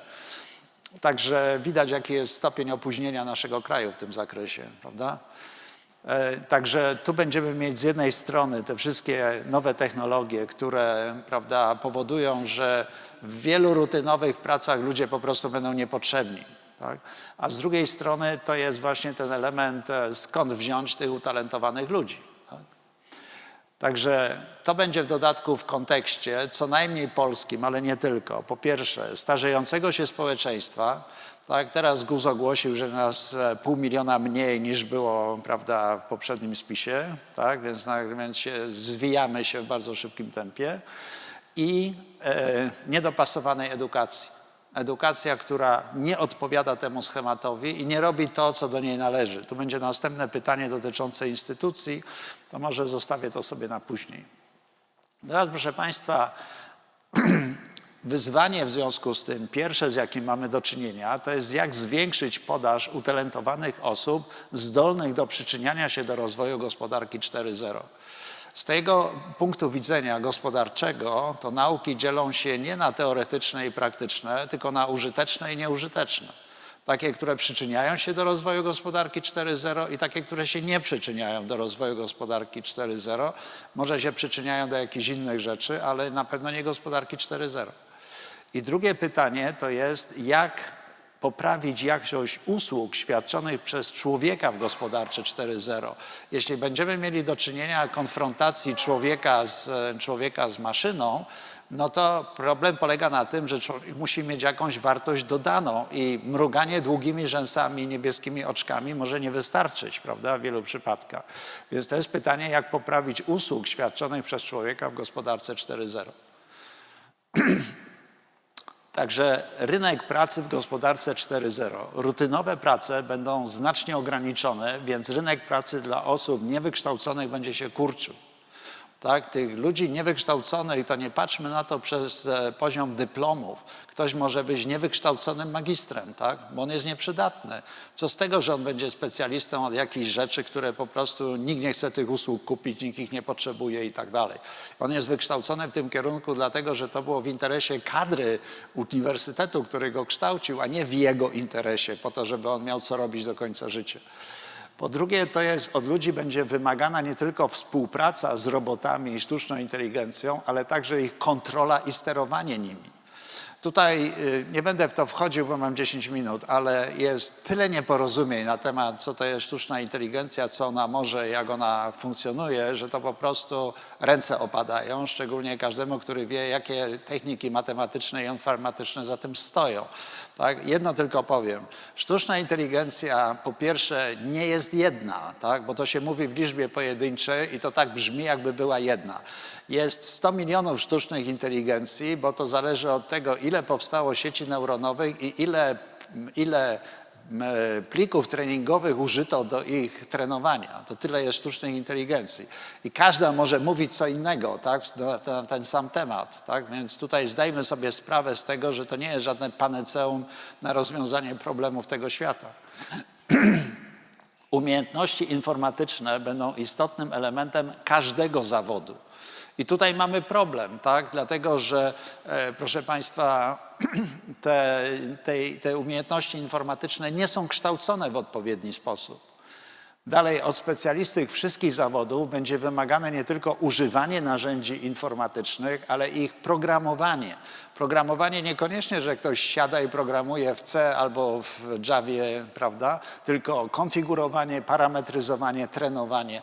A ilu ludzi w Polsce potrafi na przykład zaprogramować albo opanować pilot do telewizora, tak? Żeby to po prostu zbanalizować jak najbardziej. Dalej, proszę Państwa, ludzie będą musieli zmieniać zawód, nie pracę, ale zawód kilka razy w życiu, więc kluczowe znaczenie będzie miało uczenie przez całe życie.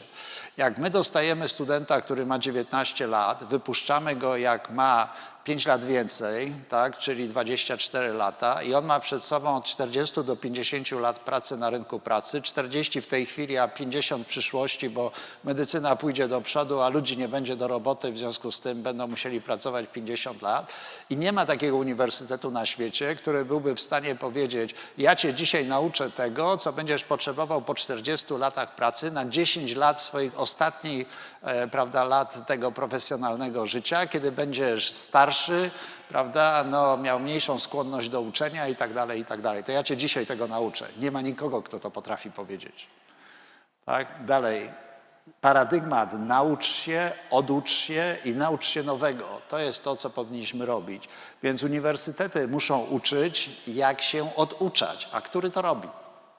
Każdy uniwersytet mówi, że to, co ja ci mówię, to jest jedyna prawda na świecie i na tym się sprawa kończy. Dalej, proszę Państwa, wyzwania edukacyjne. W połowie XX wieku górników udało się przekwalifikować na mechaników samochodowych. Całe Zagłębie Rury to zrobiło. U nas nie do końca, ale jednak, prawda, duży przemysł samochodowy jest w Gliwicach i w sąsiednich, prawda, obszarach i tak dalej.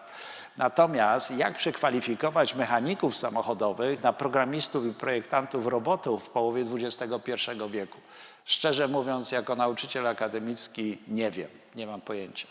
Wiem, że mam minutę i już kończę. Wnioski są następujące. Edukacja 4.0 musi się skupić na zdolności do adaptacji. To jest konflikt między tym, co dzisiaj, a tym, co w przyszłości. A my musimy być odpowiedzialni za co najmniej 40 lat pracy naszych absolwentów. Tak? Trwała praca dzięki wbudowanej zdolności do adaptacji. Tak bym to określił. Także drogą do tego jest, proszę Państwa, edukacja tekształtna, wiedza fundamentalna, w przypadku uczelni ekonomicznych ekonomia i zarządzanie z jednej strony, informatyka z drugiej strony. A jak my dzisiaj uczymy? Najpierw jest marketing, potem jest marketing 2, potem jest marketing produktu, potem jest marketing usług, potem jest marketing marki. Tak? Dziękuję, wychodzisz jako marketingowiec na rynek pracy. I co niby na tym rynku pracy ma robić? Tak? Czy nie lepiej na to miejsce wprowadzić informatykę, tak, żeby taki człowiek chociaż wiedział, że nie ma marketingu, ani usług finansowych, ani innych bez informatyki. Także to jest formuła, która powinna być wprowadzona na uczelniach. I to już kończę rzeczywiście, to są moje ostatnie wnioski, proszę Państwa. Biznes oczekuje od uczelni absolwentów gotowych do natychmiastowej pracy w fabrykach i ich biurach, czyli wyposażonych w specjalistyczną wiedzę. Studenci się wręcz domagają wiedzy praktycznej i, prawda, i tak dalej, żeby mogli od razu zarabiać, najlepiej jeszcze w czasie studiów. Tak? Niestety, biznes jest gotowy zwolnić pracowników, gdy tylko zawód staje się nieadekwatny z powodu postępu gospodarki 4.0. Tak? Zwolnieni pracownicy nie znajdą pracy w innych fabrykach i biurach, ponieważ wszystkie one będą podążały za postępem 4.0. Wszystkie naraz. Zatem jedynym rozwiązaniem dla tych ludzi jest zmiana zawodu. Wysiłek włożony w zmianę zawodu jest odwrotnie proporcjonalny do szerokiej wiedzy zdobytej na studiach, a nie specjalistycznej wiedzy. Uczelnie muszą przygotować swoich studentów do pracy przez całe życie w szybko zmieniającej się gospodarce 4.0, nasyconej informatyką, dając im szeroką wiedzę niezbędną do szybkiego dostosowywania się do nowych, trudnych do przewidzenia warunków. Także gospodarka 4.0 versus edukacja. No, wyobraźmy sobie rakietę, to jest akurat Falcon, prawda? Elona Muska. Tutaj jest gospodarka 4.0, tutaj jest edukacja, tutaj mamy kosmos, a tutaj mamy dym. Tak? I my, pracownicy naukowo-dydaktyczni, musimy zmienić tę sytuację. Dziękuję Państwu.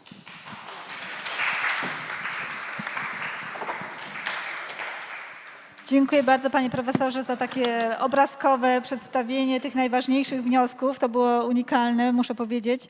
I dziękuję bardzo za podkreślenie tej roli edukacji, bo ona tutaj jest kluczowa, to też musimy o tym pamiętać.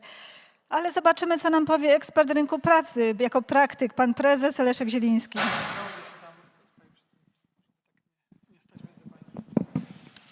Dzień dobry, Leszek Zieliński. Bardzo serdecznie dziękuję za zaproszenie i trochę jestem zanieśmielony gronem profesorskim, w którym mam okazję debatować i Państwa obecnością. Postaram się przybliżyć swoje doświadczenia dotyczące rynku pracy i obserwacje trochę ze strony praktyki biznesowej. Zgadzam się tutaj z przedmówcami w części wypowiedzi dotyczącej pewnych trendów i zmian, a szczególnie w tym, że bardzo trudno prognozuje się pewne konkretne jakby efekty w najbliższych 5 czy 10 latach, jeśli chodzi o rynek pracy. Kompetencje informatyczne oczywiście są rzeczą nieodzowną i one już na tyle są oczywiste, że widzimy to też w różnego typu badaniach dotyczących braków tych kompetencji, tego ile u nas zarabiają informatycy i jak trudno ich pozyskać. Ja to mówię też z praktyki biznesowej i wynagrodzenia osób pracujących w tych branży w ostatnim czasie rosły lawinowo. Ale to, co też może warto powiedzieć, jeśli chodzi o rynek, sam rynek samego pracownika i pracodawcy, jak to wyglądało. Jeszcze niedawno EY prognozował, że w 2025 będzie w Polsce brakować 1,5 miliona rąk do pracy. To była taka prognoza jeszcze trochę na granicy momentu, kiedy wchodził COVID. Później był COVID, też wszyscy mieliśmy taką ogromną obawę, co będzie dalej. Część tych biznesów się pozamykało. Natomiast momentalnie po tym, jak ten COVID częściowo ustąpił, nastąpiła ogromna eksplozja, jeśli chodzi o podaż pracy. Brakowało rąk do pracy, brakuje po dzień dzisiejszy. Ja trochę związany z branżą takiego elastycznego zatrudnienia, głównie stanowisk takich podstawowych. Widzieliśmy, jak w roku 2022 prawie o 20% to zapotrzebowanie rosło. A tylko w pierwszym półroczu na pracę w stosunku do lat poprzednich bardzo dynamicznie wszelkie rekrutacje, działania, które były przygotowywane, projekty realizowane przez przedsiębiorców. Oczywiście kwestia wojny w Ukrainie tutaj jest pewnym takim elementem mocno ograniczającym i dającym taką perspektywę obawy, która jest istotna z punktu widzenia biznesu.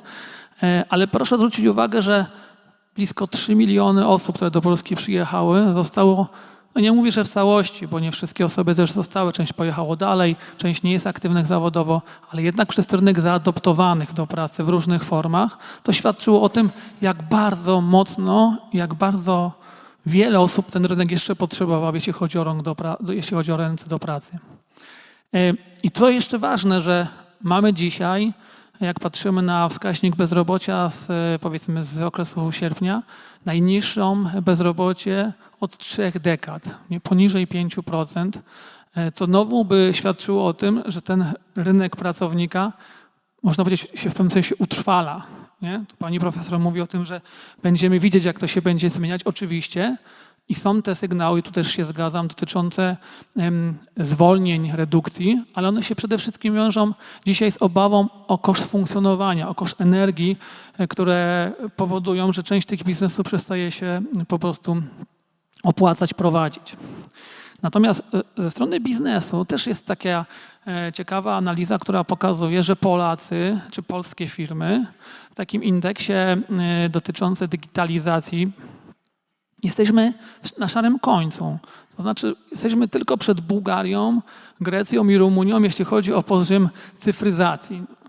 No i teraz pewnie się pojawia takie pytanie, skąd taka sytuacja, skoro no jednak ta gospodarka jest całkiem nieźle rozpędzona, wydawałoby się. Mamy najniższe bezrobocie, oferujemy pracę.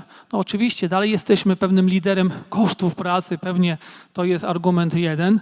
Też coraz lepiej jesteśmy też wykształceni, jeśli chodzi o uczelnie. Tutaj oczywiście nie zawsze to dopasowanie było i pewnie to jest największe wyzwanie, dopasowanie wykształcenia, czy tam współpraca akademicka z biznesem. Myślę, że na przestrzeni ostatnich lat ona się też mocno zmienia, ale to dalej jest wyzwanie zarówno dla uczelni, jak i dla biznesu, bo tak jak tutaj pan profesor powiedział, biznes by chciał dostać gotowego kandydata, a uczelnia chciałaby dostać transfer wiedzy od biznesu, tylko biznes nie zawsze jest tym zainteresowany, bo chciałby się skupić na robieniu swoich projektów, niekoniecznie angażując się w jakieś większe tutaj nakłady związane z wspieraniem budowania zasobów na uczelniach, choć to też się pewnie zmienia. Natomiast co się dalej okazuje, że ten biznes polski funkcjonuje całkiem dobrze. Oczywiście jesteśmy, bo to trzeba sobie powiedzieć uczciwie, dalej poddostawcą dla innych rynków, w związku z tym trochę w konsekwencji na to, że jesteśmy powiązani łańcuchem dostaw jako poddostawca, reagujemy, jesteśmy liderem w jakimś stopniu kosztowym, mamy coraz większe kompetencje, radzimy sobie, ale polski biznes, jak się robi badania, zrobił takie badania między innymi KPMG, pokazuje, że tylko 10% firm jest gotowa inwestować w cyfryzację, w rozwój tej cyfryzacji. Tylko 10% firm jest gotowa zainwestować w dodatkowe zasoby związane z rozwojem obszaru biznesowego pracowników w kontekście podnoszenia kompetencji związanych właśnie z cyfryzacją, z rozwijaniem tych umiejętności. W związku z tym też pojawia się ciekawe pytanie, dlaczego tak mało, dlaczego nie jesteśmy tym zainteresowani, czy nie jesteśmy świadomi, czy jako ten poddostawca trochę liczymy, że część technologii po prostu dostaniemy albo zostanie nam to niejako dostarczone przez głównego zamawiającego. Pewnie tych pytań jest wiele, skąd się to podejście bierze, no ale to są fakty, z którymi trudno dyskutować. I oczywiście jest jeszcze ta strona formalna, pewnie będziemy o tym dalej jeszcze rozmawiać, ale jak Państwo zobaczycie, to my dzisiaj, ja trochę mówię z takiego gruntu praktycznego, jeśli chodzi na przykład o formalną stronę zawierania umów o pracę. Nie? Mamy kodeks 74 roku, za 2 lata będziemy mieć coś, co było 50 lat temu napisane. Oczywiście były tam różnego typu nowelizacje, ale dalej, po dzień dzisiejszy, nie jesteśmy w stanie zawrzeć umowy o pracę w formie elektronicznej z pracownikiem. W dobie cyfryzacji się wydaje kompletnie abstrakcyjną rzeczą. Urzędy mamy cyfrowo, wiele aspektów realizujemy cyfrowo, ale my dalej musimy mieć kartkę papieru, niebieski długopis i się móc podpisać, żeby ktoś uznał, że ta umowa jest zawarta. Naprawdę są takie przestrzenie, luki, nie wiem, w których my kompletnie jeszcze nie nadążamy. Oczywiście ta kwestia związana z samym rynkiem pracy, jobboardów, systemów HR-owych, innych rzeczy bardzo mocno dzisiaj już zdigitalizowana, jak najbardziej. Natomiast w dobie pracy zdalnej, w dobie okresu covidowego, trudności w kontaktowaniu się, my dalej mieliśmy poważny problem z tym, żeby takie rozwiązania wdrażać i wprowadzać. W związku z tym to myślę też jest takim trochę taką podstawą, której brakuje przedsiębiorcom do pewnej zwinności w działaniu, pewnych możliwości związanych z rozwijaniem swoich biznesów. I to, co pani profesor powiedziała, ta biurokracja broni biurokrację. Gdzieś dalej my nie możemy się skoncentrować na tym core biznesie, na wykorzystaniu swoich kompetencji, tego, czego się nauczyliśmy, co rozwijamy, takiej specjalizacji, bo my się po prostu, ja mówię trochę ze swojego doświadczenia, ja w swojej firmie nie zajmuję się klientami, chociaż bardzo bym chciał to robić, ja zajmuję się urzędami, tak? I to jest jakby taka sytuacja, która dalej trochę odstaje od tych możliwości rozwijania skrzydeł i pójścia do przodu z biznesem, pójścia do przodu z klientem, bycia kreatywnym, testowania różnych rozwiązań, poświęcania czasu na jakieś ważne, istotne rzeczy związane z rozwojem. My po prostu zajmujemy się biurokracją, która no, mocno, że tak powiem, się rozwija i to jest chyba największa trudność. Także tak to widzę ze swojej perspektywy, kompetencji, możliwości rozwijania, tak widzę, dziękuję, rozwijania kompetencji pracowniczych, to co pan profesor powiedział, absolutnie zgadzam się, ta kwestia informatyczna, ta kwestia obecności w każdym obszarze gospodarki, w każdym zawodzie w zasadzie kwestii związanych z aspektami informatycznymi staje się po prostu normą. Co do tych pracowników podstawowych, stanowisk podstawowych, specjalistów czasami, też przez wiele lat w Polsce była sytuacja taka, że mocno te takie zawody, można powiedzieć, rzemieślnicze zostały niejako porzucone. Moja mama jest krawcową. Wiecie Państwo, 53 rocznik, ileś lat temu, taka moja może dygresja, pomogłem jej ten biznes otworzyć krawiecki, bo ona gdzieś tam zawodowo pracowała gdzie indziej, po to, żeby dopracowała do emerytury. Dzisiaj ten biznes blisko 20 lat funkcjonuje i jak moja mama mówi, już idę na emeryturę, będę zamykać, to dosłownie ci klienci płaczą. Płaczą, że oni już nie będą mieli gdzie przyjść, żeby sobie spodnie skrócić, czy sobie spódnicę uszyć. Tak? W związku z tym to są takie obszary, w których powstają luki, w których dzisiaj brakuje kompetencji I praca takiego specjalisty może się okazać w przyszłości nie mniej warta niż dobrego lekarza czy dobrego, nie wiem, informatyka. Bardzo dziękuję. Bardzo dziękuję. Mieliśmy wyjątkową okazję poznać trzy takie perspektywy, czy mieć przybliżone trzy perspektywy dotyczące właśnie zmian powstających czy istniejących na rynku pracy, a wywołanych rzeczywiście rewolucją cyfrową i tym postępem technologicznym. Chciałabym teraz podjąć drugie takie zagadnienie. Tutaj już mamy tylko i po 5 minut dla naszych szanownych gości czasu na wypowiedź. I tutaj właśnie ten problem. Jak Państwo widzicie rolę instytucji na rynku pracy w okresie właśnie transformacji w kierunku właśnie tej gospodarki cyfrowej? Bo z jednej strony mieliśmy zapotrzebowanie na te umiejętności techniczne, prawda? Zmieniające się modele pracy. Z drugiej strony rzeczywiście biznes, który utknął gdzieś w świecie biurokracji, prawda? A potrzebuje mieć wyszkolonych pracowników. Dziękuję. Ja chciałabym dodać, czy może poprosić jako pierwszego właśnie o zabranie głosu pana prezesa, jako reprezentanta instytucji rynku pracy. Więc panie prezesie, proszę teraz o wypowiedź jako pierwsza osoba. Proszę Państwa, to ja się postaram skupić tylko na dwóch jakby takich typowych. To znaczy dla mnie taka bliska mojej praktyki biznesowej jest instytucja rynku pracy, jakim są urzędy pracy, a drugą, i to jest taka, mówię, publiczna, a druga prywatna, czyli agencje pracy zatrudnienia, czy agencje zatrudnienia, bo tam mamy też różne jakby jeszcze podgrupy, ale to nie chcę w to wchodzić, bo to nieważne w tej dyskusji. I to te instytucje, no, można powiedzieć dla mnie z doświadczenia mojego, diametralnie różnią się, jeśli chodzi o podejście. Nie? Doświadczenie z urzędami pracy miałem różne, gdzieś też współuczestniczyłem w projektach aktywizacji osób bezrobotnych w połowie tam 2015-2014 rok. Były takie projekty, gdzie urzędy pracy przygotowywały takie projekty aktywizacyjne, gdzie wybierały właśnie prywatne instytucje rynku pracy w modelu przetargu i tam żeśmy pomagali te osoby aktywizować, długotrwałe bezrobotne, często bezrobotne przez całe dekady nawet. Natomiast no to była taka techniczna kwestia bardziej, że wybieramy dostawcę i ten dostawca sobie z tym musi już radzić. Więc wracając do samego sedna działania urzędów pracy. No, ja się nie spotkałem z tym, żeby te urzędy jakoś specjalnie były kreatywne, pomagały skutecznie.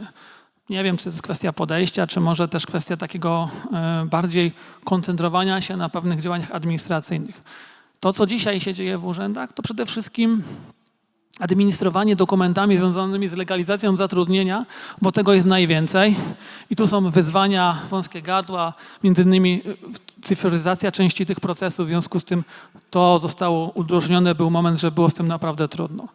Ale jeśli sam pracodawca szuka pracownika w urzędzie pracy, to naprawdę jest to duże wyzwanie i myślę, że niewielu znajduje tych pracowników. Zresztą ci pracownicy też jakby nie musieli się zgłaszać tam do tych urzędów, bo chcą mieć jakieś tam świadczenie jako osoba bezrobotna, to pewnie w ogóle by tam nie trafiali. Także to jest dla mnie instytucja, która na pewno będzie wymagała jakichś pewnie reform związanych z tym, w jakiej roli ta instytucja powinna działać. Jeżeli przejdziemy na stronę drugą, czyli tą prywatną, którą uważam za bardziej kreatywną i która no, funkcjonuje tylko dlatego, że musi się po prostu odnaleźć na rynku, to ta instytucja, czy te instytucje, których znowu też mamy pewną patologię w Polsce, trzeba sobie uczciwie powiedzieć, bo mamy ponad 9 000 zarejestrowanych agencji zatrudnienia, gdzie znaczna większość jest po prostu nieaktywnych, a ta rejestracja jest po prostu trochę robiona na zasadzie zgłoszenia, a może się przyda, bo u nas taki przedsiębiorcy mieli taką skłonność, żeby wpisywać tylko wszystko, co się da z PKD, po to, że a nuż będę to robił kiedyś w przyszłości. Natomiast jakaś część, myślę 200 do 300 instytucji są profesjonalnymi podmiotami, które są zrzeszone i działają tylko w tym segmencie tego rynku. I one są skuteczne, bo one zarówno przygotowują szkolenia dla tych pracowników, rozwijają kompetencje, dostarczają tych pracowników, rekrutują, pomagają w tych procesach, czy są agencjami zatrudnienia, które po prostu zatrudniają tych ludzi, oddają do pracy, do pracodawcy, użytkownika, jakim jest klient, który takiego rozwiązania korzysta. Natomiast z uwagi na taką nieokreśloną formę, moim zdaniem te instytucje są niewykorzystane do końca, dlatego że im się nie do końca ufa, im się nie do końca chce zaufać, pomimo tego, że w mojej ocenie mają kompetencje i że ta łatwość otrzymania i bycia agencją pracy czy agencją zatrudnienia tak naprawdę daje trochę taką przestrzeń potencjalnych nadużyć, które też oczywiście się zdarzają.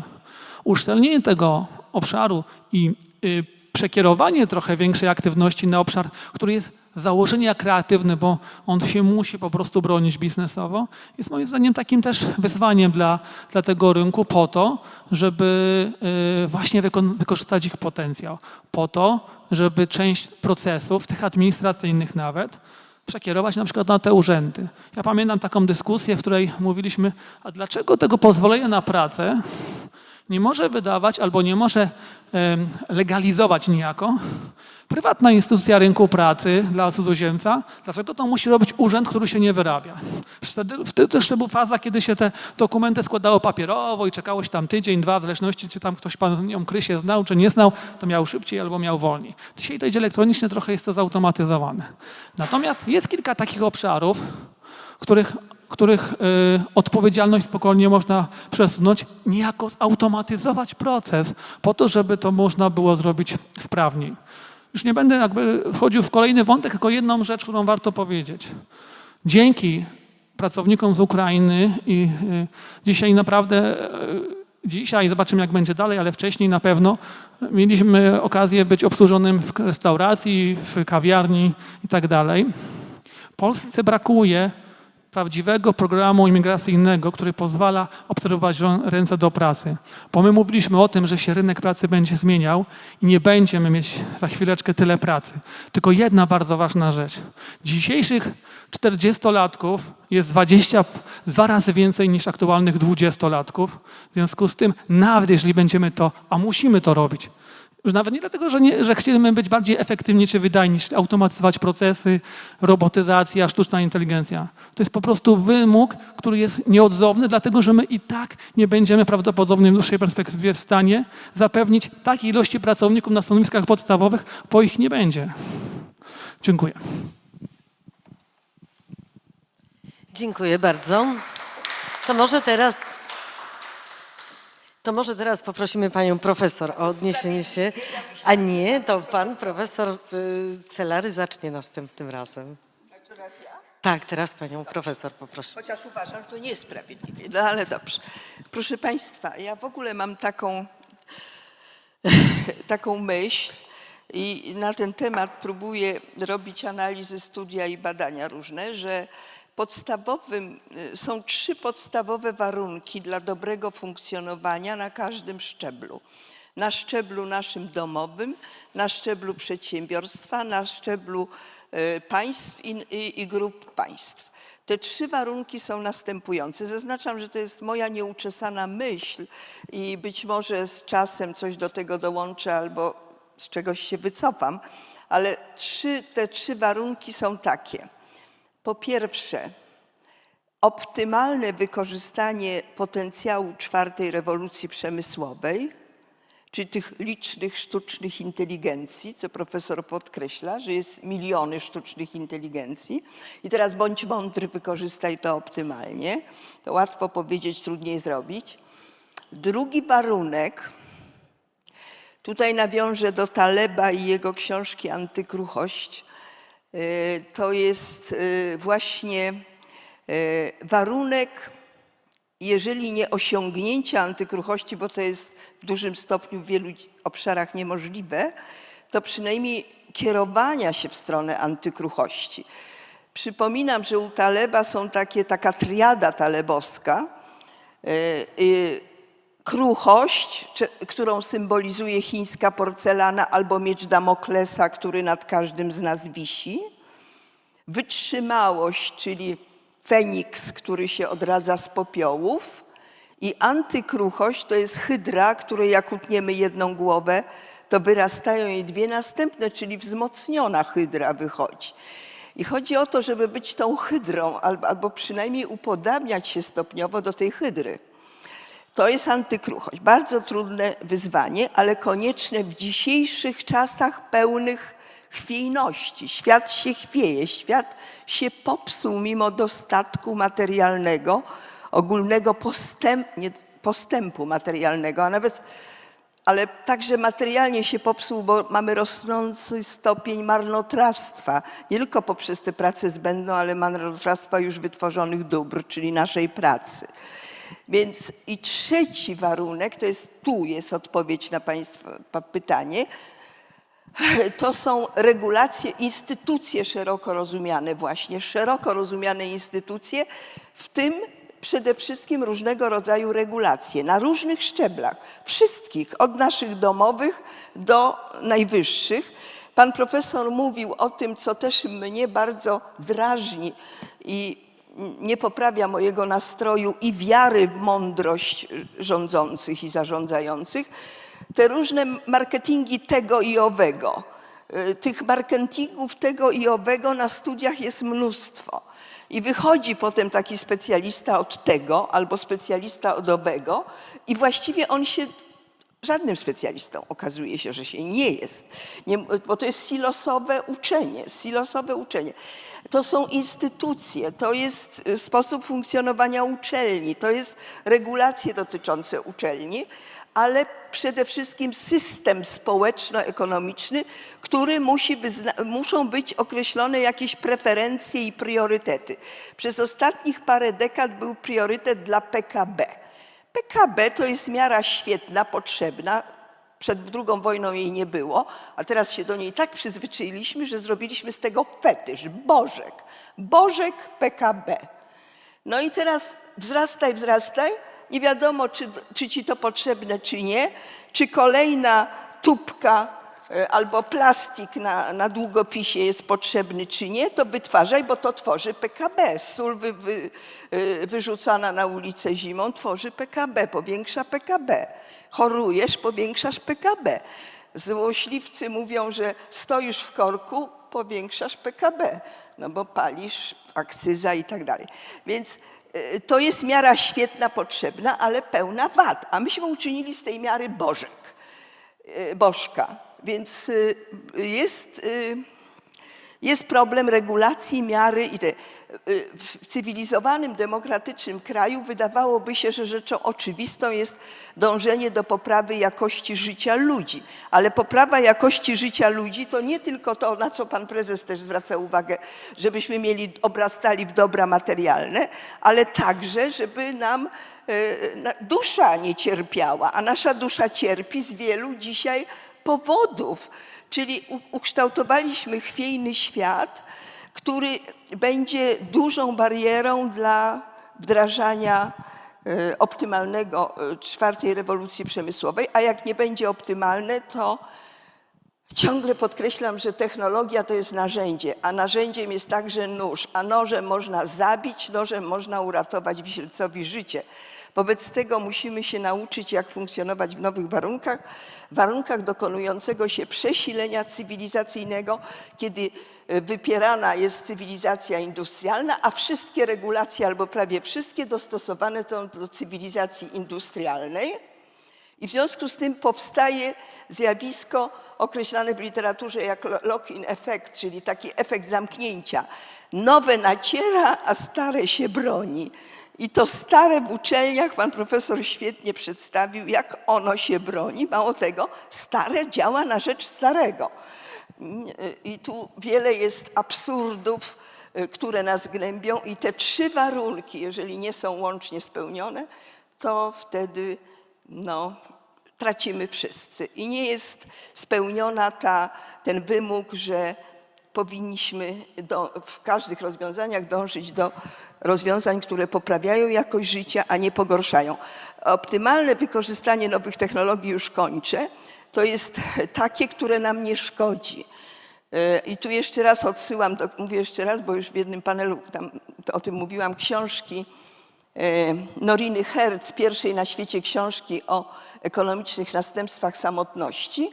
Nowe technologie mogą nie tylko prowadzić do zwiększenia stopnia nierówności społecznych, a zatem żółte kamizelki i inne rewolty społeczne, a także wojny, przesilenie każde cywilizacyjne zawsze łączyło się z wojnami, czyli mamy tutaj nie tylko ten problem, ale wiele innych problemów, które łączą się z funkcjonowaniem człowieka. Tu miejsce dla socjologów. Samotność, odizolowanie się, cyborgowaciejemy, proszę Państwa. Dochodzi do tego, że uczelnie muszą wprowadzać specjalny wykład, amerykańskie najlepsze uczelnie, jak się komunikować, jak umieć patrzeć ludziom w oczy, jak rozmawiamy z nimi.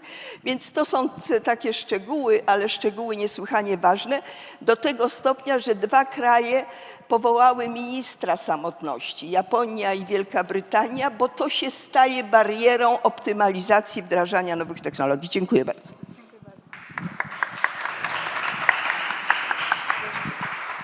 I teraz prosimy o wypowiedź pana profesora. Dziękuję. No, proszę Państwa, jeśli mówimy o instytucjach związanych z rewolucją 4.0, dla mnie najistotniejsze jest zbudowanie systemu kształcenia przez całe życie. Dlatego, że tak jak już przed chwilą wyjaśniłem, nie będę tego powtarzał, skoro nie potrafimy prognozować, co będzie za 40 lat od teraz, to wyposażmy naszych absolwentów w zdolność do adaptacji. Wtedy niezależnie od tego, co się zdarzy, oni będą w stanie się dostosować. To jest filozofia, której jestem wielkim zwolennikiem. I teraz, proszę Państwa, zwymiarujmy ten problem, bo to tak ładnie brzmi, jak ja to mówię. W Polsce mamy 20 milionów ludzi, którzy pracują. Na 38 milionów, którzy żyją w tym kraju, tylko 20 milionów ludzi pracuje. I jeśli tych 20, przyjmijmy, że każdy będzie musiał, tak jak napisałem, co 10 lat zmienić zawód, tak? To znaczy, że są 2 miliony rocznie ludzi, którzy muszą zmienić zawód. Powiedzmy, że ta zmiana zawodu to będą 3 lata, tak? Nie 5 lat studiów, tak jak normalnie, tylko 3 lata albo 2 lata nawet, wszystko jedno, tak? Na tą zmianę zawodu, chociaż to jest trochę krótko, tak? To, proszę Państwa, 20 podzielone przez 10 to daje 2 i jak 2 lata to daje 4. Tak? My mamy w tej chwili w Polsce system kształcenia uniwersyteckiego na poziomie 1 miliona ludzi, a potrzebujemy na 5 milionów ludzi. Tak? I tego się nie da zrobić przy tych nakładach na naukę, jakie w tej chwili są, bo one nie wystarczają nawet na ten 1 milion, a co dopiero mówić o 5 milionach ludzi, którzy mają zmienić zawód. Proszę zobaczyć, że to jest tak, podam to na takim prostym przykładzie. Mamy jakiegoś rodzica, który dba prawda, prostego człowieka, który dba o przyszłość swojego dziecka i mówi, wiesz co, zostań spawaczem. To jest świetny zawód, naprawdę, bardzo wysoko płatny i spawacze są potrzebni. To jest rzadki zawód, ciężki, ale będziesz miał dobrze w życiu. Dobrze, no to on idzie do klasy spawaczy w jakimś technikum. I teraz pierwsze, co mu powinien dyrektor tej szkoły powiedzieć, dziękuję Ci, że wybrałeś nasze technikum. Spawacz to jest bardzo dobry zawód na dzisiaj, ale za 10 lat tego zawodu nie będzie, bo będą same maszyny spawalnicze i nikt takiego zawodu nie będzie potrzebował. W związku z tym my Cię przyjmiemy do tej szkoły, prawda? My Cię nauczymy, jak być spawaczem, ale od dzisiaj zastanów się, na kogo się przekwalifikujesz za 10 lat, bo nie będziesz do końca życia spawaczem. Tak? To jest uczciwe postawienie sprawy w stosunku do człowieka, który przychodzi do szkoły, a nie spawacz, no świetnie, nie mogłeś lepiej wybrać, prawda? Jesteś wspaniały, tak? I my też jesteśmy wspaniali w uczeniu spawaczy. Jeśli taki spawacz przyjdzie do Urzędu Pracy i powie, straciłem pracę, bo tutaj wprowadzili prawda, maszyny spawalnicze, ja nie mam pracy, tak, co ja mam robić? No to my będziemy szukać dla ciebie innej firmy, która potrzebuje jeszcze spawaczy, czyli te ogony, tak, najniższych, tych, którzy Tam jest oczywiście rynek pracodawcy, bo pełno jest zwolnionych spawaczy, więc ich się eksploatuje tutaj w tym miejscu, prawda? I taki urząd pracy, jak nie znajdzie pracy spawacza, no to powie, no to może będziesz kopał rowy, bo takie mamy zapotrzebowanie. To on mówi, nie, ja rowów nie będę kopał, jestem wykształconym, prawda, spawaczem, mam swoją godność, nie będę kopał rowów, które może robić każdy, tak? No to może zostaniesz, prawda, technikiem programistycznym, to jest jakiś kosmos, tak? Tego nie mogę robić. Może zostaniesz kucharzem, tak? Potrzebujemy kucharzy. Nie, ja jestem spawaczem, tak? To ja jestem spawaczem, jak świat się dostosuje do mnie. Nie? No to się świat nie dostosuje do niego. Tak? Więc jeśli nie wbudujemy tej zdolności do adaptacji i nie wbudujemy dla ludzi, nie przekonamy ludzi, że praca jest na całe życie, ale nie ta sama praca, tak? Bo świat za szybko idzie do przodu, to na pewno nie wygramy na tym rynku.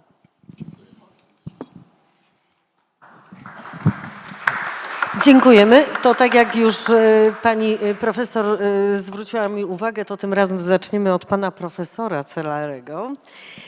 I mam takie właśnie, tu się już pojawiło trochę w wypowiedzi pana profesora, właśnie tych kwestii związanych z jak sprostać aktualnym wyzwaniom na rynku pracy. Bo tutaj już usłyszałam rzeczywiście o tworzeniu tego long life learning, prawda? Ale bardziej chyba też takiego elastycznego podejścia, tak? Do tej edukacji. Nie tyle całego systemu, co jeszcze elastyczność wśród pracowników. Ale może jeszcze coś w tym zakresie. Jeszcze do 5 minut dla pana profesora. No to tak jak Państwu już tutaj wspomniałem, że są dwie takie zasadnicze style nauczania. Jedne są i-kształtne, a drugie są t-kształtne. Tak? I-kształtne to znaczy uczymy kogoś na specjalistę w jednej dziedzinie. Tak? Czyli mamy człowieka, który się uczy marketingu i on przez 5 lat uczy się marketingu, niczego innego nie wie, tak? No chyba że tam trochę, bo prawo wymaga, żeby miał trochę...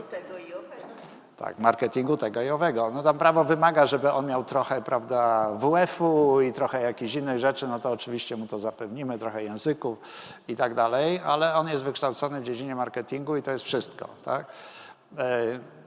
To samo zresztą jest z informatykami. Można też wykształcić informatyka i on nic oprócz tej informatyki nie umie, także to nie jest ograniczone do żadnej pojedynczej dziedziny. Natomiast tu chodzi o to, że biznes, to pan może to potem potwierdzić, potrzebuje integratorów wiedzy. Tak? Specjalistów można sobie znaleźć. To, kto jest najbardziej potrzebny w przemyśle, to są liderzy. Tak? To są liderzy innowacji, bo dzisiaj świat jest oparty na innowacjach. I innowatorem jest ten, kto ma pewien pomysł, ale kto też potrafi zbudować zespół ze specjalistów. On sam nie musi wszystkiego wiedzieć, od tego ma specjalistów, żeby oni wiedzieli, tak? Ale on musi umieć to zintegrować, tak? I powiązać ze sobą te aspekty z jednej strony zarządzania takim zespołem, po drugie no, zbadania rynku, jak rynek zareaguje na tą innowację, po trzecie no, powalczyć z urzędami, tak jak pan tutaj ładnie mówił, bo przecież innowacja to jest, prawda, płachta na byka dla naszej biurokracji. Tak, cokolwiek, co by się chciało zrobić, co nie jest standardowe, to natychmiast się spotyka z negatywną reakcją ze wszystkich stron i tak dalej, i tak dalej. I teraz biznes się opiera na tych innowatorach, na tych liderach, tak? Więc uczelnie powinny kształcić liderów. Nie można z wszystkich zrobić liderów, dlatego nasze podejście, które jest oparte na urawniłowce, tak? I że wszystkich uczymy tego samego w taki sam sposób i tak dalej, jest drogą donikąd, tak? Bo zawsze będziemy poddostawcą części, skoro nie ma u nas żadnych liderów, ani nie jesteśmy w stanie zdobyć się na żadne innowacje. Innowacje w Polsce są finansowane tylko na tym pierwszym etapie, tak? Jak przychodzi student i mówi, ja jestem studentem, mam pomysł na coś. Nieważne jaki masz pomysł, damy ci pieniądze, bo to się liczy w statystykach, że to jest tak jak to PKB, tak? My jesteśmy innowacyjni, bo wydaliśmy na innowacje tyle i tyle pieniędzy, a że z tych innowacji nic nie wyszło, tak? To się nie liczy do tych wskaźników. My jesteśmy innowacyjni, bo wydajemy pieniądze, tak? No, brakuje przejścia między tym pomysłem na poziomie laboratoryjnym, tak, a wdrożeniem tego najlepiej na skalę masową na całym świecie. Tak? Ile my mamy unicornów, tak, które są? No to nie wiem, z wielkim trudem bym się 3 doliczył. Tak? Także na tym polega problem tutaj w tych kwestiach. Dziękujemy bardzo panie profesorze za te spostrzeżenia. Teraz o głos chciałabym poprosić pana prezesa. Właśnie jakie są te propozycje, rozwiązania ze strony biznesu? 3 minuty, tak żebyśmy jeszcze udostępnili możliwość zadania pytania publiczności. Tak, tutaj zgadzam się absolutnie z przedmówcą, z panem profesorem w kontekście tych kompetencji. Faktycznie ta kwestia umiejętności uczenia się i możliwości kształcenia liderów, kompetencji pracy w zespole, to jest wydaje się niby oczywiste, ale proszę zwrócić uwagę, jak często odchodzimy od tego modelu w związku na przykład z tym, że przez 2 lata szkoły były zamknięte i nagle okazało się, że jedynym kontaktem uczniów w szkołach średnich czy na uczelniach była po prostu jakaś tam wideo rozmowa, co nie ma wiele wspólnego z integracją i umiejętnością pracy w zespole. Okazuje się, że te kompetencji później nie ma i co z tego, że mam wykształconego człowieka, jak on jest indywidualistą bez kompetencji pracy w zespole, to się nie do końca nadaje. Część uczelni z takim podejściem nowoczesnym próbuje zwracać uwagę na to, czy osoba, która aplikuje, jest osobą, która będzie potrafiła pracować w zespole, czy ma takie kompetencje. Mobilność to trochę się wydaje być już może bardziej oczywiste, chociaż nie do końca. Bardzo mocno związane również z możliwością przekwalifikowania się, bo nie tylko to, że ja pracuję w danym miejscu i jestem tym spawaczem, ale ja się muszę przekwalifikować, bo nie jestem gotowy wyjechać, bo gdybym był gotowy wyjechać, to może gdzieś bym tą pracę spawacza jeszcze znalazł. To też jest aspekt, który nie jest taki oczywisty i co prawda ludzie młodzi mają większą swobodę i większą mobilność, natomiast osoby powiedzmy już starsze trudniej z takim wyzwaniem się mierzą. Jeśli popatrzymy też na te kwestie, co powinno by się zadziać. Moim zdaniem w tym zakresie powinniśmy wrócić do tych takich trochę też formalnych rzeczy, które mocno ograniczają to działanie. Ja tu wspomniałem o tym nieszczęsnym kodeksie pracy, który nie dopuszcza tych umów elektronicznych, a uważam, że to jest taka niejako elementarz takiego działania, który otwiera pewną swobodę działalności gospodarczej. Zmniejszenie tej biurokracji, większe zaufanie do przedsiębiorców. Mówi się o świadczeniach w różnych formach, które pozwalają jakby trochę mieć wrażenie, że to zaufanie jest większe państwa czy instytucji państwowych, ale często to jest takie pozorne, zastępuje się to jakimś innym systemem, który pozwala to lepiej weryfikować, w związku z tym dalej jesteśmy mocno, tak powiem, nacechowani tym, że jakakolwiek innowacyjność czy podejście to jest w ogóle robienie zamieszania i wywracanie jakichś norm, które działają czasami od wielu dekad. I to jest tylko trudność. To, co daje moim zdaniem cyfryzacja, to daje pewne możliwości. Ja z Państwem się podzielę jednym takim własnym doświadczeniem. W pracy tymczasowej, pracy takiej elastycznej, u nas bardzo niepochlebnej, mający bardzo negatywny odium, ale pracy, którą świadczy często wiele osób. Ja nie mówię, że permanentnie, ale czasami dodatkowo. Firma nasza wprowadza takie rozwiązanie tak zwanego wynagrodzenia transakcyjnego. Co to takiego jest? To jest możliwość dostępu do wynagrodzenia w czasie rzeczywistym. Czyli jeżeli ktoś przychodzi do pracy, zaczyna pracę, w swojej aplikacji w czasie rzeczywistym widzi, ile pieniędzy zarobił z każdym upływem czasu. I oczywiście może te pieniądze wypłacić, może ich nie wypłacać, ale ma do nich dostęp. Po co to robimy? Po to, żeby motywować ludzi do takiej aktywności, żeby chętniej podejmowali taką aktywność. Po to, żeby nasi klienci, którzy korzystają z tych rozwiązań, nasi partnerzy chcieli pracować z nami, bo taki pracownik się w jakiś sposób wiąże z nim, jest bardziej lojalny. Nawet jeżeli to jest praca 2-3 razy w miesiącu, to ona jest ciekawa, bo można w ten sposób właśnie motywować. No i pewna taka lojalność dodatkowa, która wiąże się z tym, że takie rozwiązania, ale tylko dzięki cyfryzacji i technologiom są możliwe. W normalnym działaniu niewyobrażalne, w takim podejściu możliwe i praktyczne i to są kierunki, o których warto mówić, bo to jest przyszłość. Przyszłość, która na tym przykładzie pokazuje pewne możliwości, korzyści dla użytkowników, ale jak się byśmy mocniej rozglądali, to takich przykładów znajdziemy wiele, tylko potrzeba odwagi do tego, żeby to wdrażać. Dziękuję. Dziękuję bardzo za ten głos. I jeszcze o krótkie właśnie tutaj podsumowanie tej części. Prosiłabym panią profesor Elżbietę Mączyńską, czyli jakie rozwiązania proponuje pani? Jak sobie poradzić w tej gospodarce cyfrowej, mając na uwadze również te wyzwania, o których była wcześniej mowa? Te 3 warunki, o których mówiłam, one są synergicznie sprzężone, czyli jeden warunek wpływa na drugi i trudno tak oddzielnie je traktować. Ale ja się nie podejmuję, pani profesor, podsumowania tej całej naszej debaty oczywiście. Natomiast chciałabym zwrócić uwagę na to, nawiązać do tezy pana profesora Celerego, który mówi, że kluczowa jest innowacyjność. Kluczowa jest innowacyjność, pomysły i umiejętność ich wdrożenia, przeforsowania. Otóż Moim zdaniem kreatywność, innowacyjność wymaga czasu wolnego, bujania w obłokach, po trosze. A mamy system podporządkowany, produkuj coraz więcej, bez względu na to, czy ci to potrzebne, marketing temu służy właśnie.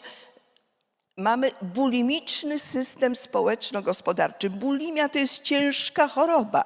Jedz, wymiotuj, ale jedz. Myśmy taki system stworzyli. I teraz jakie może być rozwiązanie? Rozwiązań jest tutaj wiele, ale ja chciałam, bo w przerwie rzuciłam okiem na wiadomości internetowe i dowiedziałam się, że Lewica złożyła wniosek o 4-dniowy tydzień pracy.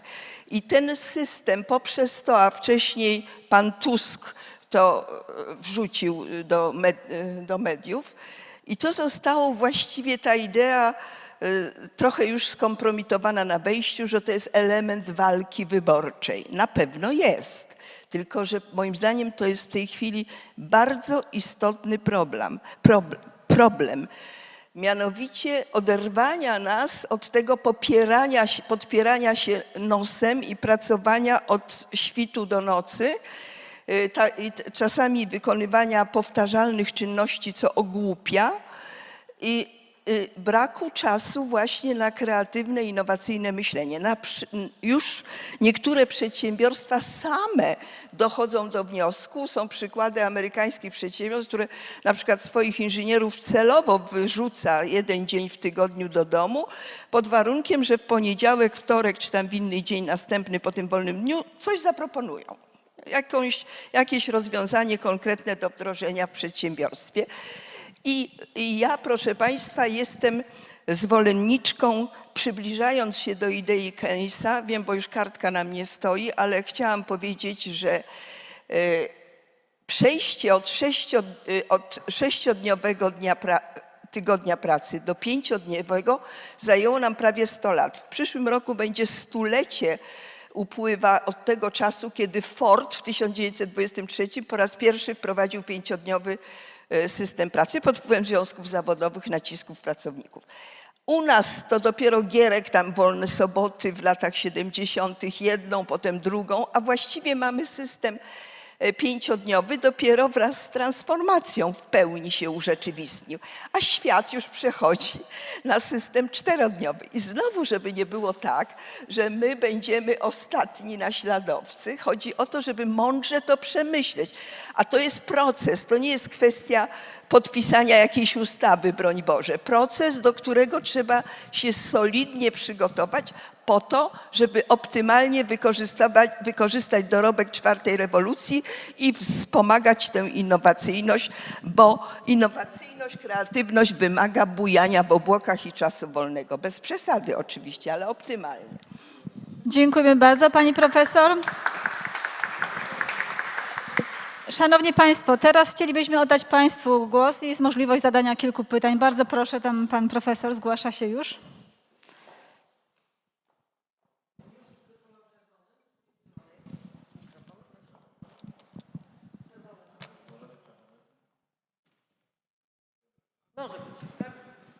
Mam pytanie do pana profesora Celarego. Mówił pan dość ogólnie, kontrastując zmianę zawodu czy zmianę pracy.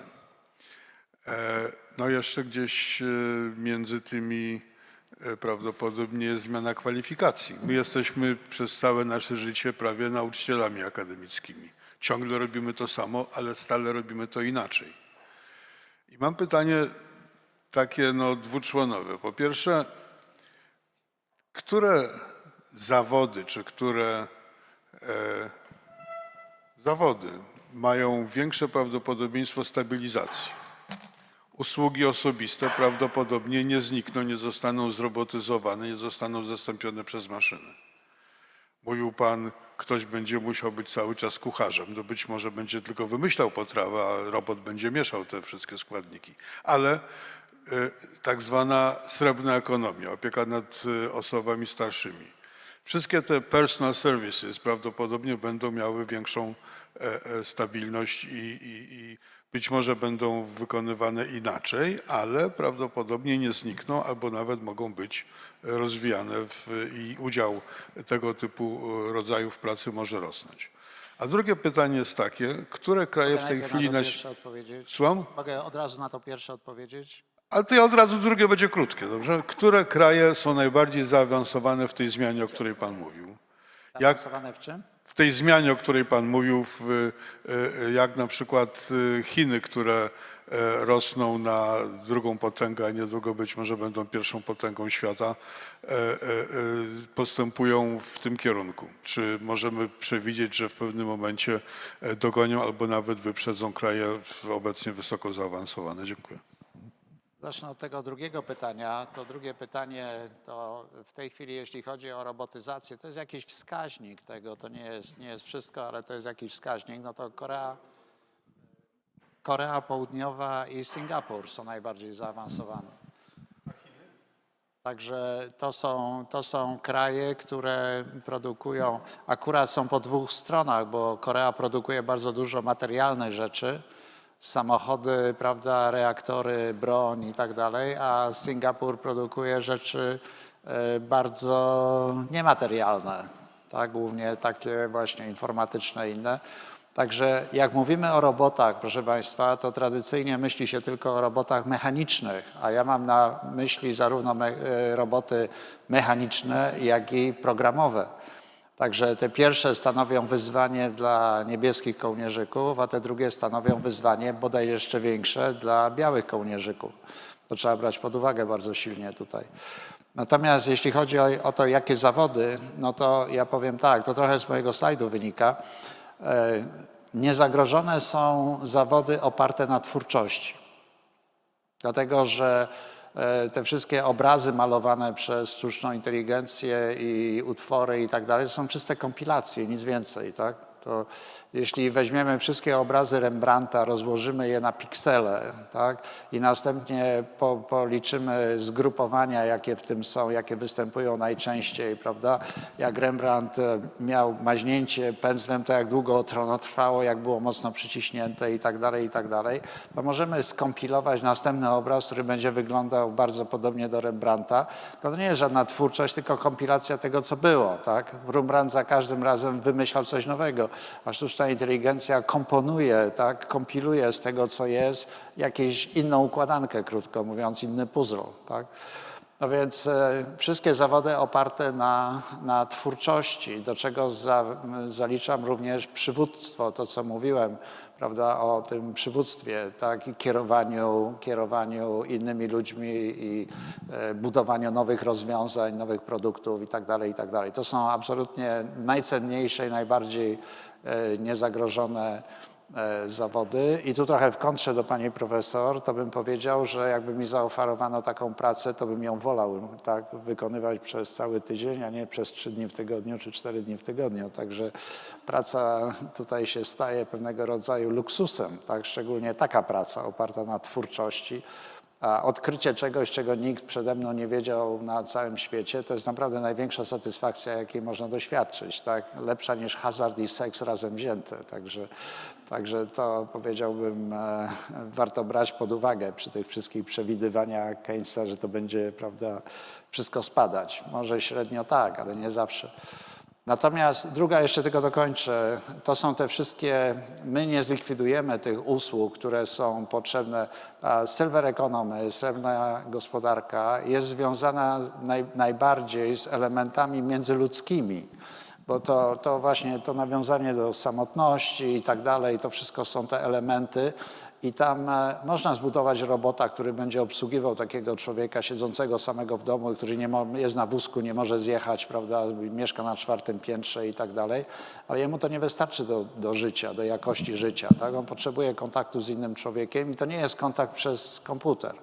Więc te wszystkie zawody, które będą, te, które są u nas najbardziej niedoceniane, pielęgniarka, tak? To jest jeden z najbardziej niedocenianych, pielęgniarka i nauczyciel, 2 najbardziej niedoceniane zawody w Polsce, to one będą odgrywać najistotniejszą rolę w tym wszystkim.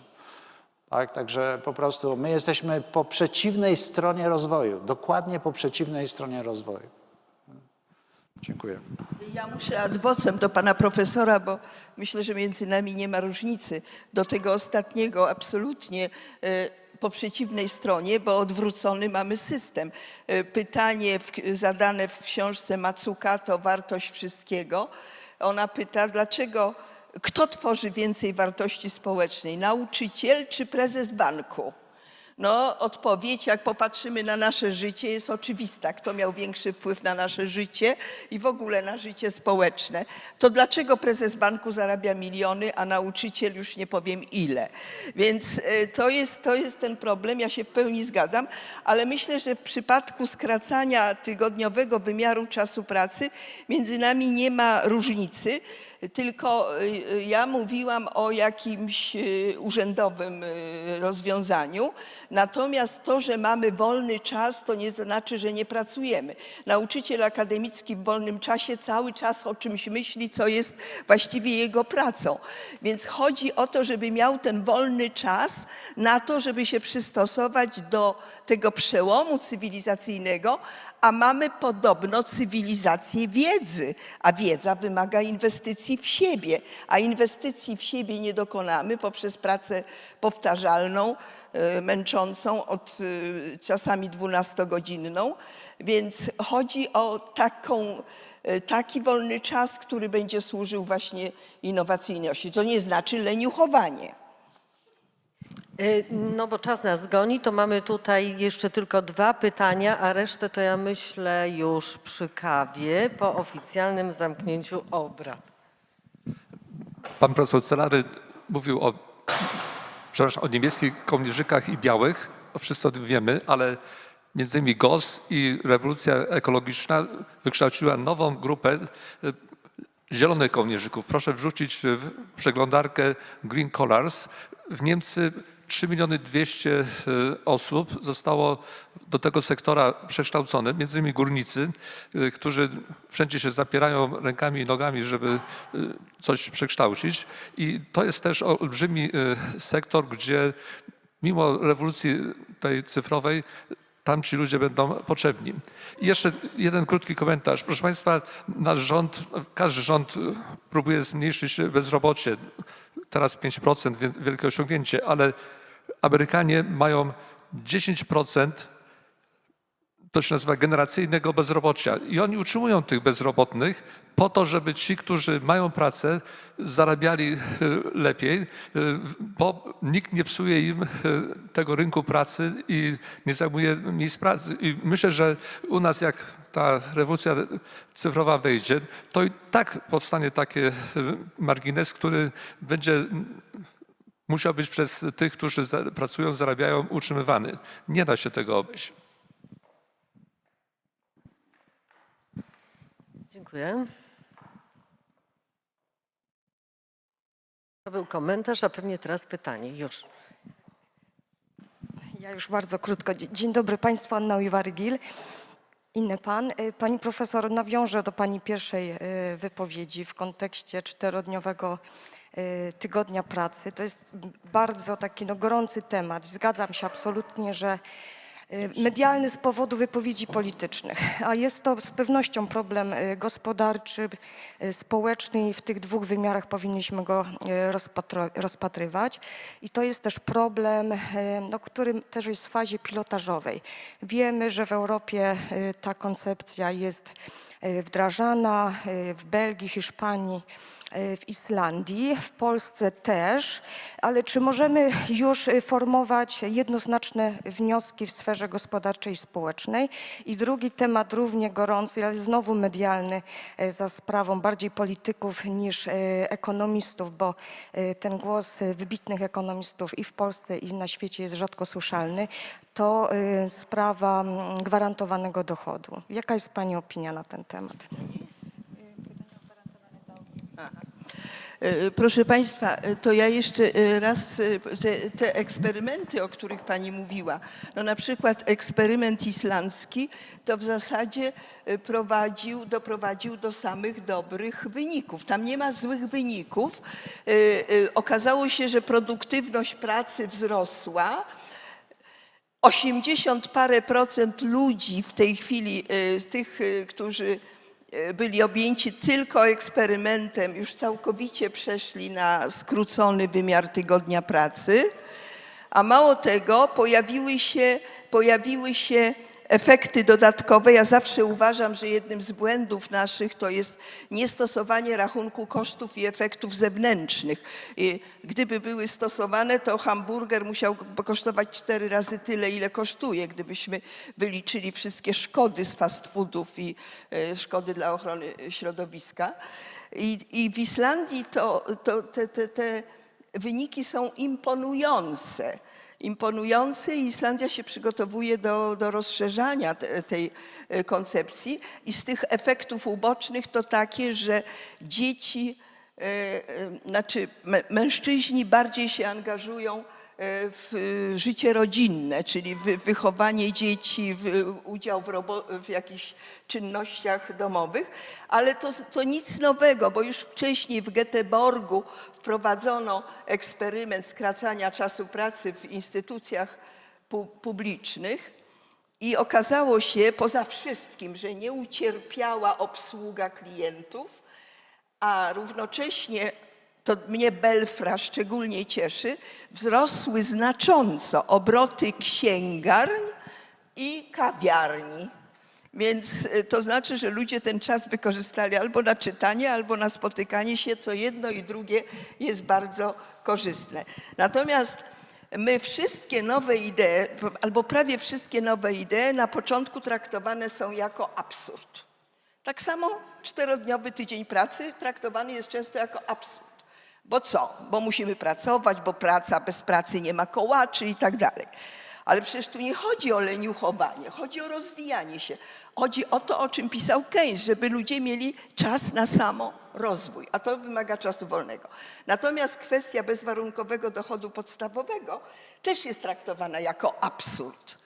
A moim zdaniem ta rewolucja czwarta, która się dokonuje, po prostu wymusi tak zwaną technologiczną dywidendę społeczną. Elementem dywidendy jest skracanie czasu pracy i elementem dywidendy jest bezwarunkowy dochód podstawowy. To nie znaczy zarówno jedno i drugie. To musi być proces. Przecież ja nie mówię o tym, że 4-dniowy zapiszemy, Sejm przegłosuje i będzie 4-dniowy. Tak nie będzie. To byłoby szkodliwe dla gospodarki. Ale trzeba się przygotowywać. Każde przedsiębiorstwo musi przeprowadzić analizy, rachunki, czy i kiedy i dla jakich grup zawodowych mu się to opłaca. A jeżeli chodzi o bezwarunkowy dochód podstawowy, no to te eksperymenty jeszcze nie są takie jednoznaczne, ale dość pozytywne jednak, na przykład kanadyjski eksperyment z bezwarunkowym dochodem podstawowym. I mi się to podoba, że czynione są takie eksperymenty, bo bez eksperymentowania, bez sprawdzania, jaki to może mieć wpływ na życie społeczno-gospodarcze, no nie ma dobrych decyzji. Krótko mówiąc, mamy tutaj ten zamiast się obruszać, że jak to helikoptermany, jak to nie, będziemy płacić wszystkim i patrzeć, jaki to jest absurd, to trzeba się zastanowić, co z tego może wyniknąć. I może wyniknąć wiele dobrych rzeczy, ale też wiele złych, jak niewłaściwie będzie wprowadzane. Ostatnio w Niemczech wiele jest dyskusji i awantur politycznych także, bo jeden z profesorów, Austriak mieszkający w Niemczech, a wykształcony w Harvardzie, więc taki, któremu właściwie trudno go przyporządkować do jakiejś szkoły ekonomicznej, napisał książkę Jetzt. Jetzt po niemiecku to jest teraz, z wykrzyknikiem wielkim, że teraz w Niemczech wprowadzić bezwarunkowy dochód podstawowy. Mogą Państwo sobie wyobrazić, jaka była awantura, On uważa, że trzeba wszystkie socjalne te dodatki i pomoce zusammen do kupy włączyć, policzył, ile to wychodzi, wszystkie zlikwidować i z wyjątkiem edukacyjnego i zdrowotnego i to podzielił przez liczbę mieszkańców tę sumę i wyszło mu, że każdy Niemiec może dostać bez szkody dla gospodarki, bez szkody dla budżetu 1000 euro co miesiąc bezwarunkowego dochodu podstawowego, ale system podatkowy też proponuje, żeby zmienić, ujednolicić ten system podatkowy. Nie będę Państwa wtajemniczała. W każdym razie ta koncepcja coraz częściej już zaczyna być poważnie traktowana, a nie jakiś absurd. Chciałam przypomnieć, że jak Bismarck wprowadził emerytury, to mówiono, że Bismarck zwariował. Jak Ford wprowadzał 5-tygodniowy dzień pracy, 5-dniowy tydzień pracy, to też mówiono, że zwariował. A jak wprowadził jednym pociągnięciem pióra równocześnie, zwiększył, podwoił stawkę godzinową dla robotników i równocześnie obniżył cenę samochodu, to też mówiono, że zwariował. I wszyscy biznesmeni mieli do niego pretensje. I ten absurd staje się rzeczywistością. Dziękuję bardzo. Absurd w cudzysłowie oczywiście. Dziękuję bardzo, pani profesor.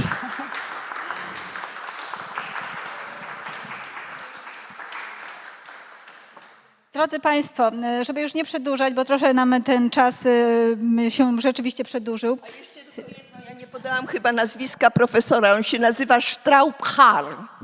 Dobrze, to proszę sobie zapisać. W każdym bądź razie, drodzy Państwo, chciałabym podsumować tak bardzo króciutko, dosłownie 3 słowami ten dzisiejszy panel.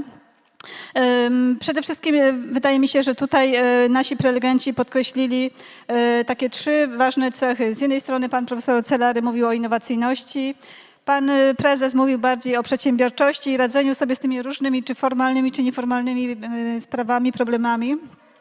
A pani profesor, jak to przystało na ekonomistkę, wykazała się ogromną racjonalnością i podkreśla, że musimy być bardziej tutaj racjonalni w gospodarowaniu, czy też w nawet argumentowaniu, czy też pewnym podejmowaniu decyzji, działaniach i tak dalej. A więc tak sprowadzając to do takich 3 słów, czyli innowacyjność, przedsiębiorczość, racjonalność, to jest właściwie takie podsumowanie tej dzisiejszej dyskusji, że te wyzwania na rynku pracy w tej dobie transformacji cyfrowej, w której obecnie się znajdujemy, mają szansę być rozwiązane, ale to wymaga również od nas odpowiednich kompetencji, postawy i też takich umiejętności radzenia sobie w różnych sytuacjach. Przede wszystkim również chciałam podziękować naszym prelegentom, pani profesor Elżbiecie Mączyńskiej za niezwykle cenne tutaj wypowiedzi, jak to na panią profesor przystało. Oczytana, naprawdę można pozazdrościć tego czytania i cytowania tych różnych wielkich ekonomistów światowych. Dziękuję bardzo panu profesorowi Celaremu, który też również nam tutaj przybliżył inną perspektywę, ale też bardzo serdecznie dziękuję za poświęcony czas i za te wszystkie tutaj dyskusje. No i panu prezesowi bardzo dziękuję. Cieszę się bardzo, że mieliśmy takiego eksperta rynku pracy. To też ta dyskusja nabrała takiej innej dynamiki. Bardzo sobie cenię taką rozmaitość, właśnie uzupełnianie tej dyskusji naukowej o praktyczną. Bardzo panu prezesowi dziękujemy, że pan znalazł czas i wzbogacił nasz panel. Drodzy Państwo, teraz chciałabym oddać głos panu rektorowi, który, rozumiem, podsumuje tutaj nasz dzisiejszy cały dzień. Bardzo proszę, panie rektorze.